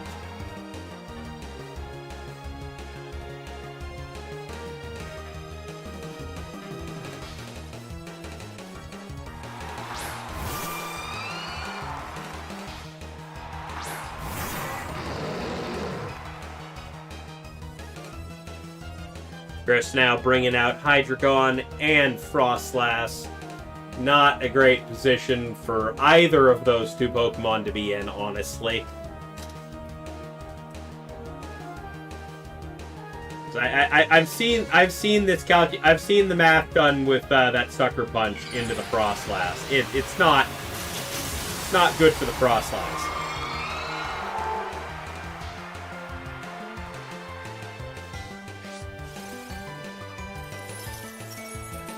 Going to Protect this turn. Gambit also going for Protect this turn.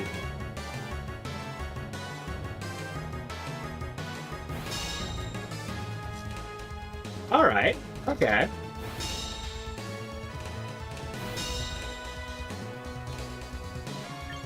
Are we waiting something out? No? Alright.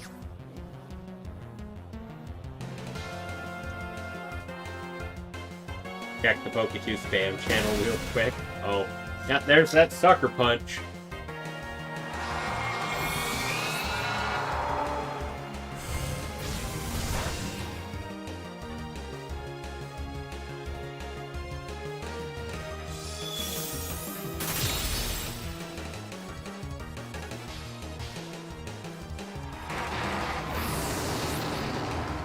What are you two doing in the Poke2 channel? What? I don't... Alright.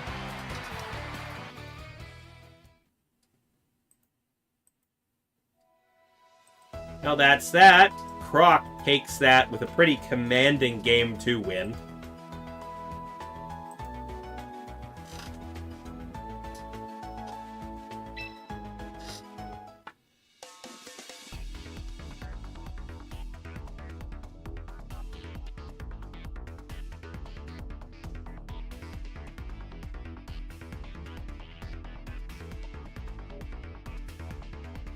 Who needs the precious?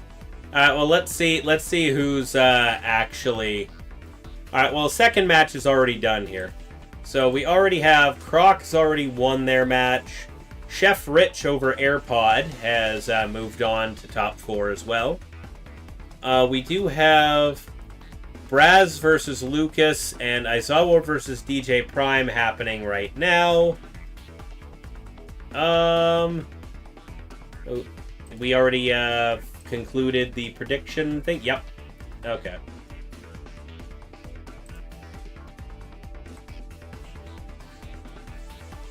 Well, Croc is the winner, so we can set the winner of that.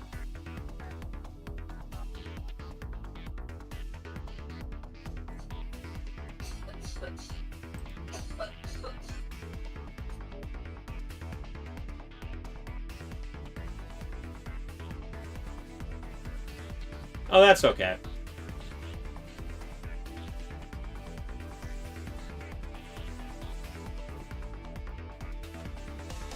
Perfectly understandable. Alright, so let's get another match up on screen.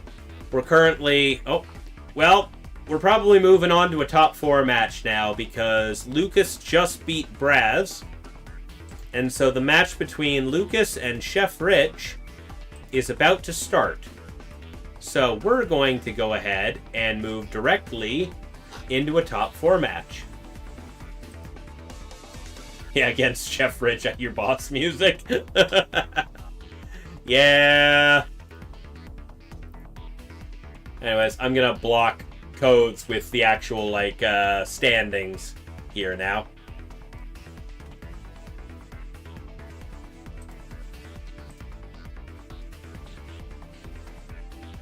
You're gonna bid against Lucas, so you're winning either way.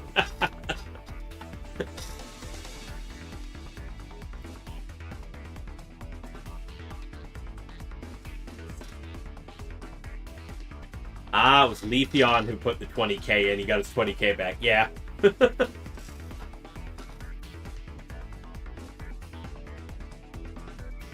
Alright, we've got the match. Room is starting to get set up.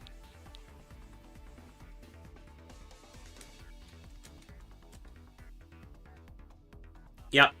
I'm just waiting for them to start up the room so that I can focus on typing things. And not miss the start of the match in the process.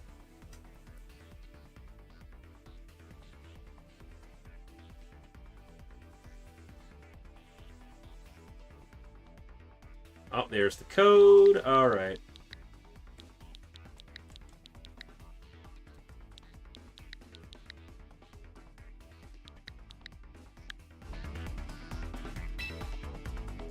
All right, room is up. Here we are. I'm gonna hide that. Going to change this info. Top 4.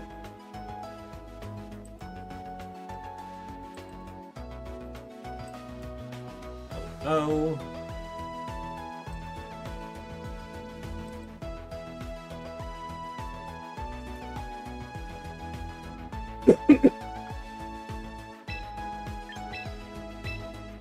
All right, we got Lucas versus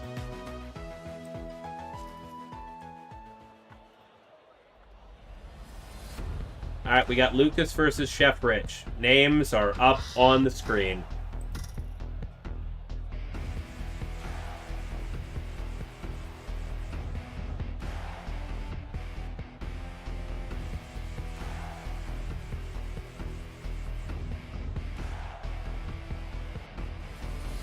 Meanwhile, we're still waiting on the last top 8 match being played between DJ Prime and Aizawa.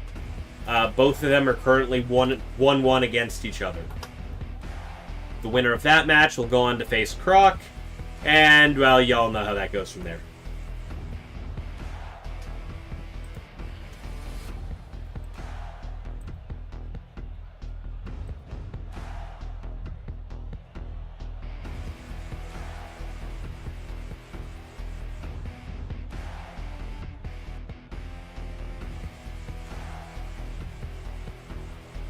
Alright, well, I haven't had a chance to see Chef Rich's team the whole day. Lucas, we've shown a couple of times. Good to get Chef Rich on stream.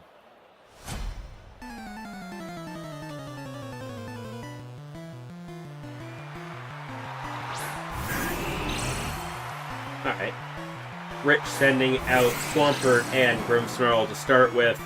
Meanwhile... Oh my god! Indeed. Meanwhile, on Lucas's side, we have Farigiraf Metagross.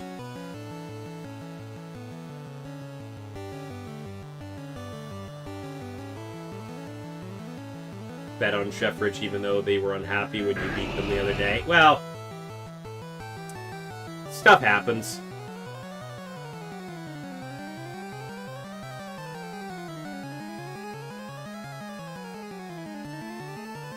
Stuff happens, Turkey.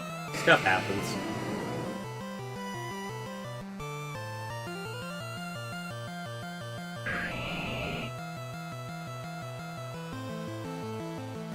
Alright. Grimmsnarl is just getting pulled out in favor of our Caludon.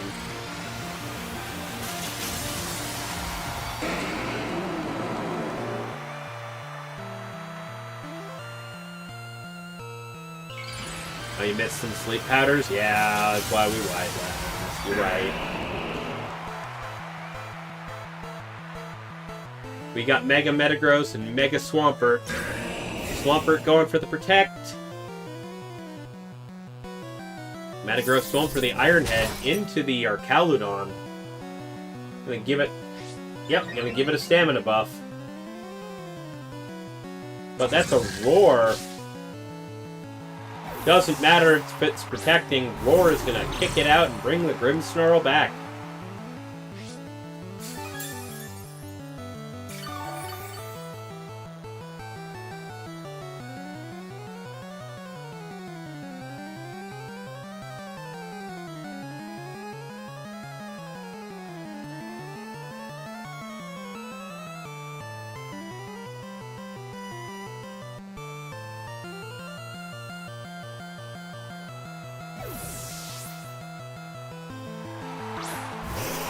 Alright, Farigiraf getting swapped back for the Ninetales instead.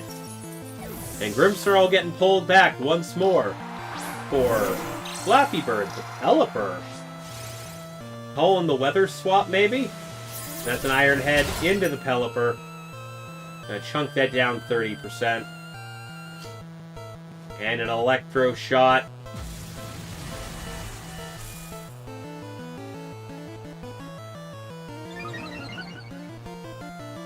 Firing it off into the Metagross.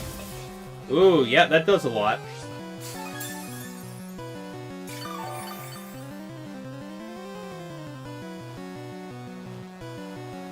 Yeah, Metagross hasn't really been able to capitalize on anything here. Lucas does know the entire composition of his opponent's 4 now, though. So Lucas has the information advantage, but can he use that to win?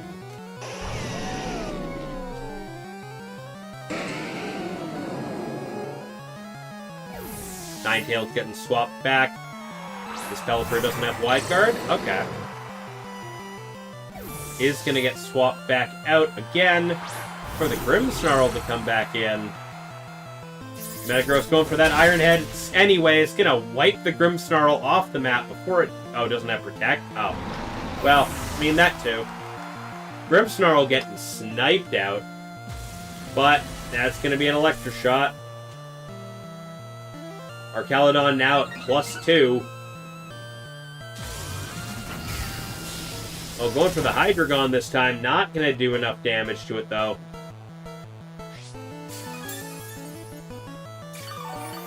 Oh, looks like the other match is done. Yeah, DJ Prime wins over Aizawa.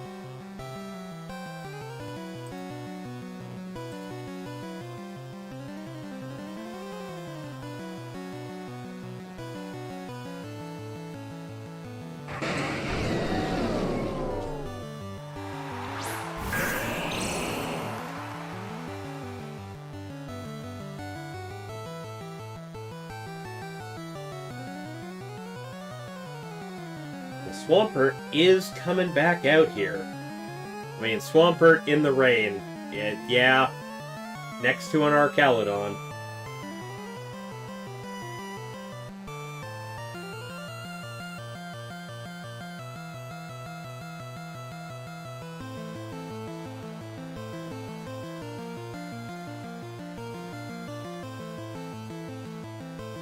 Hydreigon going for the Protect. And sure enough, there's the Ice Punch from the, Oh, we got Psychic Fang going into, the Swampert. Now, Flash Cannon also aiming at the Hydreigon. Good call on Lucas's part protecting there. Metagross can't really do much to the Archaludon, I would guess, here.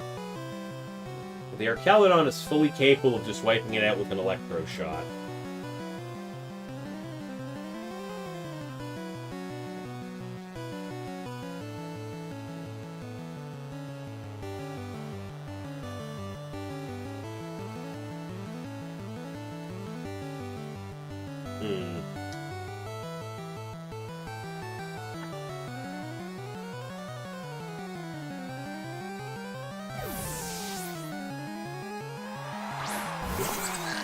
Yeah, time for your run back against Croc, DJ Prime. That Ice Punch going into the Farigiraf, not doing a whole lot. Psychic Fang gonna pick up a lot more damage into that Swampert. And a Flash Cannon into the Farigiraf as well.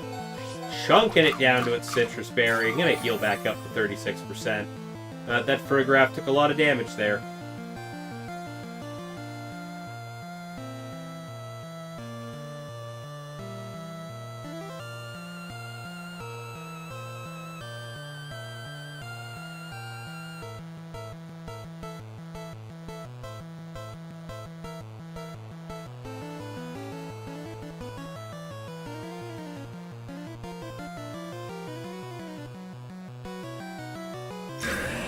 Swampert going for the Protect this turn. Metagross doing much the same. Farigiraf as well, okay. And an Electro Shot. Getting that +3 now.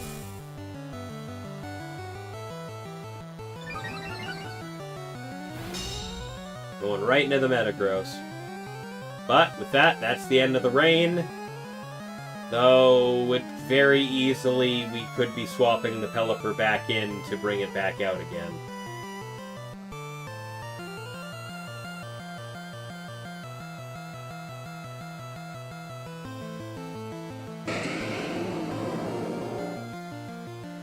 Both players are playing this real carefully.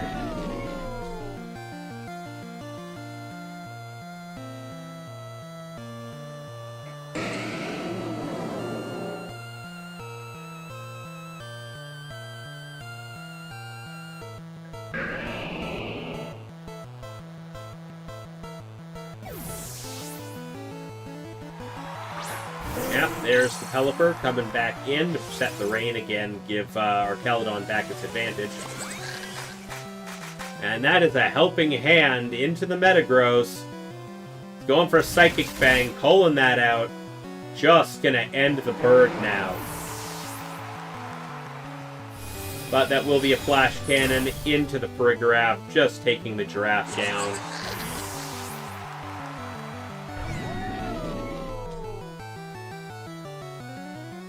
Means that Chef Rich is now bringing back out the Swampert. It has like 4 HP left. And Ninetales is coming out on Lucas's side to remove that rain.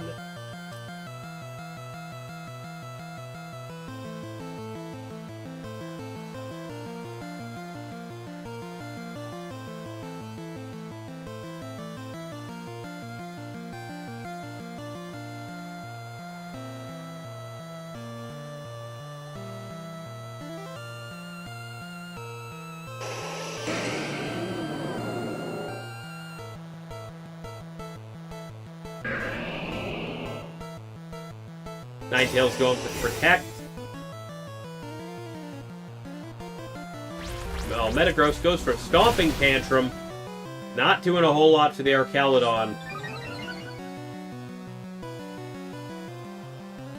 Just goes for a Flash Cannon into the Ninetales.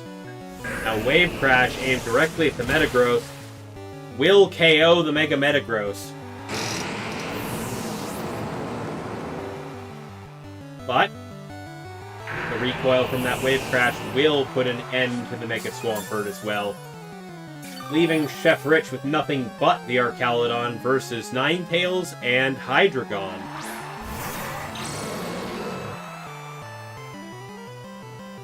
Not really a position that... the Archaludon's got a lot of defense buffs, but he's up against two special attackers.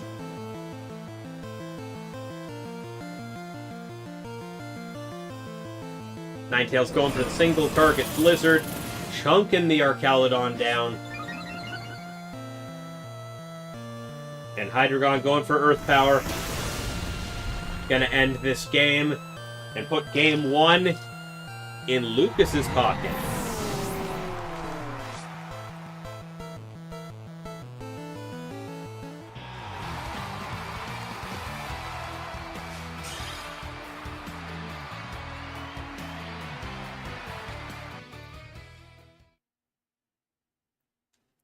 Wow, all that, just game 1.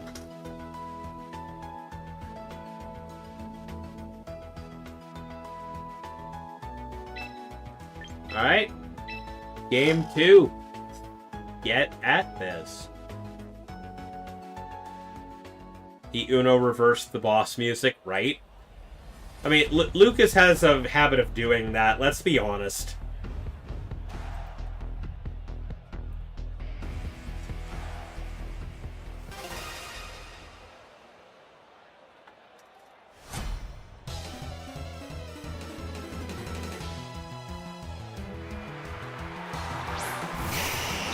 Alright, starting off very different this time. Okay. We've got on Chef Rich's sides, kicking off with the Venusaur Charizard combo. Meanwhile, Lucas starting off with Lycanroc and Talonflame. Both players starting off with the two Pokemon they didn't bring last game.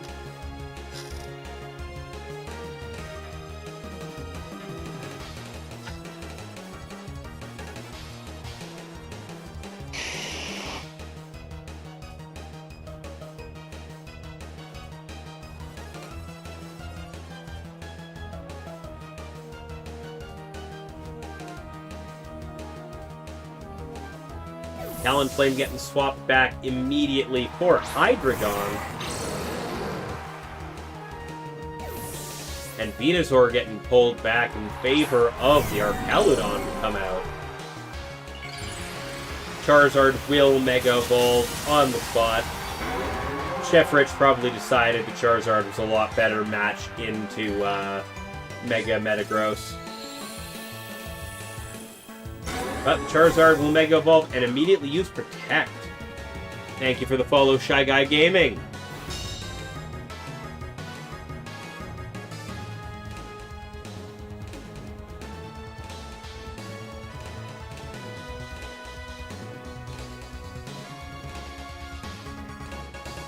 Oh, thank you very much.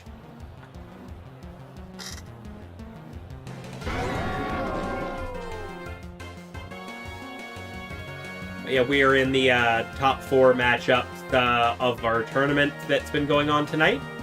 So, yeah, we're coming down to the end of it.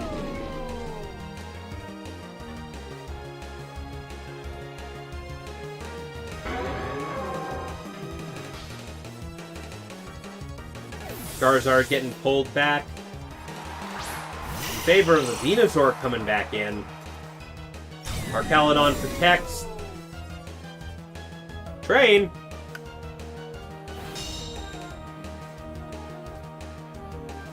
Yep, both of Lucas's attacks go into the protecting Archaludon. Once again, nothing but swaps happen this turn. Both players not wanting to mess this up, playing around with their leads, hoping to put themselves in a better position.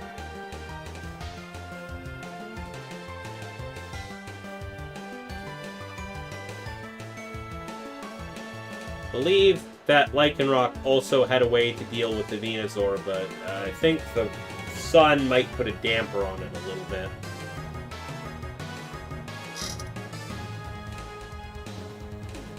Yeah, Lycanroc going for Protect. No swaps this turn. Sleep Powder going into the Lycanroc, not going to hit Connect. And Hydreigon going for the Dark Pulse, chunking the Venusaur down to 40% of its HP. But still Archaludon's turn. It's going for the Dragon Pulse into Hydreigon. Just barely living that with 7% remaining.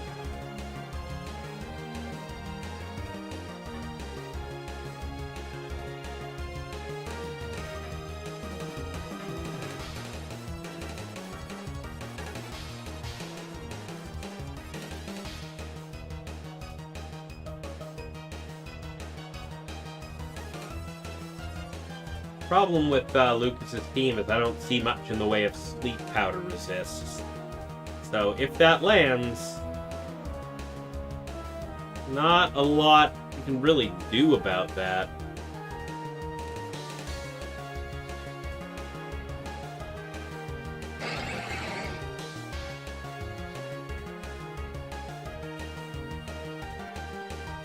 Hydreigon going for the Protect this turn, not wanting to let itself get taken out. Lycanroc going for the Excel Rock. Just barely not enough to take out the Venusaur. Lycanroc getting put to sleep for it. And it's a Flash Cannon into the Lycanroc, dropping it to 1 HP down to its Focus Sash. Lightning! Aw, man.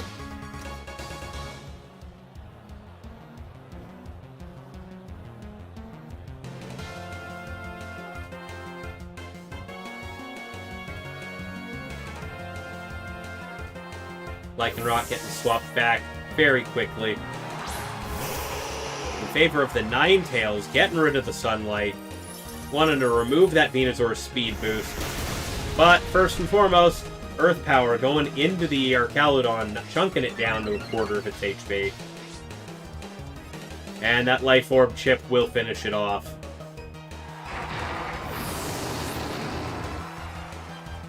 That is a Sludge Bomb. That's unfortunate.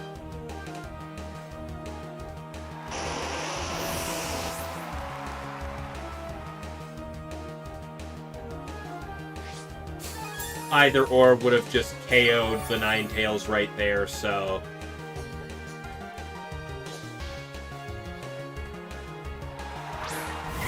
we're back to Talonflame and a Sleeping Lycanroc. I don't like Lucas's odds on this one.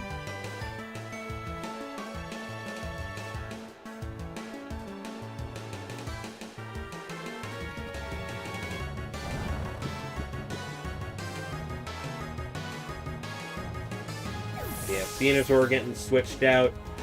Charizard, oh no. Pelipper coming back in now. Alright. Getting the rain set up. That's Flare Blitz. With the weakened power of fire in the rain. Not going to do a whole lot. And Lycanroc does not wake up. That Flash Cannon will finish off the doggo. All in all, putting Lucas in a bad spot here. And there's the forfeit. Yeah, this is now a 4v1. Lucas ain't winning that one. So that's going to be a tied game, 1-1 each. Is betting still open? Yep, betting is still open. So, come on everybody, if you haven't already bet on the match, get your bets in. We're going to game 3.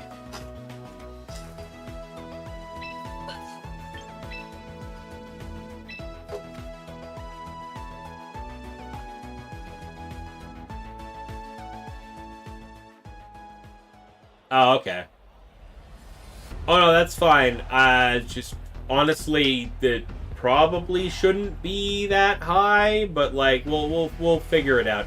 This is the first time we're doing this. There's gonna be some hiccups.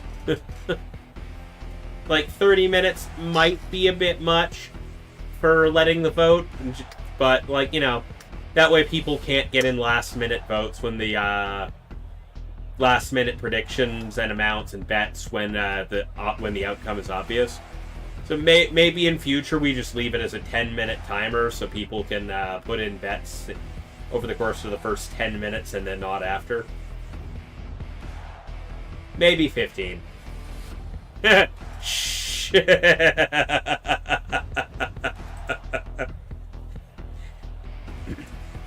It's our first time doing the betting. We could... Well, there's gonna be some hiccups. Yeah, that's fair. I mean, realistically, if they haven't put their bets in the first 10 to 15 minutes, I think anything after that is anything after like the first 10 to 15 minutes, it starts to become a little obvious who's gonna win. So I feel like that's the point. 10 or 15 minutes feels like the cutoff, like somewhere in there.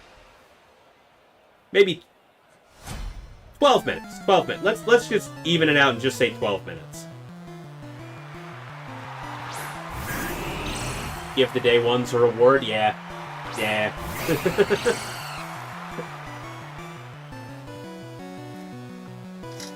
Alright. We got Lucas kicking things off with Talonflame Lycanroc again. And meanwhile, Chef Rich has switched back over to Grimmsnarl and Swampert.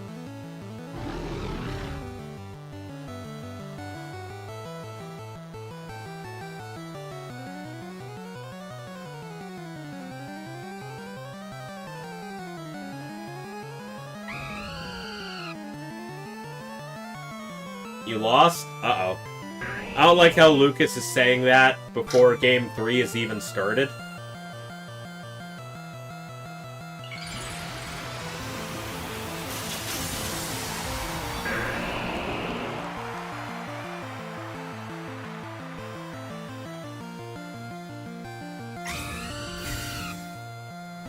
This team is a 50-50. Oh.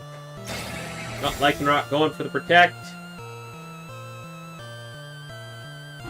We got the Grimmsnarl setting up a reflect. Ice Punch into the Lycanroc. Oh, it has hands. It does have hands.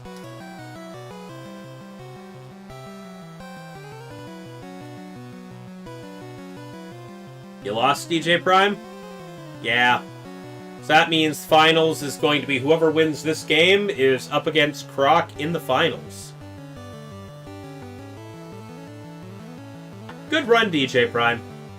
100% good run. Croc is an incredibly good player. I think Croc holds the record for most wins in a Sketch Academy tournament overall. So, yeah. If you were gonna lose to somebody. Well, we got Spirit Break into the Lycanroc, chunking that thing down.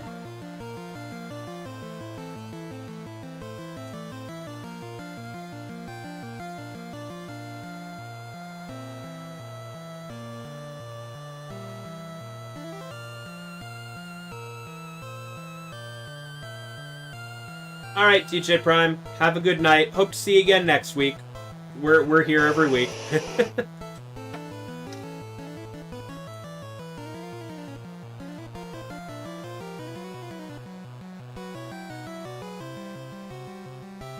I too shall be going to bed the second this ends.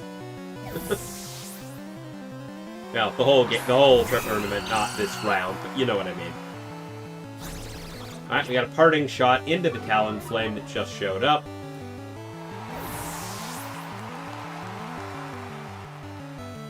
Grimmsnarl will be swapping out from that too. Our Caludon. Rock Slide going out, not doing a huge amount to both of the above.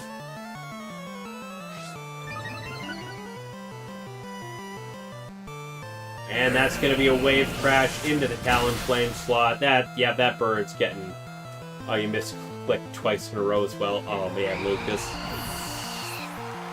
Yeah. You wanted to swap Talon on the other slot? Oh, okay. I mean... Lucas, it's what time for you? Like 8 a.m. now? You've been up all night?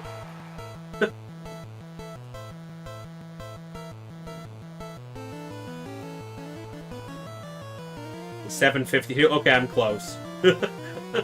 Like 8 a.m. in the morning for you. You've been up all night playing this tournament. Yeah, nah, I get it. Man, you made it to semifinals and your brain gave out. It's understandable.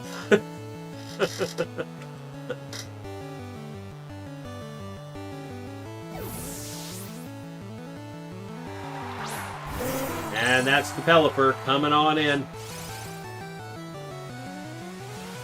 Lycanroc protects. And that's a nice punch into the Hydreigon. Not quite going to KO, but Hydreigon will get the Dark Pulse off. Not going to be quite enough to take out the Swampert, but it lives another turn.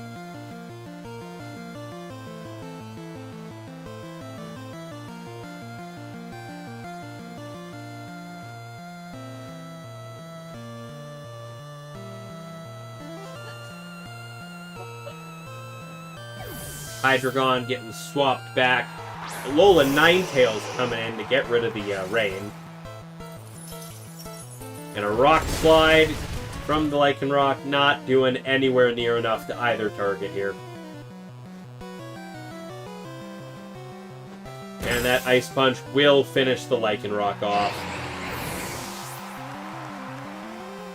Bringing Lucas down and setting up Tailwind as well, just to add insult to injury here.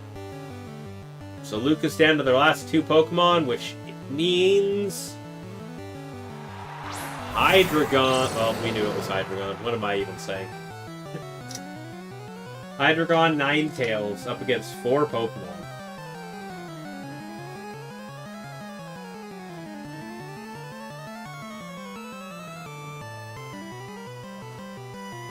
I add Dialga because Lucas is not doing good here.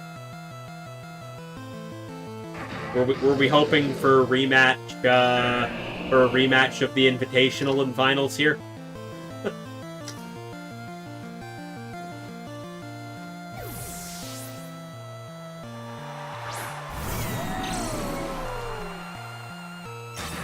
Hydreigon going for Protect. Ice Punch going into that Protect.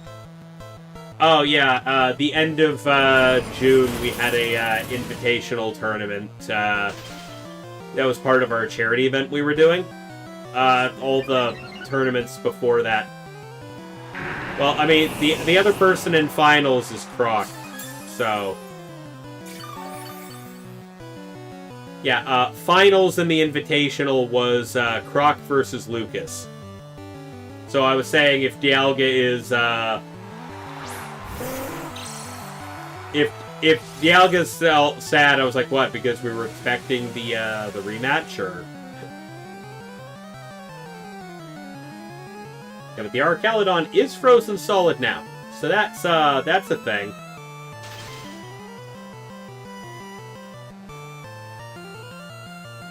Hydreigon goes for the Protect. Doesn't get it. Archaludon can't do much. That Hurricane will finish it off. Yeah, we held qualifier tournaments over the course of the entirety of June.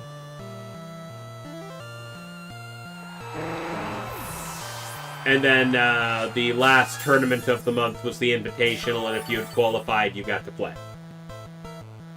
And there was a cash prize for that one. It was top 8. Top 8 made it. Alright, well, we're down to just Grimmsnarl and Frozen Archelodon versus the Alolan Ninetales, which is about to get parting shot. Yeah.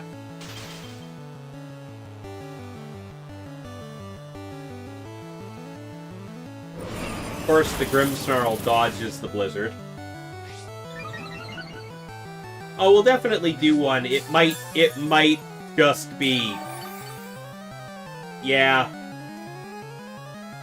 The next Invitational, at very least, will be in June. Because we do a Pride Month charity event every year. Maybe before that, depending on other charity events being run by the group I do that with. Oh, the Archelodon unthought out. Oh. That's going to be a Spirit Break into Protect. Yeah, GG's. The Archelodon's not frozen anymore. Not much you can do there.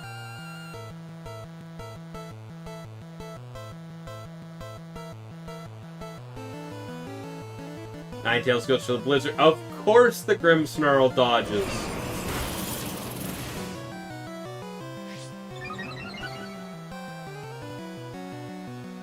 That Flash Cannon will do the job. Critical hit, no less.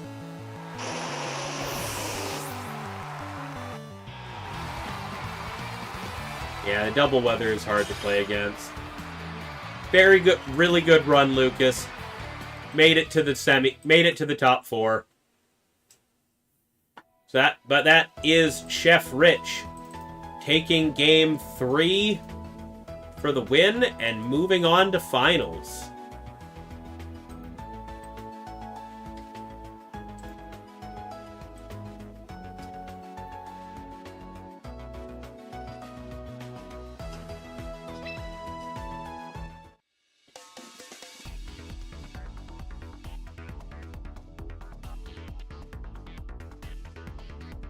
I'm gonna put the standings. The rich, but at what cost, right? Well, here's the standings to block the thing currently.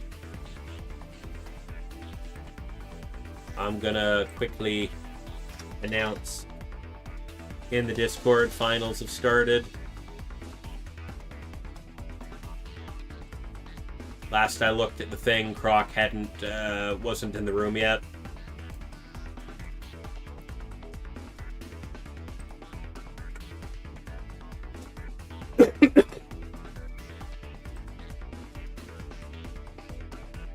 Let's get this. Oh, there's the code. Room ID.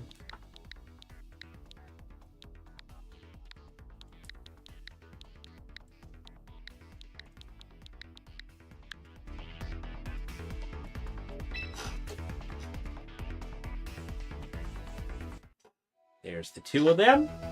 Excellent, excellent. Gonna put the browser window away now.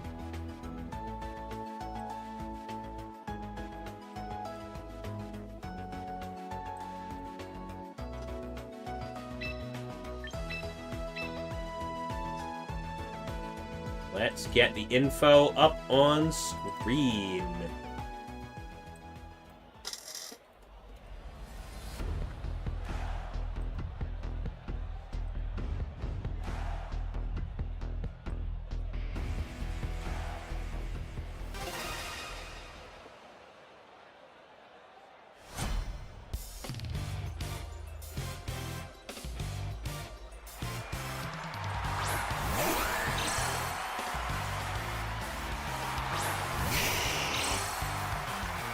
That's what I was saying earlier, Lucas, yeah.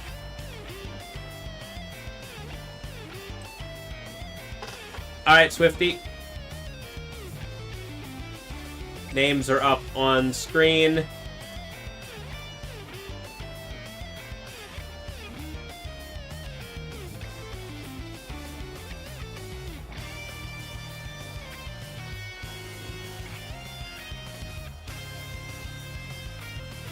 Names are up on screen. Feel free to put up the prediction anytime.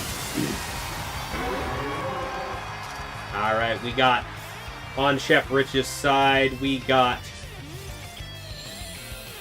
Charizard, Venusaur, and meanwhile Croc's kicking it off with Whimsicott, Basculegion.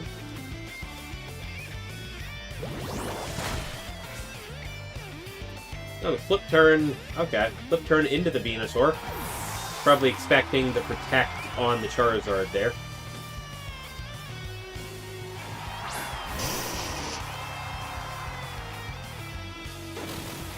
Sleep Powder into the Arcanine. Immediately puts it to sleep. And a Heat Wave knocks the Whimsicott down to its Focus Sash.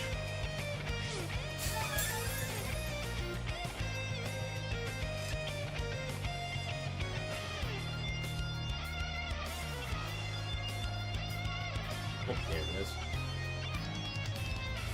It is up. Excellent. Yeah, Arcanine getting put to sleep immediately is probably not good for Croc. As Dialga's saying, Croc probably put the wrong leaves out here, predicted different starting. Arcanine is going to remain asleep, and whacked by a Leaf Storm.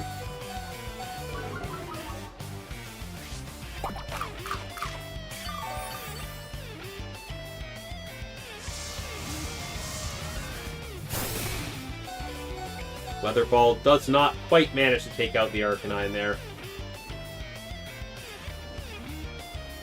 I mean, you never know.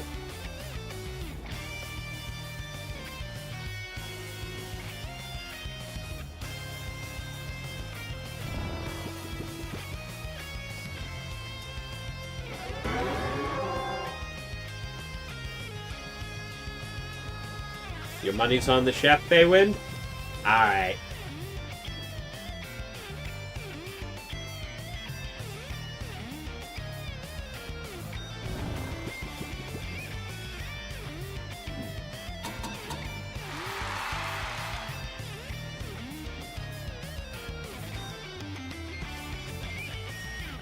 Rock Slide.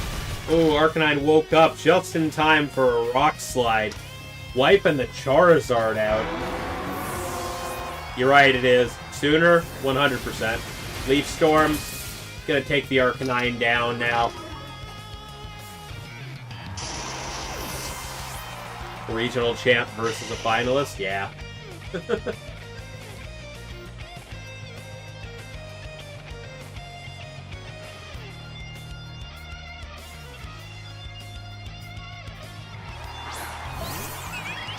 And there's the Floette.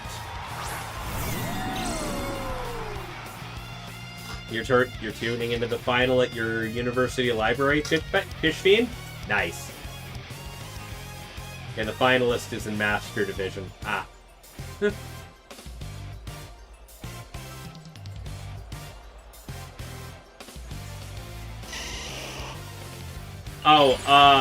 While Croc is a regional champ, it was in the seniors division, whereas Chef Rich is a regional finalist in Masters, the age divisions, yeah.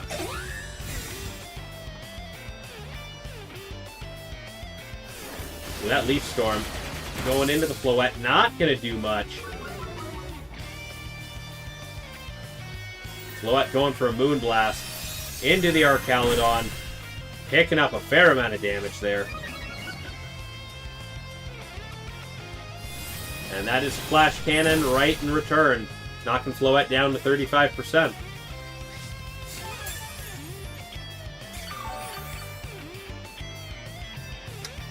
Croc's now minus their Tailwind, but Whimsicott sitting there. And a Tournament egg. If Pokemon's anything like the chess community, then when you're paired against a kid, you know that you're gonna get stuck. Yeah. Yeah. I mean, I wouldn't say kid per se, but you know. Yeah, I feel like Croc turned it around pretty well from the not so advantageous lead. Arcanine waking up and KOing Charizard was big.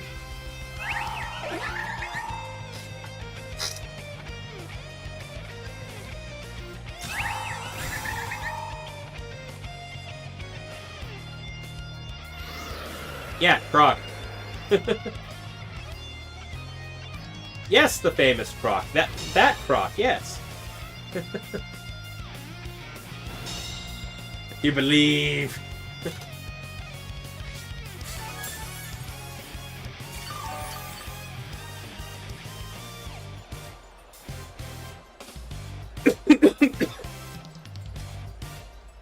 Go Master's Master. Yes.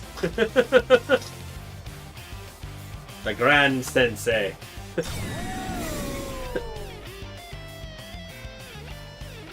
Whimsicott going for the Moonblast into the Venusaur this time. Gonna chunk it down to 21%. And yep, Floette's going for the Dazzling Gleam. Didn't need to solo focus anything with that one. Venusaur getting knocked down by that.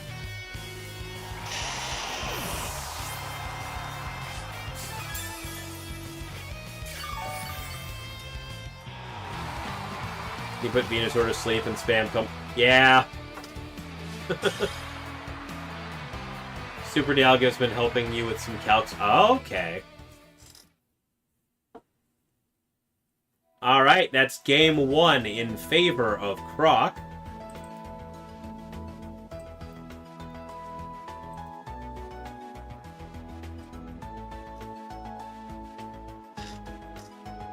Masters division is 18 plus.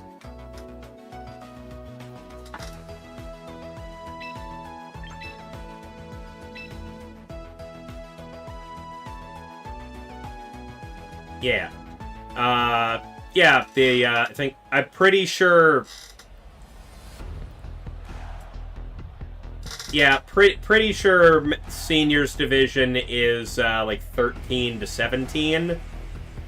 And Masters is 18 plus. And Juniors is, like, below 13.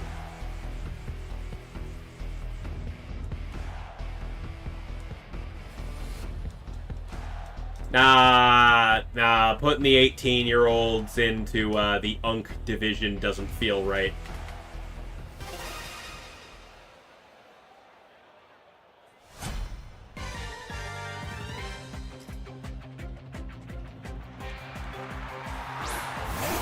Embrace UNC stat, Nate. Embrace it. I have.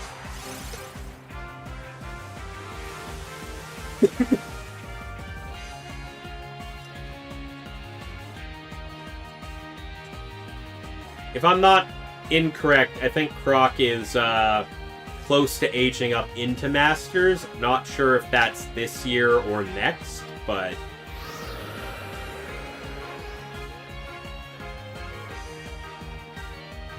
Yeah, there's quite a few seniors in the Sketch Academy server. There really are.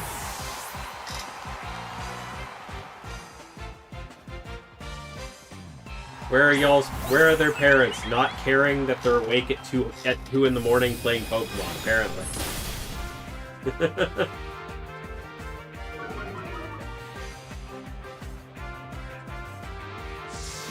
Weather Ball into Floette. Uh-oh.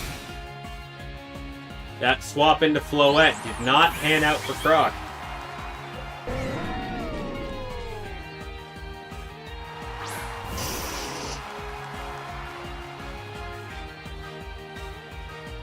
Floette down? Oh, that's not this is not great. Now our Caledon just sort of clears, unfortunately, I think.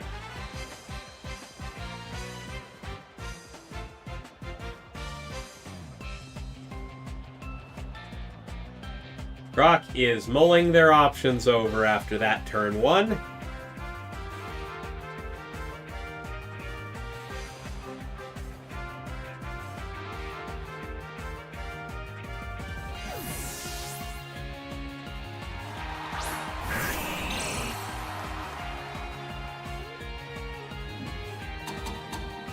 Archaludon getting,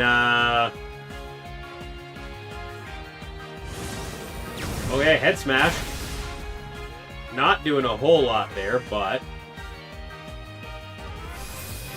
Flash Cannon into the Whimsicott.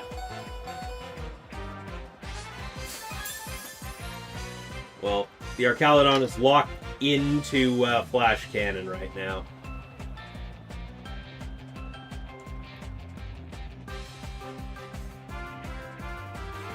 Yeah. You're never completely out with Basculegion sitting in the back.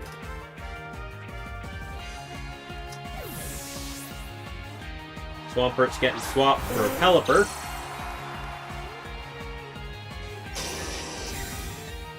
Arcanine going for Protect. Whimsicott going for Moonblast into the Archaludon. Not gonna do enough damage with that, but hopefully enough.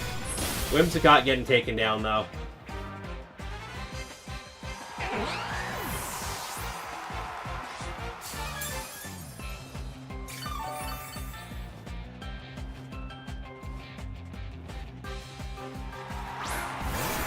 Well, sure, Electro Shot was optimal there, but Croc encored the Archaludon into Flash Cannon. So, I do believe we probably see Game 3 unless Croc manages to...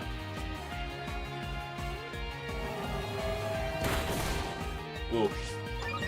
Unfortunately, Last Respects did not KO there. The Head Smash, maybe? Head Smash will remove the bird, at least.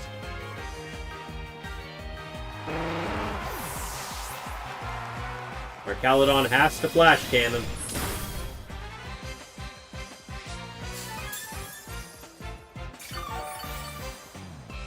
That's it for the Encore. And Tailwind is gone. Venusaur coming back here. Venusaur coming out is interesting in this position. I would have figured it would have been Swampert, but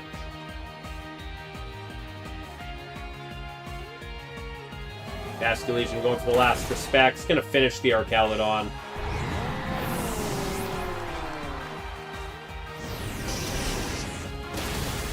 And yeah, that Flare Blitz gonna do a lot of damage to the Venusaur. A Leaf Storm into the Basculegion, though, will end the Basque. Yeah.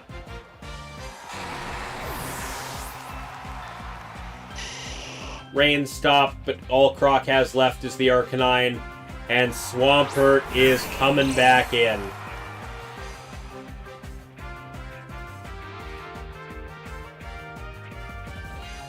I don't know. Yeah. Venusaur Sash? Maybe a head smash crit.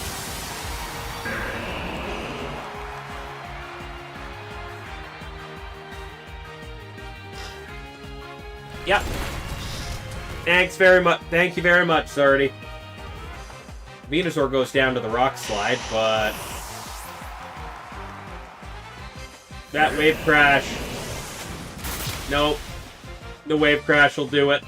That's going to be game 2 going to Chef Rich. By the way, thanks for helping out tonight, Zardy. Much appreciated. So Chef Rich ties that up 1-1. We're going to game 3.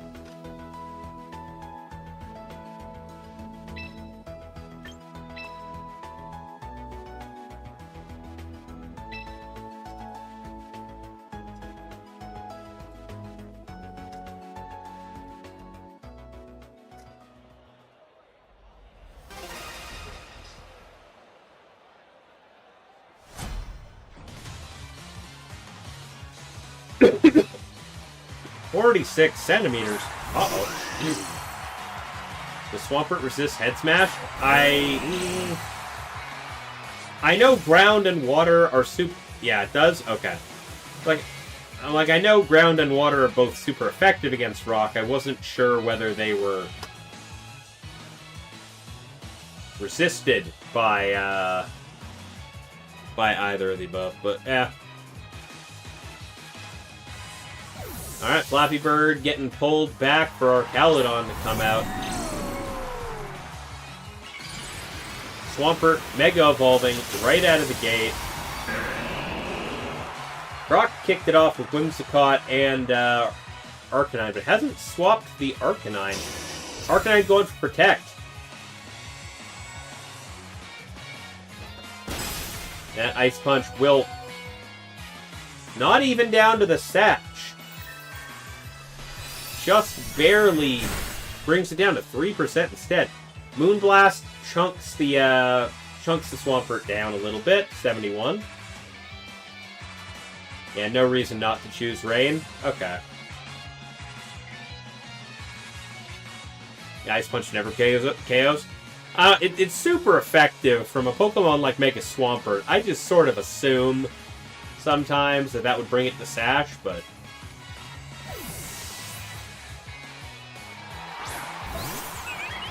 Arcanine getting swapped for Floette.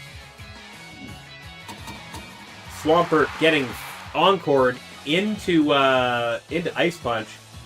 We'll aim one down into Floette. Is this a... It's an Electro Shot. Don't know if I like the Electro Shot here, but I think Floette lives that.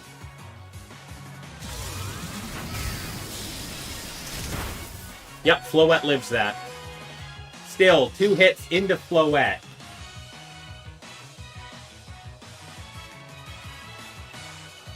You have dropped a Whims to Sash and have also frozen Whims? Okay. Yeah, both shots into Floette. Yeah, should have Flash Cannoned there.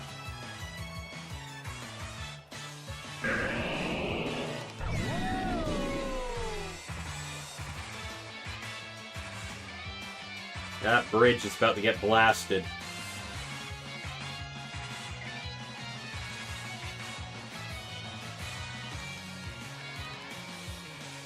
There you go.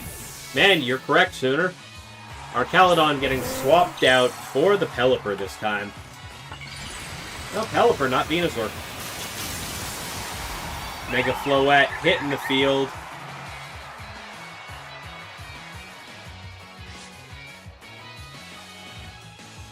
But going for the Protect immediately.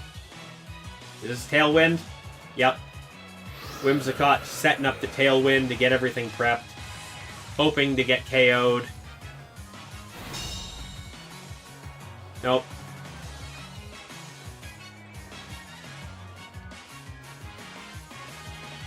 Tailwind's good to have here. And Floette's getting pulled back. For Arcanine to come back out. Whimsicott going for the Moonblast into Swampert. Bringing it down to 43%. And that's an Ice Punch into Arcanine. Not doing a lot with the resist. And a Weather Ball. Oh, the Weather Ball will hurt, though. Yeah, Arcanine's getting taken out.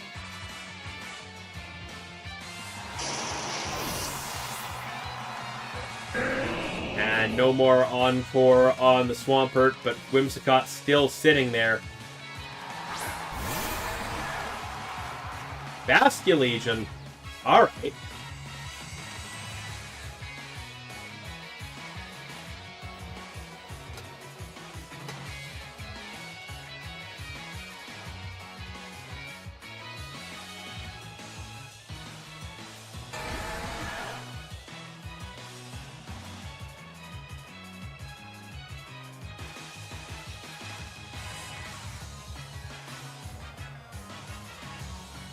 I mean, is Croc not just going to Encore the thing again back into Ice Punch? Well, it's going to Protect to stop that from happening. Oh, they did, however, Encore the bird into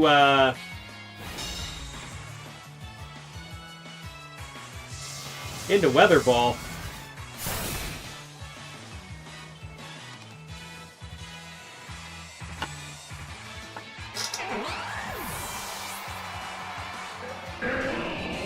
means we got Basculegion and Floette.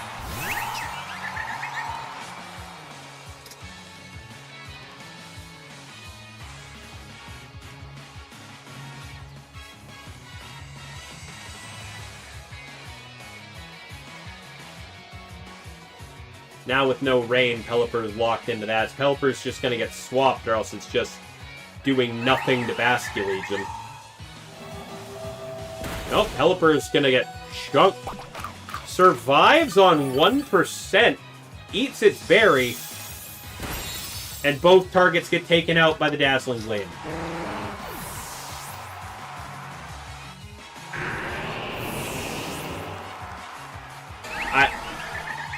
I don't know if Croc expected the Pelipper to live,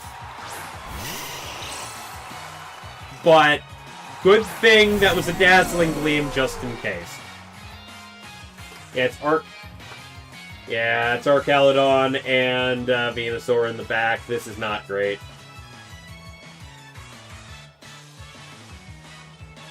And no Tailwind either.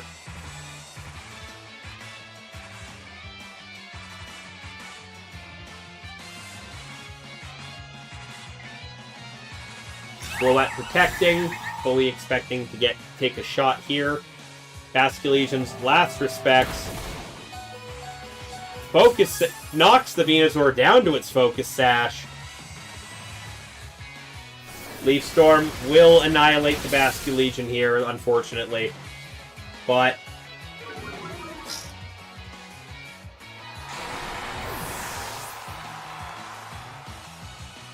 Flash Cannon into that. Yeah, that's probably it. Like,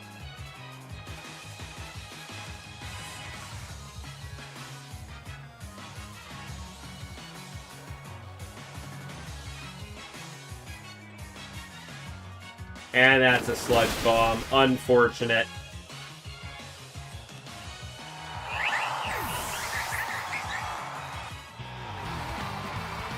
Yeah, Venusaur endgame was kind of smart on Rich's side.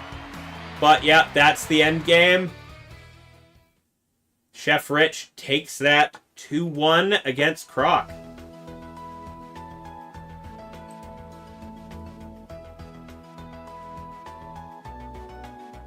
I mean, yeah, that would have been funny to see in an actual competitive match.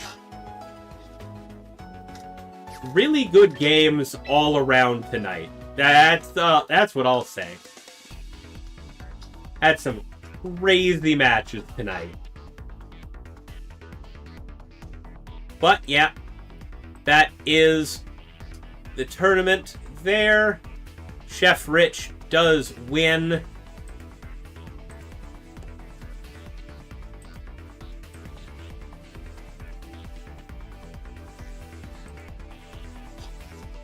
A 7 out of 10 stream, not enough Palafin.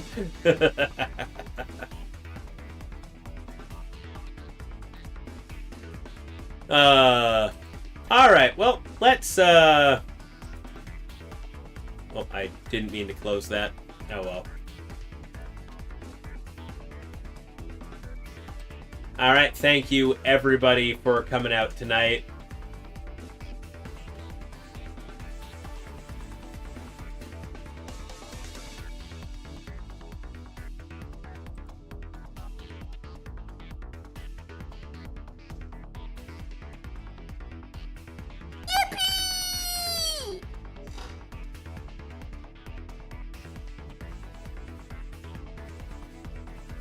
Alrighty.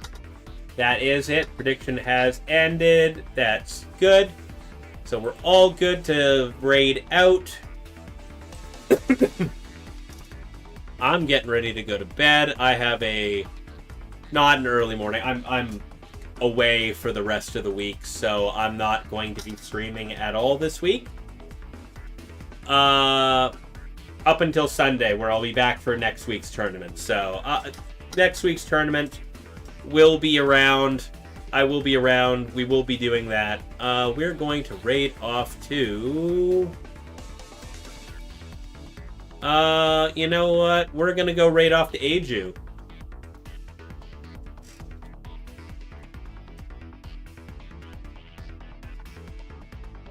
currently playing a game called Blood and Bacon. About the only person I really know who's still streaming at this moment. So, we're gonna head on over to Aju, show some support to him. Thank you, everybody, for coming out. I will see you again next week. God. I'll see you again next week. You get some, you get some extra points if you follow along the race, so you have more money to bet next time.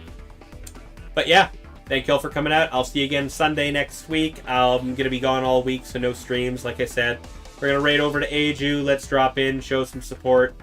A friend of mine, I did a collab with them like a month or so ago.